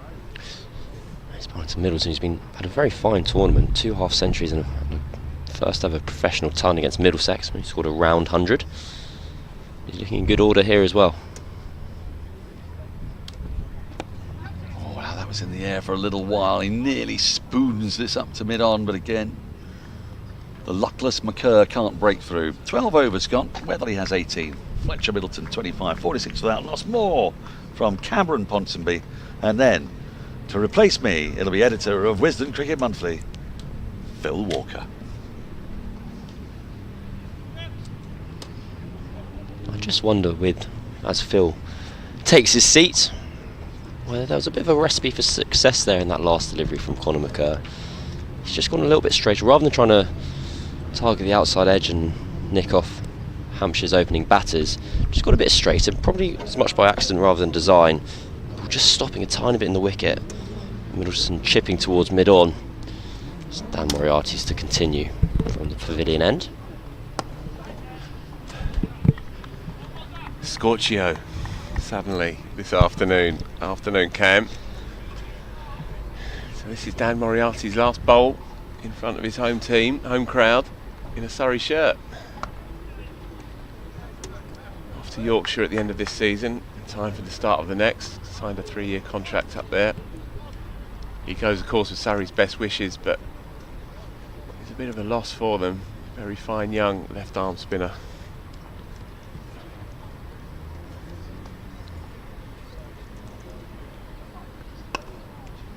Flatter this time. No, I think the move for Moriarty is very much kind of a case of fair play from everyone all round. Moriarty knows that there's not necessarily the opportunities that he would want and desires that available to him at Surrey. And Surrey, on the flip side, more than happy to allow him to continue or flourish in his career, I should say.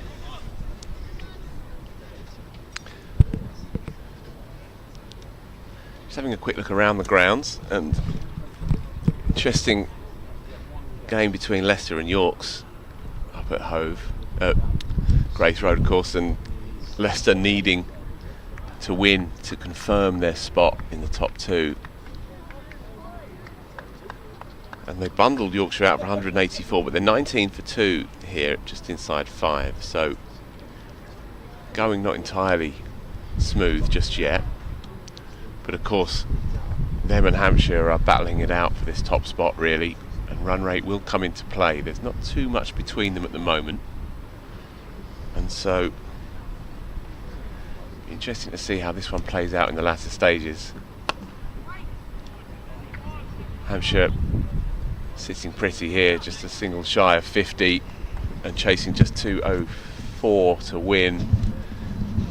It might be a case that they might just put the foot down later on, because that home tie is going to be very useful for whichever team were to get it. They've only lost one game each between them, Leicester and Hampshire, coming into this round of games. This will be Leicester's final game. Hampshire, of course, have one more. So we may see run rate becoming a factor later on this afternoon.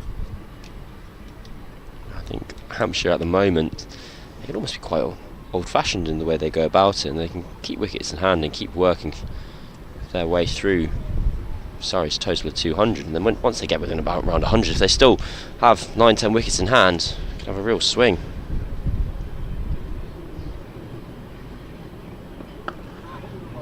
There is a swing, but rather clothed into the onside just for a single. So we have Luke Griffiths into the attack. Didn't get a chance to bowl on Thursday. 50 up. It's easy pickings as it stands. Fletcher Middleton's very fine, really fine young player. He's on 26. Joe Weatherly in his slipstream on 20. Talk to me. This is my first sighting of 17-year-old Luke Griffiths. He's a big lad for 17. Decent start. Bit of ticker. Now, when they were fielding at this end, we had Dom Sibley at mid-off and Luke Griffiths at mid-on, and there was an awful lot of back between two people. Very broad-shouldered people. Yeah. He doesn't look like your average 17-year-old, or carry himself like one either, does Luke Griffiths. Not before his time here. That is in the slot though, and that's beautifully hit. Gone all the way by Fletcher Middleton. Easy as you like. sat up and begged, and he's climbed into it straightish as well. Played with a almost horizontal bat. I think it's my favourite shot in cricket, the pull in front of square. Off the front foot. It's such a dominant shot. It shows to be able to hit the ball there with power, you have had to pick up on the length so quickly. And Middleton executing perfectly. That's better, that's good by Luke Griffiths. So, 2 short ones, one deposited out of the arena, and 2 very useful late swinging seamers just outside off peg.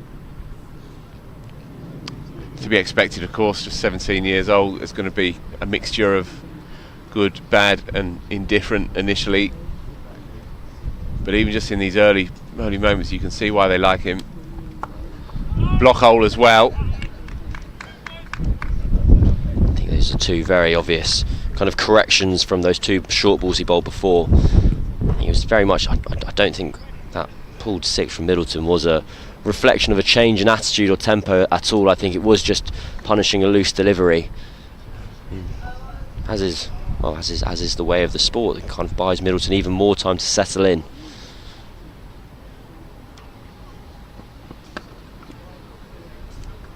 Good areas by Griffiths, but comfortably played into the gap on the offside, and so Middleton will keep the strike after 14 gone. I saw a bit of him at the Kia Oval last year, Fletcher Middleton, and he didn't get many, but what he did do was impressive. And he's a sparky opener, the kind of opener that English cricket is now churning out almost by the month, it feels. Obviously born into kind of Hampshire cricket royalty, really. Tony Middleton was around for a long time, and he looks the part, doesn't he? There's a sparkiness to his game. Opening bats these days in England have got all the shots, and he's no exception. Moriarty to continue.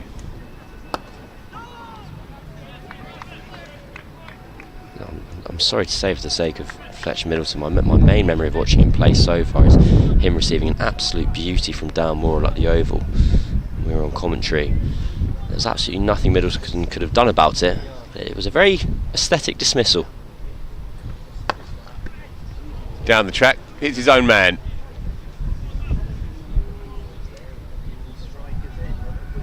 Moriarty thanks Weatherly for his service.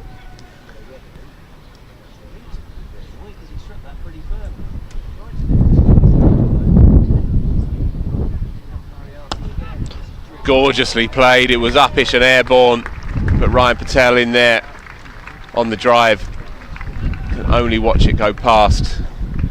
Really extended his hands through that longish half volley, picked his spot. Bit of dash and swagger about that shot as well, Cam. It's an interesting change of kind of approach there from Middleton. So far he's been coming offside of the ball, he's been looking to work through leg. He just gave himself a lot more room. And this is the way it plays. You play a good shot, the field moves back, you pick your single, and all is well with the world. He's looked very good here, and he's eased himself onto 38 already in no time. He struck that drive past Ryan Patel so sweetly, incredibly powerful, made an amazing noise off the bat. And paired with the pull from the earlier over, he's seeing them well.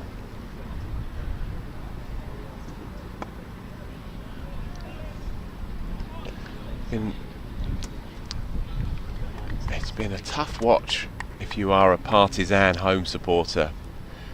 You saw on Thursday afternoon Keaton Jennings and George Bell put on an unbeaten stand of 153 to see that one home by 10 wickets.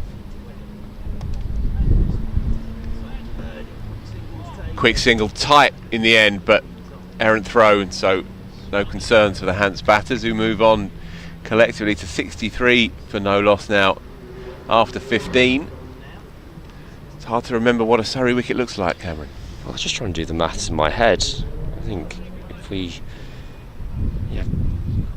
Surrey's opponents are, well, 220 for none off 37 overs if we add up Lancashire's innings and Hampshire's today. And the two matches have felt incredibly different. Like Hampshire, I wouldn't say have been kind of all dominant here, and the Surrey's bowlers have been looking far more threatening than they were. But nevertheless, the score doesn't lie.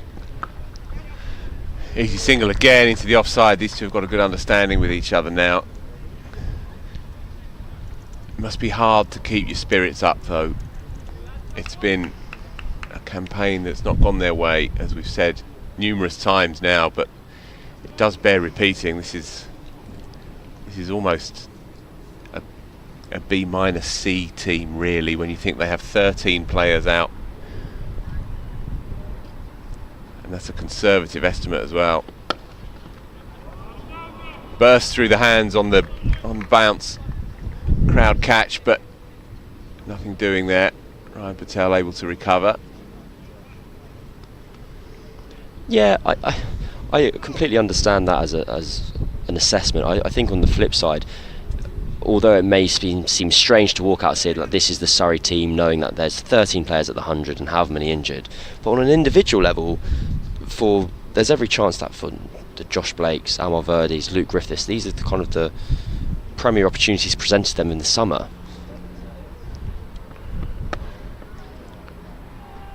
Drives into the offside, leans into it. Just Joe Weatherly in, of course, for Nick Gubbins, who failed a fitness test in the lead up to this one. And so for a lot of these players that are on this pitch, if you ask them in April kind of what's the month you're going to circle as your real opportunity, this would be that time. So I don't think there's any doubting kind of from an individual basis how important a competition this is to so many of the players on the pitch.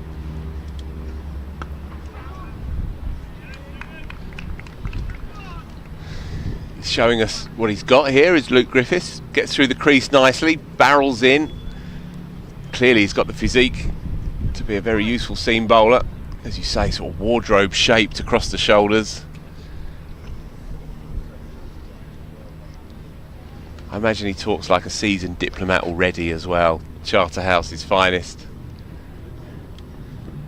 Well bowled, right in at the pads. Respectfully played. It's not like you to give the school some airtime.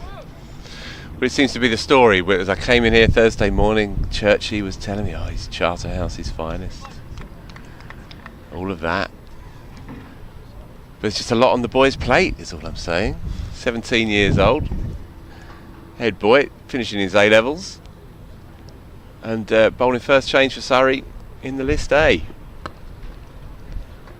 Settled into his work okay here.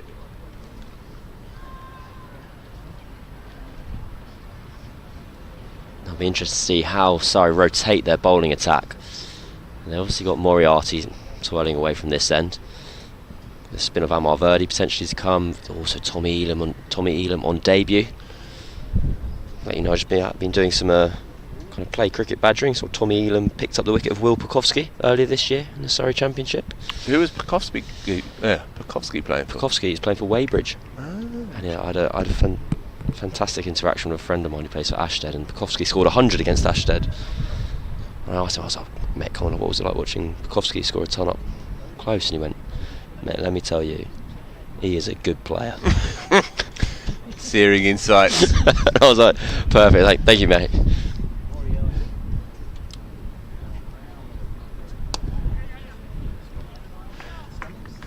I played a game a few years ago against a side that had a record-breaking Australian in their ranks, overseas player. I forget his surname, but Kim something.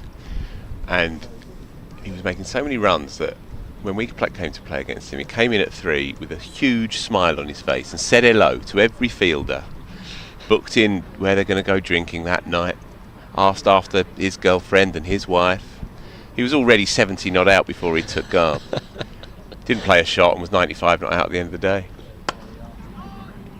Everything through mid-wicket. Just pure class. Batting's so difficult. I think about that about once a week on a Saturday.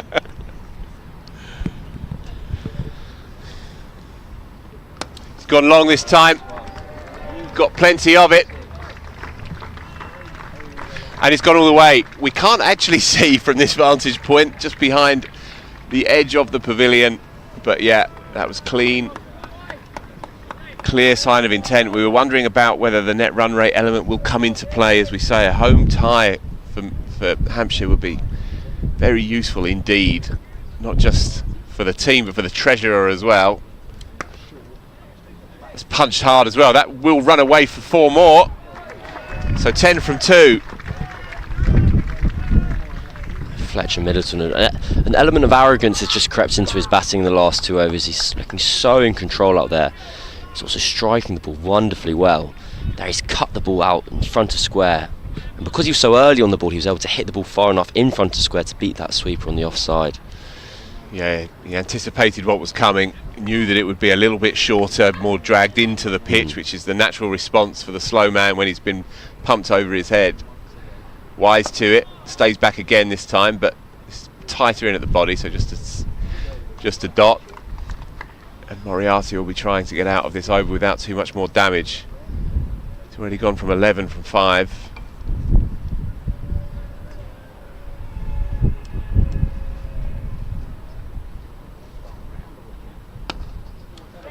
And he will bring up his 50 with an easy single down to long on. 50 from 57 deliveries. It's been an innings of real class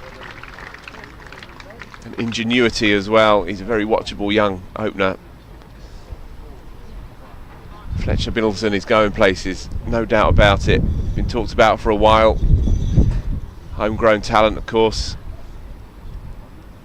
Very watchable player and a very useful 50 for his side. It was a big game this for Hants, because if they'd not turned up, then it could have got very tricky for them in this race for the top 2 and the top 3. But they are now well on course. 126 needed. All wickets still available. Sun beaming down on an ever flattening pitch. It's a beautiful afternoon here, but it's some hard graft for Surrey, who, as we say, must have forgotten what it's like to take a wicket.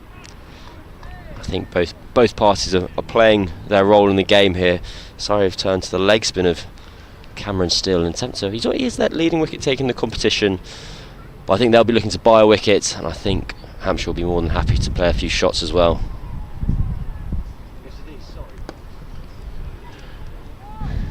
A potential run-out opportunity at the wicket-keeper's end. That was I must have got my depth perception all wrong there, because I was pretty sure that Fletcher Middleton was about a third of the way up the wicket when Dom Sibley picks up the ball at mid-on, but he strolled home very comfortably. It's a hot and woozy Sunday afternoon, Cam. I'm razor sharp, always. Apart from drinking this now boiling water that's been on my desk. Yeah, we're all sizzling here, exposed to the elements.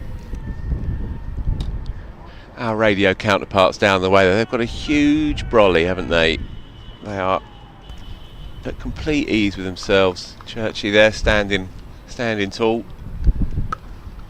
Cut away hard, but straight to the man. So just a single.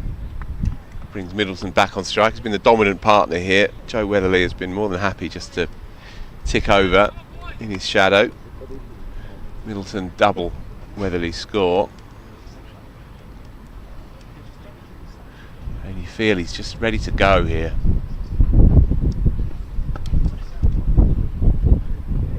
I must admit, I've rather forgotten Joe Weatherly's out there. It's been the Fletcher Middleton show for the last 5 overs.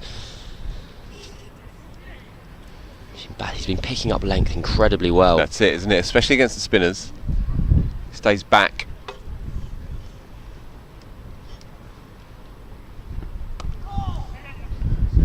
Might pick up just settle for a single, quite a short boundary there. So singles from the first 4 deliveries. Nothing Surrey can do here to stem the flow. I remember I do the occasional bit of work for CricViz and seeing kind of the numbers and seeing how batters play spin. Just about shortish again to enable the right-handers to find those singles in the offside. Slight misfield at backward point, but they were on their way nonetheless. And seeing, I think it was halfway through the series, that Harry Brook had been going back to about 65% of balls he faced against spin, and how unusual that sounds from a kind of layman's perspective. And make that a single from every delivery this over. Easy as you like here. Stress-free cricket from a team that is heading into the quarterfinals at the very least. I believe I'll be giving way for Taha, but just to finish the thought, I think if a spinner bowls on a length, the kind of general perception is you go forward to that, and actually what professionals do so well, and obviously the best do this even better than the rest of them, is how much they use their crease and get back, and they always are kind of going back to spin when they can to give themselves as much time as possible. And to give Tara as much time as possible to come in. God, what a segue that was. I'm going to take my leave. Don't get cocky. Right, Dan Moriarty in again. Not had much luck so far this innings, but he'll be hoping to take one or two with him in his farewell game in front of Surrey's home fans. Taha steps in.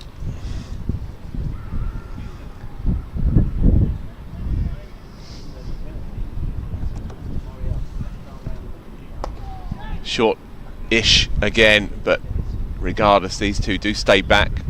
Good point that Cameron was making. The master, of course, is Joe Root. Plays back to almost everything against the slow men, and you're seeing that kind of model used very effectively here by these two. It's all a bit forlorn, Taha, for Surrey. Yes, Hampshire very much cruising. There's an element of this being a bit of a slow burner a few overs ago, but I think these two are settling in, and I think they're going to start pushing that rate up a bit as well. Well, as we were saying, there is value to doing so. The Leicestershire game against Yorkshire is interestingly poised. Yorkshire were bundled out for 184, but then Leicester lost 2 for early on in the piece, and so that game is far from settled.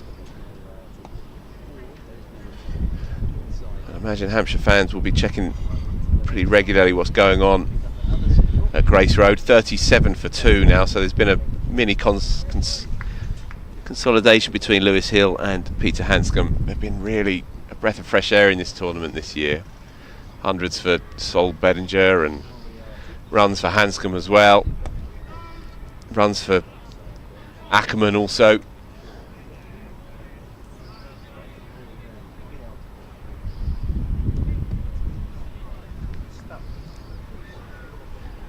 Rishi Patel as well, of course, signed from Essex 2 or 3 years back, and he's become a real star for Leicestershire this year. Yeah, he's had a brilliant campaign, century after century in every format. Exactly that. Really good player to watch. And you know him from his club cricket days, is that right? I do, yeah. He's a Loughton boy in East London. Oh, he's frustrated again, is Dan Moriarty. He's trying to bowl stump to stump and maybe get one to go slightly down this slope here at Woodbridge Road, but it's just not really happening for him. He takes his cap, slopes away. The professional pride really does kick in for these players as well. They've gone a long time now without experiencing the buzz of even taking a wicket, let alone being in a tight finish. And they would have been really keen this morning to try and move on from what happened on Thursday with that defeat against Lancashire. And while it's been a better performance overall, it still has that awful sinking feeling that they're going to be barring something remarkable on the end of another humbling defeat.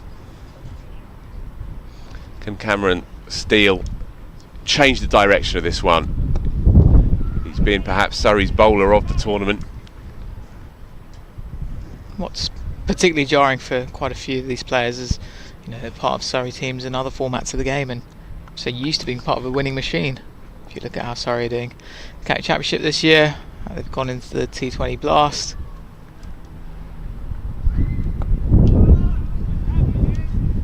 This One Day Cup campaign, on the other hand, has been one to forget. Yeah, it has, but it comes thick and fast. So they have one more game to complete their campaign against Essex on Tuesday, and then all eyes are on the finale to the championship, really. I feel like it's a 2-horse race now. Essex 17 points shy of Surrey, so Surrey have it in their hands, but of course, as we know, one dud game and it can slip through those fingers before you know it. The Warwickshire game comes up September the 3rd, I think it is. Fullish but leg side. Done him in the flight perhaps. But nothing doing there.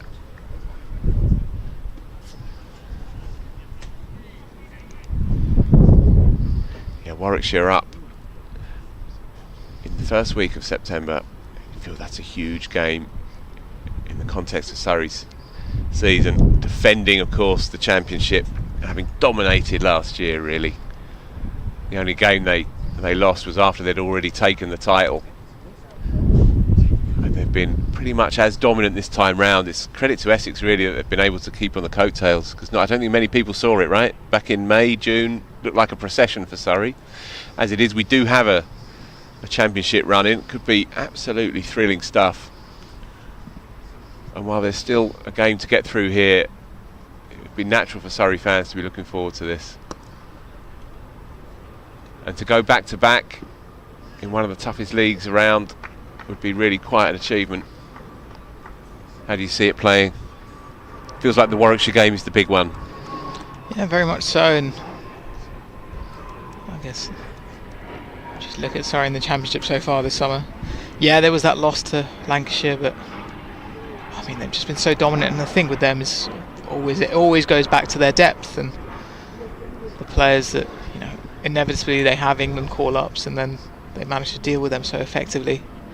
I was just thinking of that right now when I was watching Cameron Steelbowl, who's, you know, come into the championship side at various points over the last year, and it's kind of fitted in well because he's offering that leg spin option. You know, Surrey usually will go in with specialist quicks and then look for overs from Will Jacks, and if Will Jacks isn't there, then Steele comes in. And he scored a century against Lancashire earlier this summer as well. And it's interesting watching his bowling over the last few months, over the last year, I guess, because, you know, he was up at Durham as basically a red ball opener. wasn't bowling. I think bowling was part of his career early on, but he struggled with that and it fell away. And his role at Surrey is very much he's very much a spinner first, and then his batting kind of gets him into the side at 7. So here is Verdi to replace Dan Moriarty from the pavilion end, and his first delivery is a little safe, driven into the pitch. It's an easy picked off single into the onside. So it brings Fletcher Middleton back onto strikers on 57. He's really lit this place up this afternoon.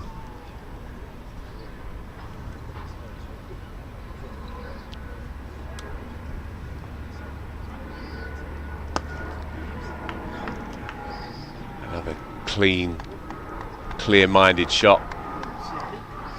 He's just going about his game with absolute serenity here, and he will be having half an eye on 3 figures. Even at this early stage, he feels in such control of his game. Just 110 needed, and he's 42 shy. Swept hard and clean as well by Joe Weatherly. That's run away for 4. It was there to hit. It was fullish as well. Swept on length as much as line. 4 more. Yeah, just a bit too straight there from Verdi. Quite a straightforward option for Weatherly. It's better, and a hint of turn as well, but slowish off the pitch. And as we've said, because of these two tend to favour playing back against the spinners, you have that extra time to adjust to any sense of turn.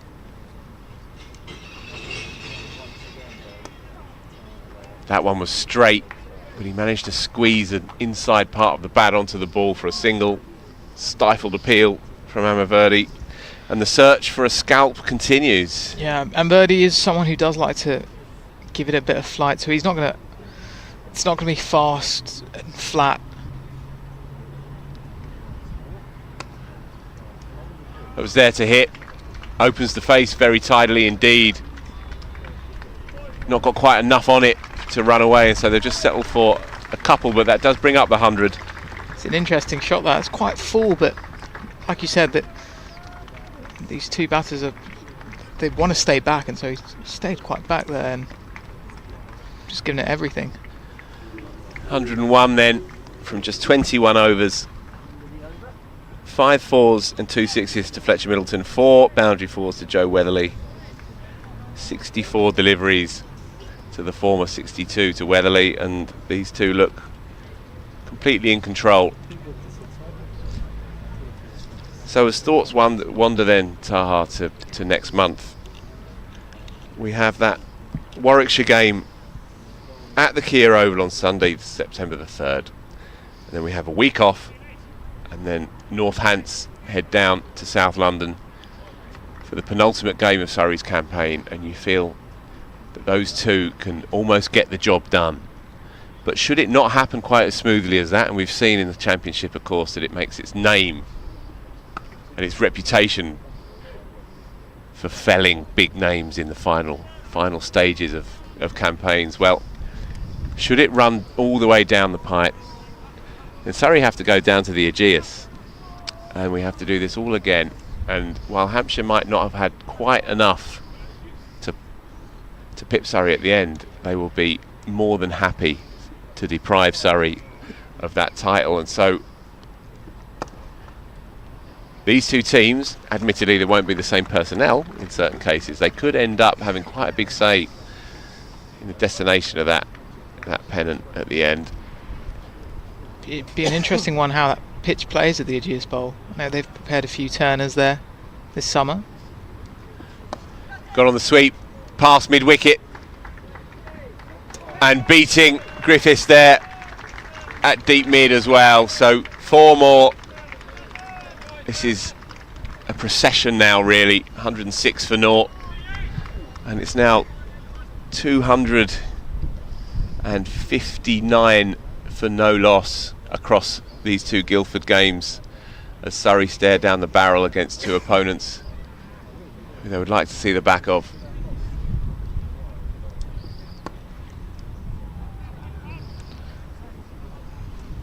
Just with that game at the Aegeus Bowl, you know, Hampshire have had a couple of turning pitches there this summer, and Liam Dawson's really come into play. I wonder if we get later into the summer that we see a spinning pitch that kind of doesn't really suit Surrey in the bowling attack they have. Tossed up this time, well bowled by Cam Steele. Yeah, it's a very good point actually, and if it is a turner, then you could yet see Surrey going in with a slightly different setup. Cam Steele has made a position in the middle order pretty much his own, so you can imagine that he'll be doing some work, and Will Jacks will obviously be in the mix if he's not otherwise engaged with England, of course. Tossed up this time, lowish full toss, chipped into the onside for a single, and so again retains the strike. Does Fletcher Middleton. He's doing this very tidily indeed. And so perhaps even Moriarty could see his stint off with Surrey with a farewell 10-for to bring it home. You never know. Either way, those 3 games loom very large for Surrey, and indeed for Essex as well. They have their own work cut out. You don't get anything easy anymore in that top division. Yeah, and also fascinating to see Aberverde get a go today. Just haven't seen much of him over the last couple of years. I mean, not featured in Surrey's county championship side, but just a beautiful spinner to watch on his day. Fullish and bunted down to Dom Sibley with just a single. I've heard good things about how he's been going in the seconds and in club cricket. On the odd occasion when he's managed to get going for the first team here at Surrey, he's coming out very nicely. He's still very much a part of their thinking. Tossed up this time. It's a hiding to nothing though for the slow men on a track like this when they have no scoreboard pressure to work with.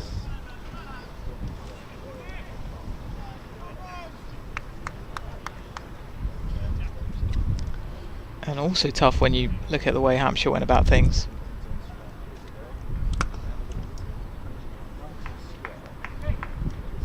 Sell for 1. No need to force the issue.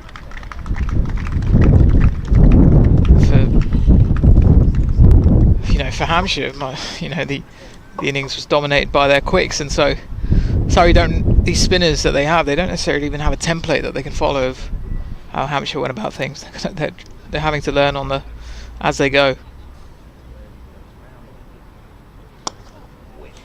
Brilliantly played, bisecting those two. There's barely any gap between the two, but when you hit it as clean as Joe Weatherly has there, getting right to the pitch, staying in the shot, and that's 4 more. This is brutal now. We've obviously praised the way these two have gone about playing on the back foot against spin, but just a lovely little advance there from Weatherly and right to the pitch. Now with a sweep. And 4 more. Unstoppable. Hit clean and hard as he did in the previous over as well. On to 47 now, 118 for no loss. This is painful stuff in truth for the home side. Rory Burns is doing his absolute utmost to keep the spirits up, peckers up, but it's not easy out there. It's expert batting though. Those weren't 2 terrible deliveries there from Verdi. It was slightly over pitch for the second one. Weatherly was onto it quickly with a sweep. The first one was just really beautiful footwork to get down to the wicket. Not too much wrong with the delivery. But yeah, nothing really going Surrey's way. No, and they will need to be philosophical about this as well, of course. They will know the quality and the class that isn't available for them at the moment, and if ever we wanted an indication of that, the squad of 15 was named earlier in the week for the New Zealand ODIs, and it's a provisional World Cup squad, as they've acknowledged themselves. The boys earlier, Dan and Cam, they were talking mainly about the batting lineup. Just want to ask you about the bowlers really, Taha. Firstly, 4 Surrey names in that 15. Could have been more even as well. Will Jacks would have been very close to that line. Oh, he's bounced him. Great to see. He's thrown one in there. And why not? I've seen a few leg spinners do this in the past. An old colleague of mine and yours, Ian Sykes, a legend of cricket publishing and media, and he always used to do that to me in the nets. He'd toss them up and then he'd grip it and bounce you out of nowhere. Joe Root does it as well sometimes. Shane Warne used to do it. Warne used to do it. Did it to Kevin Peterson once. Yeah, great to see. Back to the more conventional legger. Bunted into the onside as you were. So yeah, just quickly running through that 15 there. So Josh Butler, of course, skippering Moeen Ali, Gus Atkinson, Johnny Bairstow, Sam Curran, Liam Livingston, David Milan, Adil Rashid, Joe Root, Jason Roy, Ben Stokes. You heard he's back? Did you hear that? Reece Topley as well, of course. Really good news for the club and for the boy, who's had his injury horrors, but he's back, he's strong, and he's a pedigree bowler. David Willey as well, Mark Wood, Chris Woke. So there's your 15. So it's quite a seam-heavy attack, you would think. Firstly, the Surrey players, in particular the 2 left armers. Sam Curran was a stick-on. Reece Topley, pleased to see him inside. Surprised? No, not surprised. I mean, I think obviously the difficulty with him, and always has been, his injuries. But when he's fit, England are always thinking about him. I remember a few years ago when he was really struggling with injuries, and yet England Lions still went with him in 2018. I think that was right. So it's always just his body, and if his body's right, then the attributes, tall, pretty decent pace, and the movement he'll get with that new ball, he'd always been in England's plans. And he went really well last summer for England, for obviously having a tough time in the winter with injuries. 6 for at Lords against India. So not surprised there. Sam Curran, obviously, I mean, it's an interesting one with Sam Curran in that, obviously when he started off with England, it was what he was doing in Test cricket that really caught the eye. And of course Gus Atkinson as well. What a turn up. It's glorious to see a young Surrey quick come through the homegrown system and really tear it up. He has raw pace but accuracy with it, and he's in that 15. It's a mouth-watering time really for the club. Just with Curran though, I think what's been fascinating is the way he's adapted as a white ball bowler. The way he bowled in that World Cup last year. Initially if you look at him as a bowler at the start of his career, you would think, okay, this is a guy who's designed for the power play, will swing it in. Not really a middle overs guy, maybe not a death overs guy, but his use of slow balls, just the way he is as a cricketer, he's just a smart cricketer. He looks to the boundaries, looks to the longer boundaries, and adapts his bowling towards that and fixes it like that. And so he's born to play, isn't he, Sam Curran? Yeah, just a natural competitor who's kind of just a stick on in those white ball teams now, having initially started off in England's test side and done well there. Change of bowling here. Conor McKerr replacing Amir Verdi, who couldn't quite get his lines right. So McKerr back for his second spell. 6 overs for 24 first up. And the second 50 of the innings. Very tidily done by Joe Weatherly. In the shadow of Fletcher Middleton, but very useful hand anyway. One or two Hampshireites finding their voice across this lazy, somnambulant afternoon. 70 balls, 6 fours, no risk, clever cricket.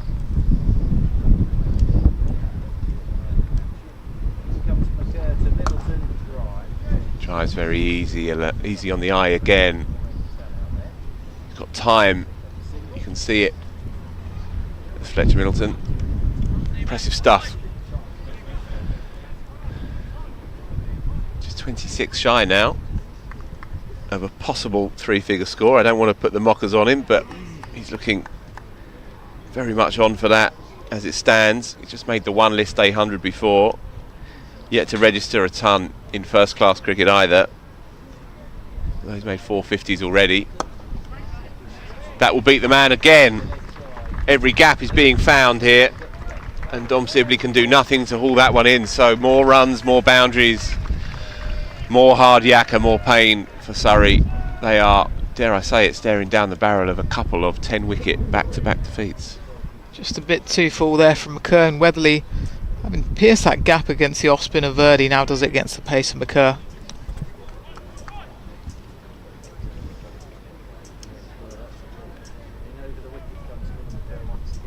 Shorter this time. I think he was expecting it. He was in place, ready to go, off the front foot this time. Joe Weatherly and Fletcher Middleton are in a hurry here. As well they would be. You have to feel for Conor McKerr. He's had to spearhead this depleted attack on what's now a pretty docile pitch. He hasn't done too much wrong, but without any scoreboard to play with at all, it's a hiding to nothing. Shortish this time. Make that another boundary 4. That is 3 in a row. And Joe Weatherly, as he passes his half century, is really beginning to enjoy himself here. Weatherly playing with real authority now. Again, short from McKerr, but just sat up very nicely for Weatherly. This time he pulls behind square. And there is something of a flex here coming back from the 100. Back in the One Day Cup. Doing it in Guildford. Final delivery then. And Fullish. And he'll be thankful of a halt to the pain. 3 fours in a row. 14 from that over. 38 now off his 7. Tough times out here in Guildford Town. With that, I'm done and dusted. And Daniel Norcross, who's gesticulating. He's saying, I'm doing a bit more. Oh, okay. He's going to do the next 5. We'll wait and see how far we get down the line. Here he is, the great man.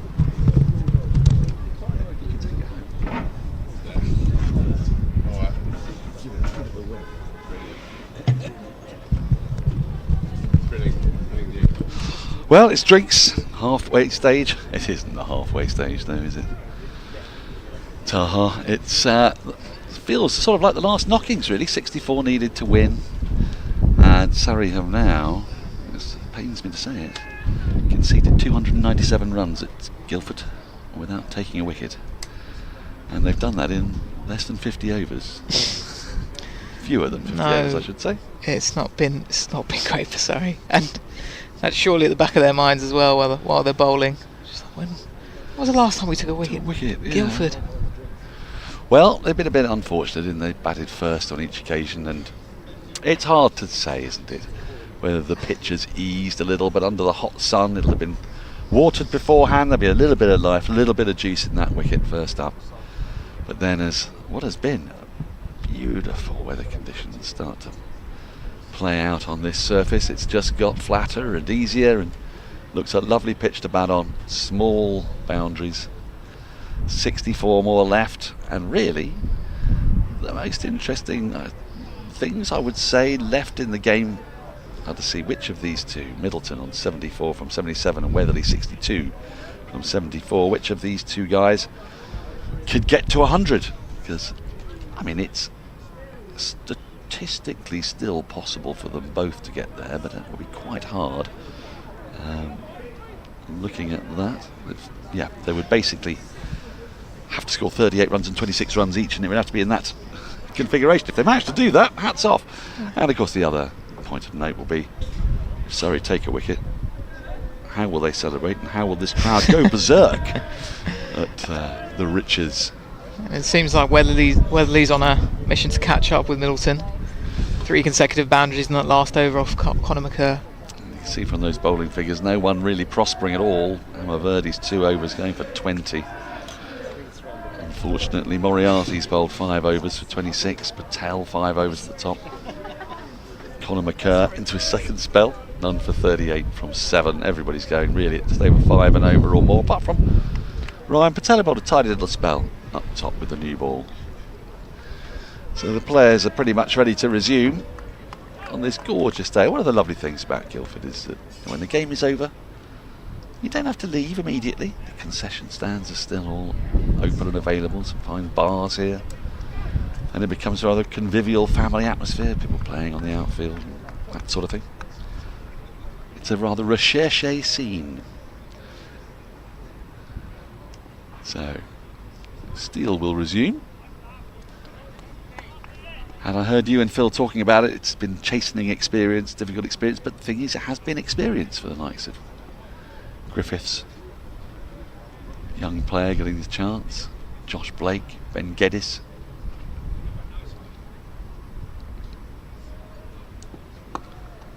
From a Surrey point of view, and we get to see some players in the Hampshire lineup that we might otherwise not. Still waiting for a ball for Tommy Elam on debut. Yes.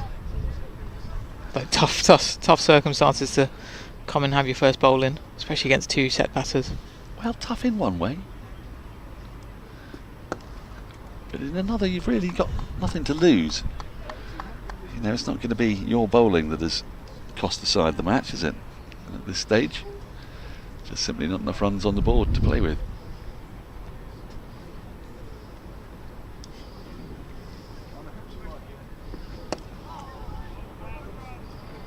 Steele here is yet to concede a run in this over.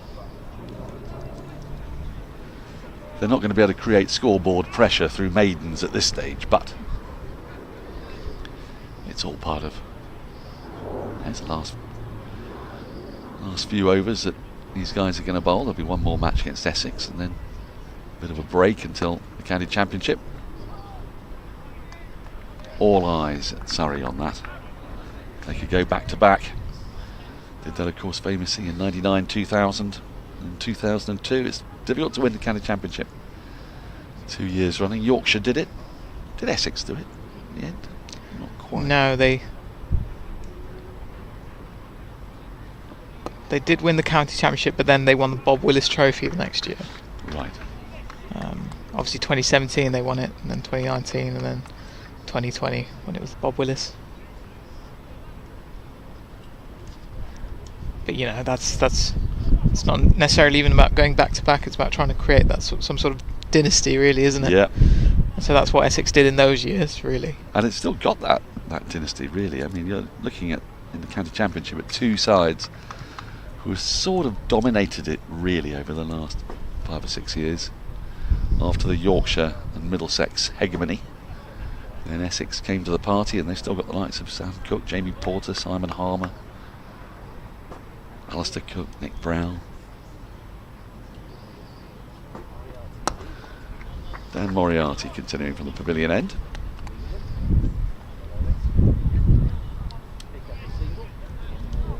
And it looks like this year's title is going to go down to a race between those two teams, which is appropriate. It feels like Surrey's generation is a little bit younger on the up, perhaps. Essex's one's getting a little bit longer in the tooth. I guess both sides on 2 titles each over the last few years then as well. It's almost like a decider, isn't it? Yeah, pretty much, yeah. And I don't know, this isn't inside information, I can assure you, but I don't know how much longer Alistair Cook's going to keep going with a flourishing broadcasting career, and 5 years out of the England team now.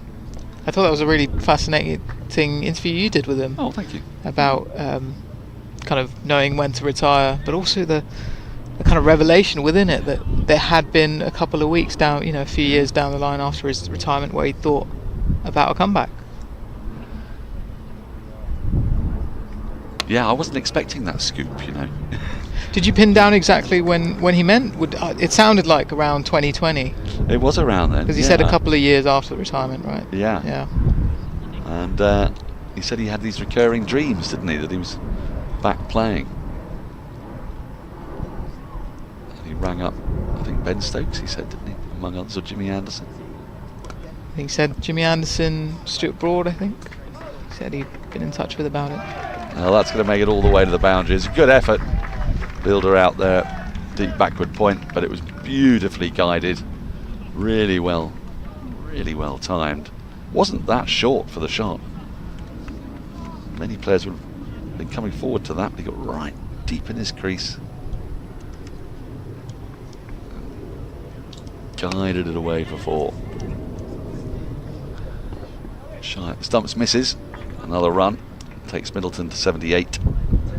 149 without loss. Yes, it was fascinating, wasn't it? And he also, Alistair Cook also said he'd had those recurring dreams, but there was another little touch that was rather lovely about how he'd made the decision to retire and was watching In-Betweeners 2 with his wife Alice. And he'd intended to tell her that day, but they'd had such a nice day of domestic bliss. He didn't want to ruin the vibe. Yeah. Which it's a nice reminder that players, even of the sheer greatness of Alistair Cook, England's heaviest ever run scorer. Oh, it's a mighty shot. Little too full and thwacked back over the bowler's head for 4. Weatherly's having a bit of fun here now. Goes to 72. 150 is up. Yep, he's catching up on his teammate. Not too much footwork there, just sawed in the slot. Went full and straight. All the way for 4. Yep. The end is approaching. It was just a reminder from Alistair, wasn't it? That that's actually well stopped by Amaverdi at short fine leg. But these players are just normal flesh and blood, going about their business ordinarily. Will McPherson came up to me after the interview and said, how did you get that scoop about wanting to come back? If I'd been able to get that, in front page news. I had no idea. It was a rain delay. Alistair was it's very much growing into his role as a broadcaster. He was feeling more relaxed. I thought the other fascinating thing was him talking about his obsession to get to 10,000 test runs. Yeah, wasn't it amazing? Another bouncer from Steele. I like these occasional bouncers from Steele, just keeping the batter honest. And there's that kind of obviously when a player's within their career, that level of honesty doesn't maybe come across in interviews, because you are talking about you don't go into the personal. You talk about doing things for the team, and of course you can still be a team player and achieve, aim for individual goals, but I quite like the sort of being blunt that was something that he was chasing quite desperately. Yeah, it was fascinating, wasn't it? And that after achieving that aim, there wasn't another thing that could kind of live up to it. Yeah. And I think you mentioned the Tendulkar record for him, but 10,000 test runs was the goal. Yep. Let's hope that Joe Root has set 16,000 as the goal. Because, you know, as I say, it's been 5 years since Alistair retired. He scored 12,500 runs. If he played for England in this time, it'd be odds on to have gone past Tendulkar's record, even if he had slightly scratchy form. It's amazing, really. I mean, what a servant to the game, though. It's quite rare, isn't it, for someone to have achieved everything they want to achieve in cricket and then play another 5 years. And I think, in part, that's testimony to two things. Obviously, Alistair's incredible appetite for cricket, his love of the game, but also what the county championship means. It's a significantly powerful carrot to want to keep you playing cricket till well into your late 30s and to win trophies with Essex, because they really matter, you know. Yeah. And we talked to Stephen Finn about this, another man who's just recently retired, and he talks obviously about winning the Ashes 3 times. Obviously there's going to be highlights, playing for England the first time he played, but you know, the other thing that still gets his juices going is if you remind him of the 2016 county championship.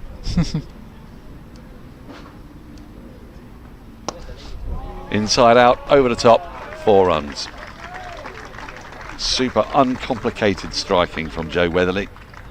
Little full from Moriarty. The field's up on the offside. He's picked his spot. Hammers it away. And having trailed Middleton for most of this innings, they're now level on 78.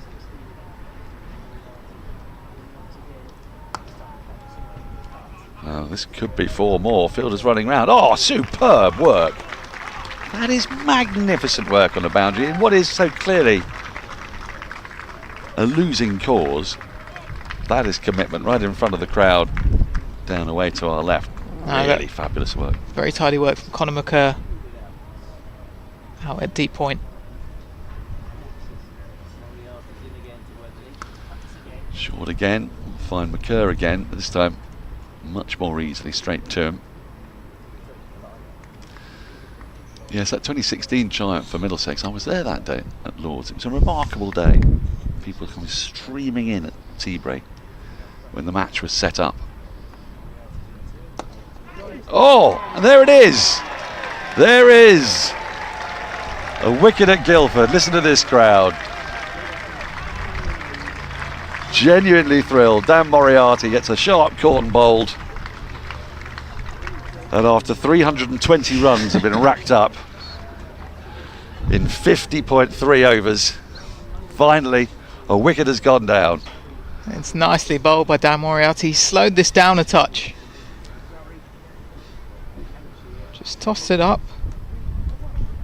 So left Middleton waiting to hit it. So he never got the timing right, and it goes straight back to the bowler, and a tidy catch. Quite a contained celebration, let's say. I think he knows it's not going to be match changing, but something for the crowd here to cheer about. They've had the occasional 6, have had some fine knocks. They saw Ryan Patel bat well today, but a wicket's what gets the juices flowing, and it's taken a while, but the one has finally fallen, and it means that Weatherly is now, well, he's going to be the man who can get the 100. There are another 41 required for victory. He needs another 19. Tom Prest is coming out to bat with him. This might just slightly slow down Hampshire's progress towards victory. And it's nice for Dan Moriarty in the week that his signing by Yorkshire has been confirmed. He won't get many more opportunities to bowl for Surrey up against Essex in the final game of this Metrobank One Day Cup. That'll probably be the last we see of him in a Surrey shirt.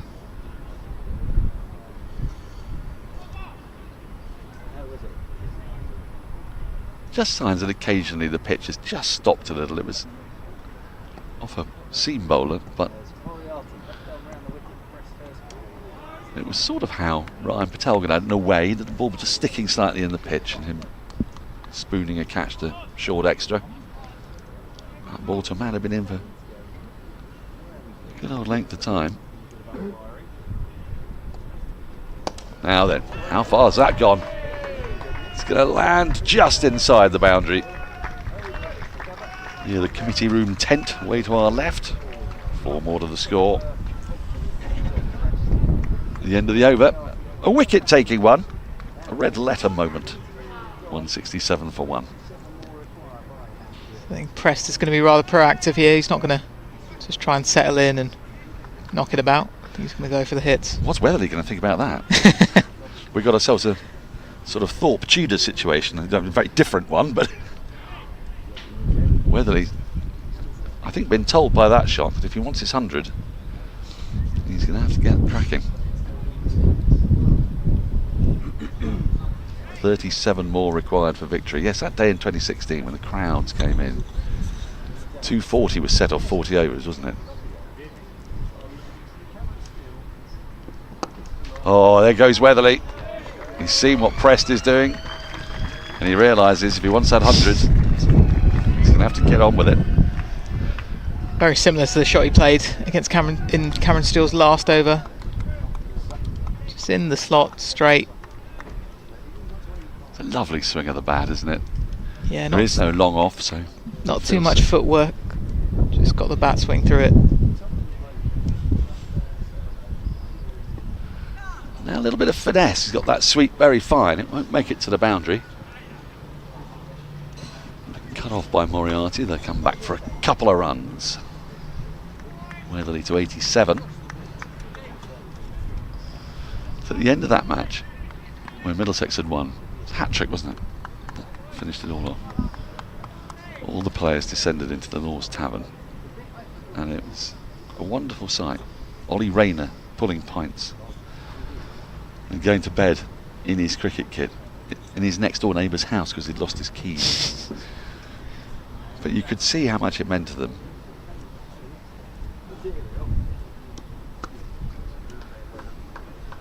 And the high that it gave them, you know, it was a truly heart-warming sight, even as a Surrey man watching Middlesex win the county championship. But if it had to be them or Yorkshire, I mean, as a Londoner, you have to go with Middlesex, really. And actually, Yorkshire are Surrey's biggest rivals, whatever Middlesex may like to think. And that was an extraordinary finish. 3 teams in with a shout. Somerset, obviously, we're watching on, hoping it would be their year finally. It'll never be their year.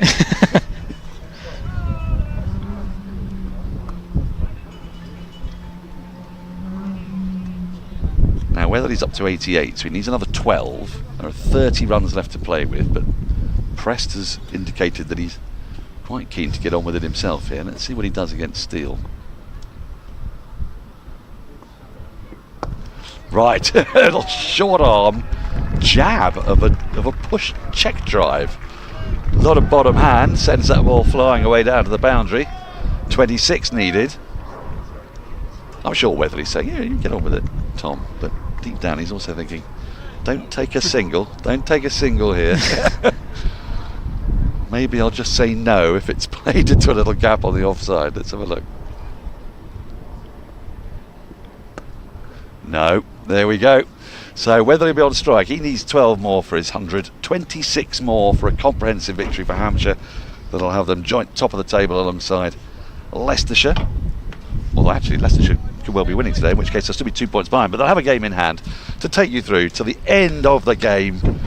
It's going to be Wisden Cricket Monthly's editor supremo, Phil Walker, after some thoughts from Taha.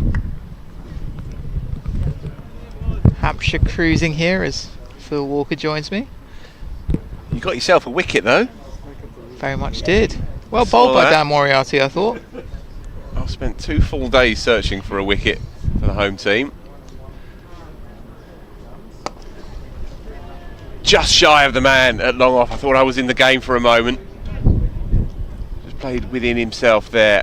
Didn't extend the arms too much.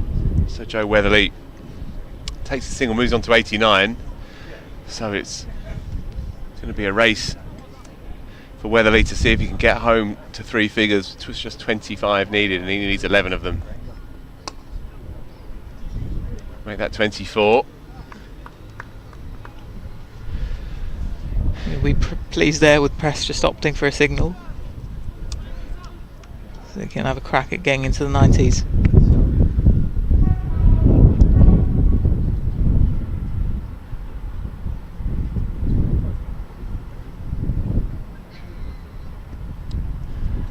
Got some good bat on that, I think. I don't think it'll run away for 4. Birdie hauling it back in, but he'll pick up a couple. All useful runs. Yeah, no signal from the umps, and so moves into the 90s.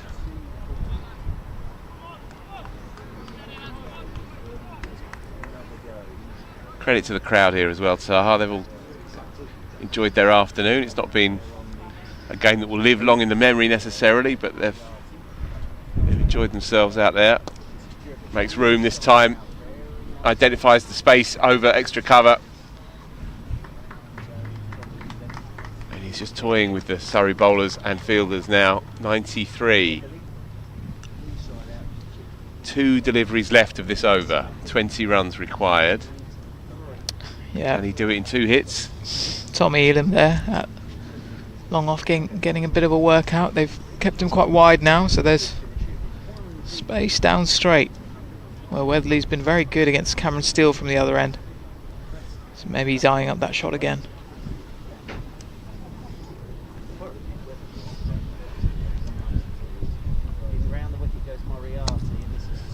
He's tried to find the boundary, but he's rather clothed it off the inside edge. So with one ball to come at the end of the over and 19 runs required, I'd say if you're Joe Weatherly, you don't mind a boundary 4 here from the bat of Tom Prest, but you don't want a single. And so the single it is, of course. He's still well within range here.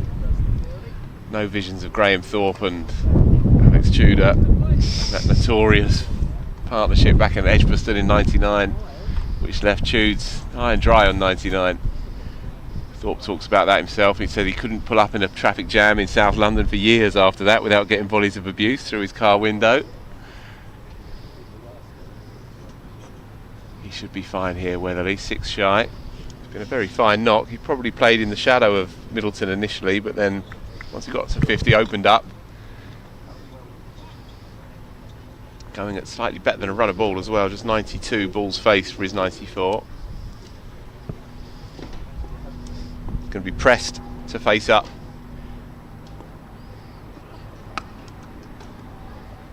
Cuffs it away.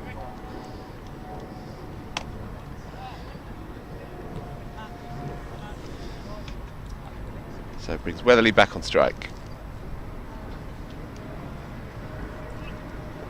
He has one list A 100 to his name, top score of 105 not out, and a couple of first class tons. This will be a special occasion, a special moment for him if he can get there though. Shortish and jabbed uppishly, but not a concern. Again, just another indication of the slightly uneven bounce out there.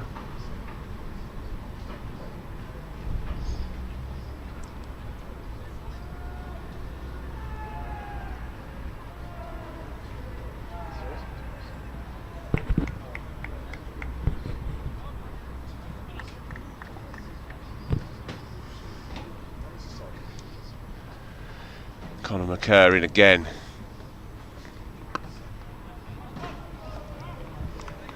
Fair play to him as well. He's had to carry this attack really. The only out and out sort of bustling seam bowler that they have. The only really established seam bowler with a first class career to talk of out there.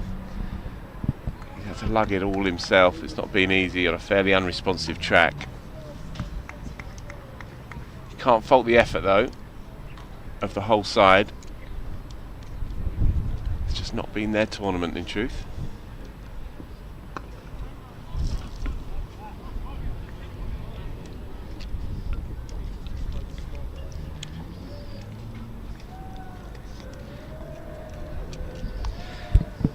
So up at Grace Road, Leicestershire chasing just 185. They are 80 for 3 with Hanscom 33 and Ian Mulder just come to the crease on 11, so you feel like they are in the box seat to get that one done, but there will be 1 or 2 flutters as well.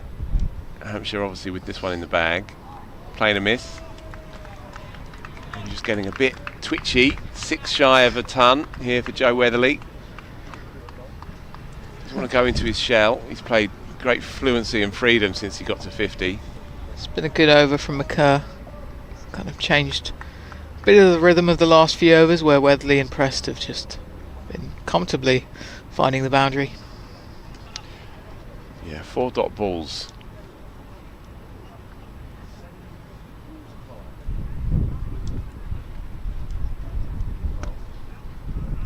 He will pick up a cheeky single to keep the strike. 5 to go for Joe Weatherly. Well deserved, it's been pure class really.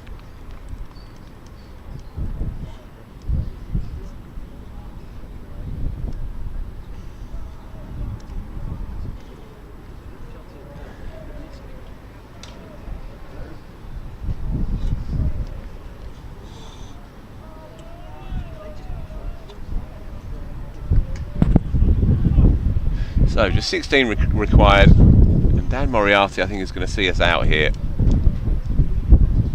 Being given an extended bowl, the only wicket taker across these 2 games at Guildford for Surrey,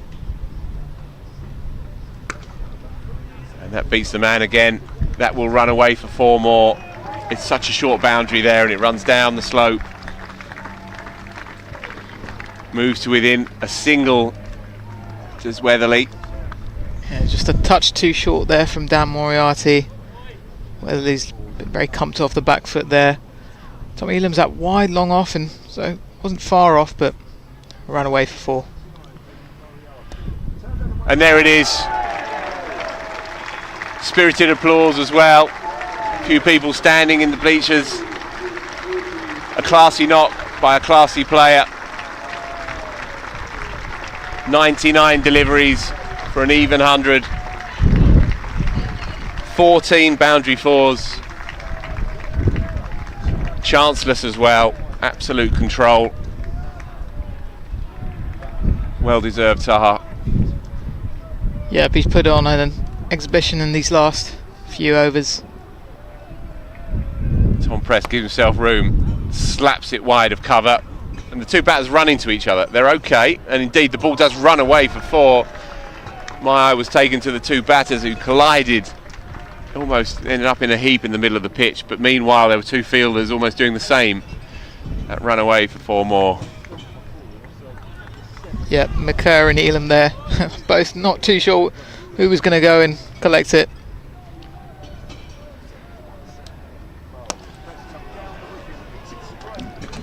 Two bounce, 3 bounce, 4 more. Superb stuff. Tom Prest has come out here in a hurry. He's not hanging around. He's on to 20 already in double quick time. Just 10 deliveries. Correction, just 16, but he's wanting to get this done. Very, very sharpish. 6 needed. Not going to be this ball. Just a single. And again, run rate definitely a factor here for Hampshire. They were 0.3 behind at the start of the day against Leicester. So the quicker they've got this done, the better their chances of pipping Leicester at the death. Both sides just lost 1 game across their whole campaign each. And there it is.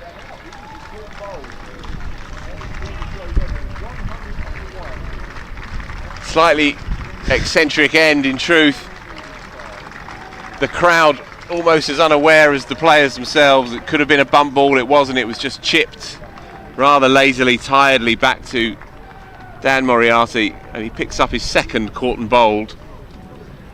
Rare, if ever, Taha, have I seen a wicket greeted with such casual indifference. Well, it took a while for everyone to register that was a wicket. Even us up here. I mean, it looked out, but yeah, the lack of celebrations from Surrey. You almost thought, oh no, he's just hit it straight into the ground. It's just been that kind of day for Surrey. 2 wickets for Dan Moriarty though, as he kind of comes to the end of his Surrey career. Yeah, well, that slightly anticlimactic finish nonetheless shouldn't disguise what a classy knock that has been. 105. In fact, correction, an even 100 from 100 deliveries. How sweet is that? 114 minutes and 14 boundary 4s. As I say, 2 caught and bowls. for Dan Moriarty, who finishes, assuming this is the final over, finishes with 2 for 67 from his final home game. Yep, especially that Weatherly knock, you really saw the acceleration off and over from Conor McCurr, where there was those 3 consecutive boundaries after Weatherly got to his half century. And then he just toyed with the spinners, cut well off the back foot, hit Cameron Steele down the ground for a couple of straight 4s, and just looked very comfortable there. A fine century. I can't imagine Aneurin Donald was too keen to be wandering out here with 2 needed for the win. Not much to be gained, although fair play to him. He's given himself room, chopped it away past wide first slip, and that is the win. Emphatic by Hampshire. They win by 8 wickets, and they've done it in quick time as well, inside 34 overs. So their net run rate will be improved as a consequence of this. For Surrey, well, it's been a tough couple of days at their favourite outground here at Guildford. There's been 2 sellouts, and the punters have enjoyed themselves in great conditions, but it's just not been Surrey's tournament. As we know, shorn of a number of top quality players. They've tried hard, but it's just not happened for them. But it's all about Hampshire. They now go into their final group game on Tuesday, having taken 6 wins and just that 1 defeat. They are right up there alongside Leicester. It remains to be seen whether it's Hampshire or Leicester to take that top spot on the home semi-final, but what we do know is that both of those teams will now be going into the final 3. Hampshire have been very impressive all day long. It began with Ian Holland, who's enjoying a joyous campaign really. 5 for 35, he picked up his second list day 5 for. He was well supported by Scott Curry, who was perhaps the pick of the bowlers across the day.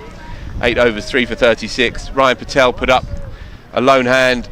He made 78, but it was a familiar tale really across Surrey's middle order. And then, well, the opening pair of Fletcher Middleton and Joe Weatherly were outstanding. They put on 163 in just 28 and a bit overs. Fletcher Middleton finally went caught and bowled by Moriarty for 78.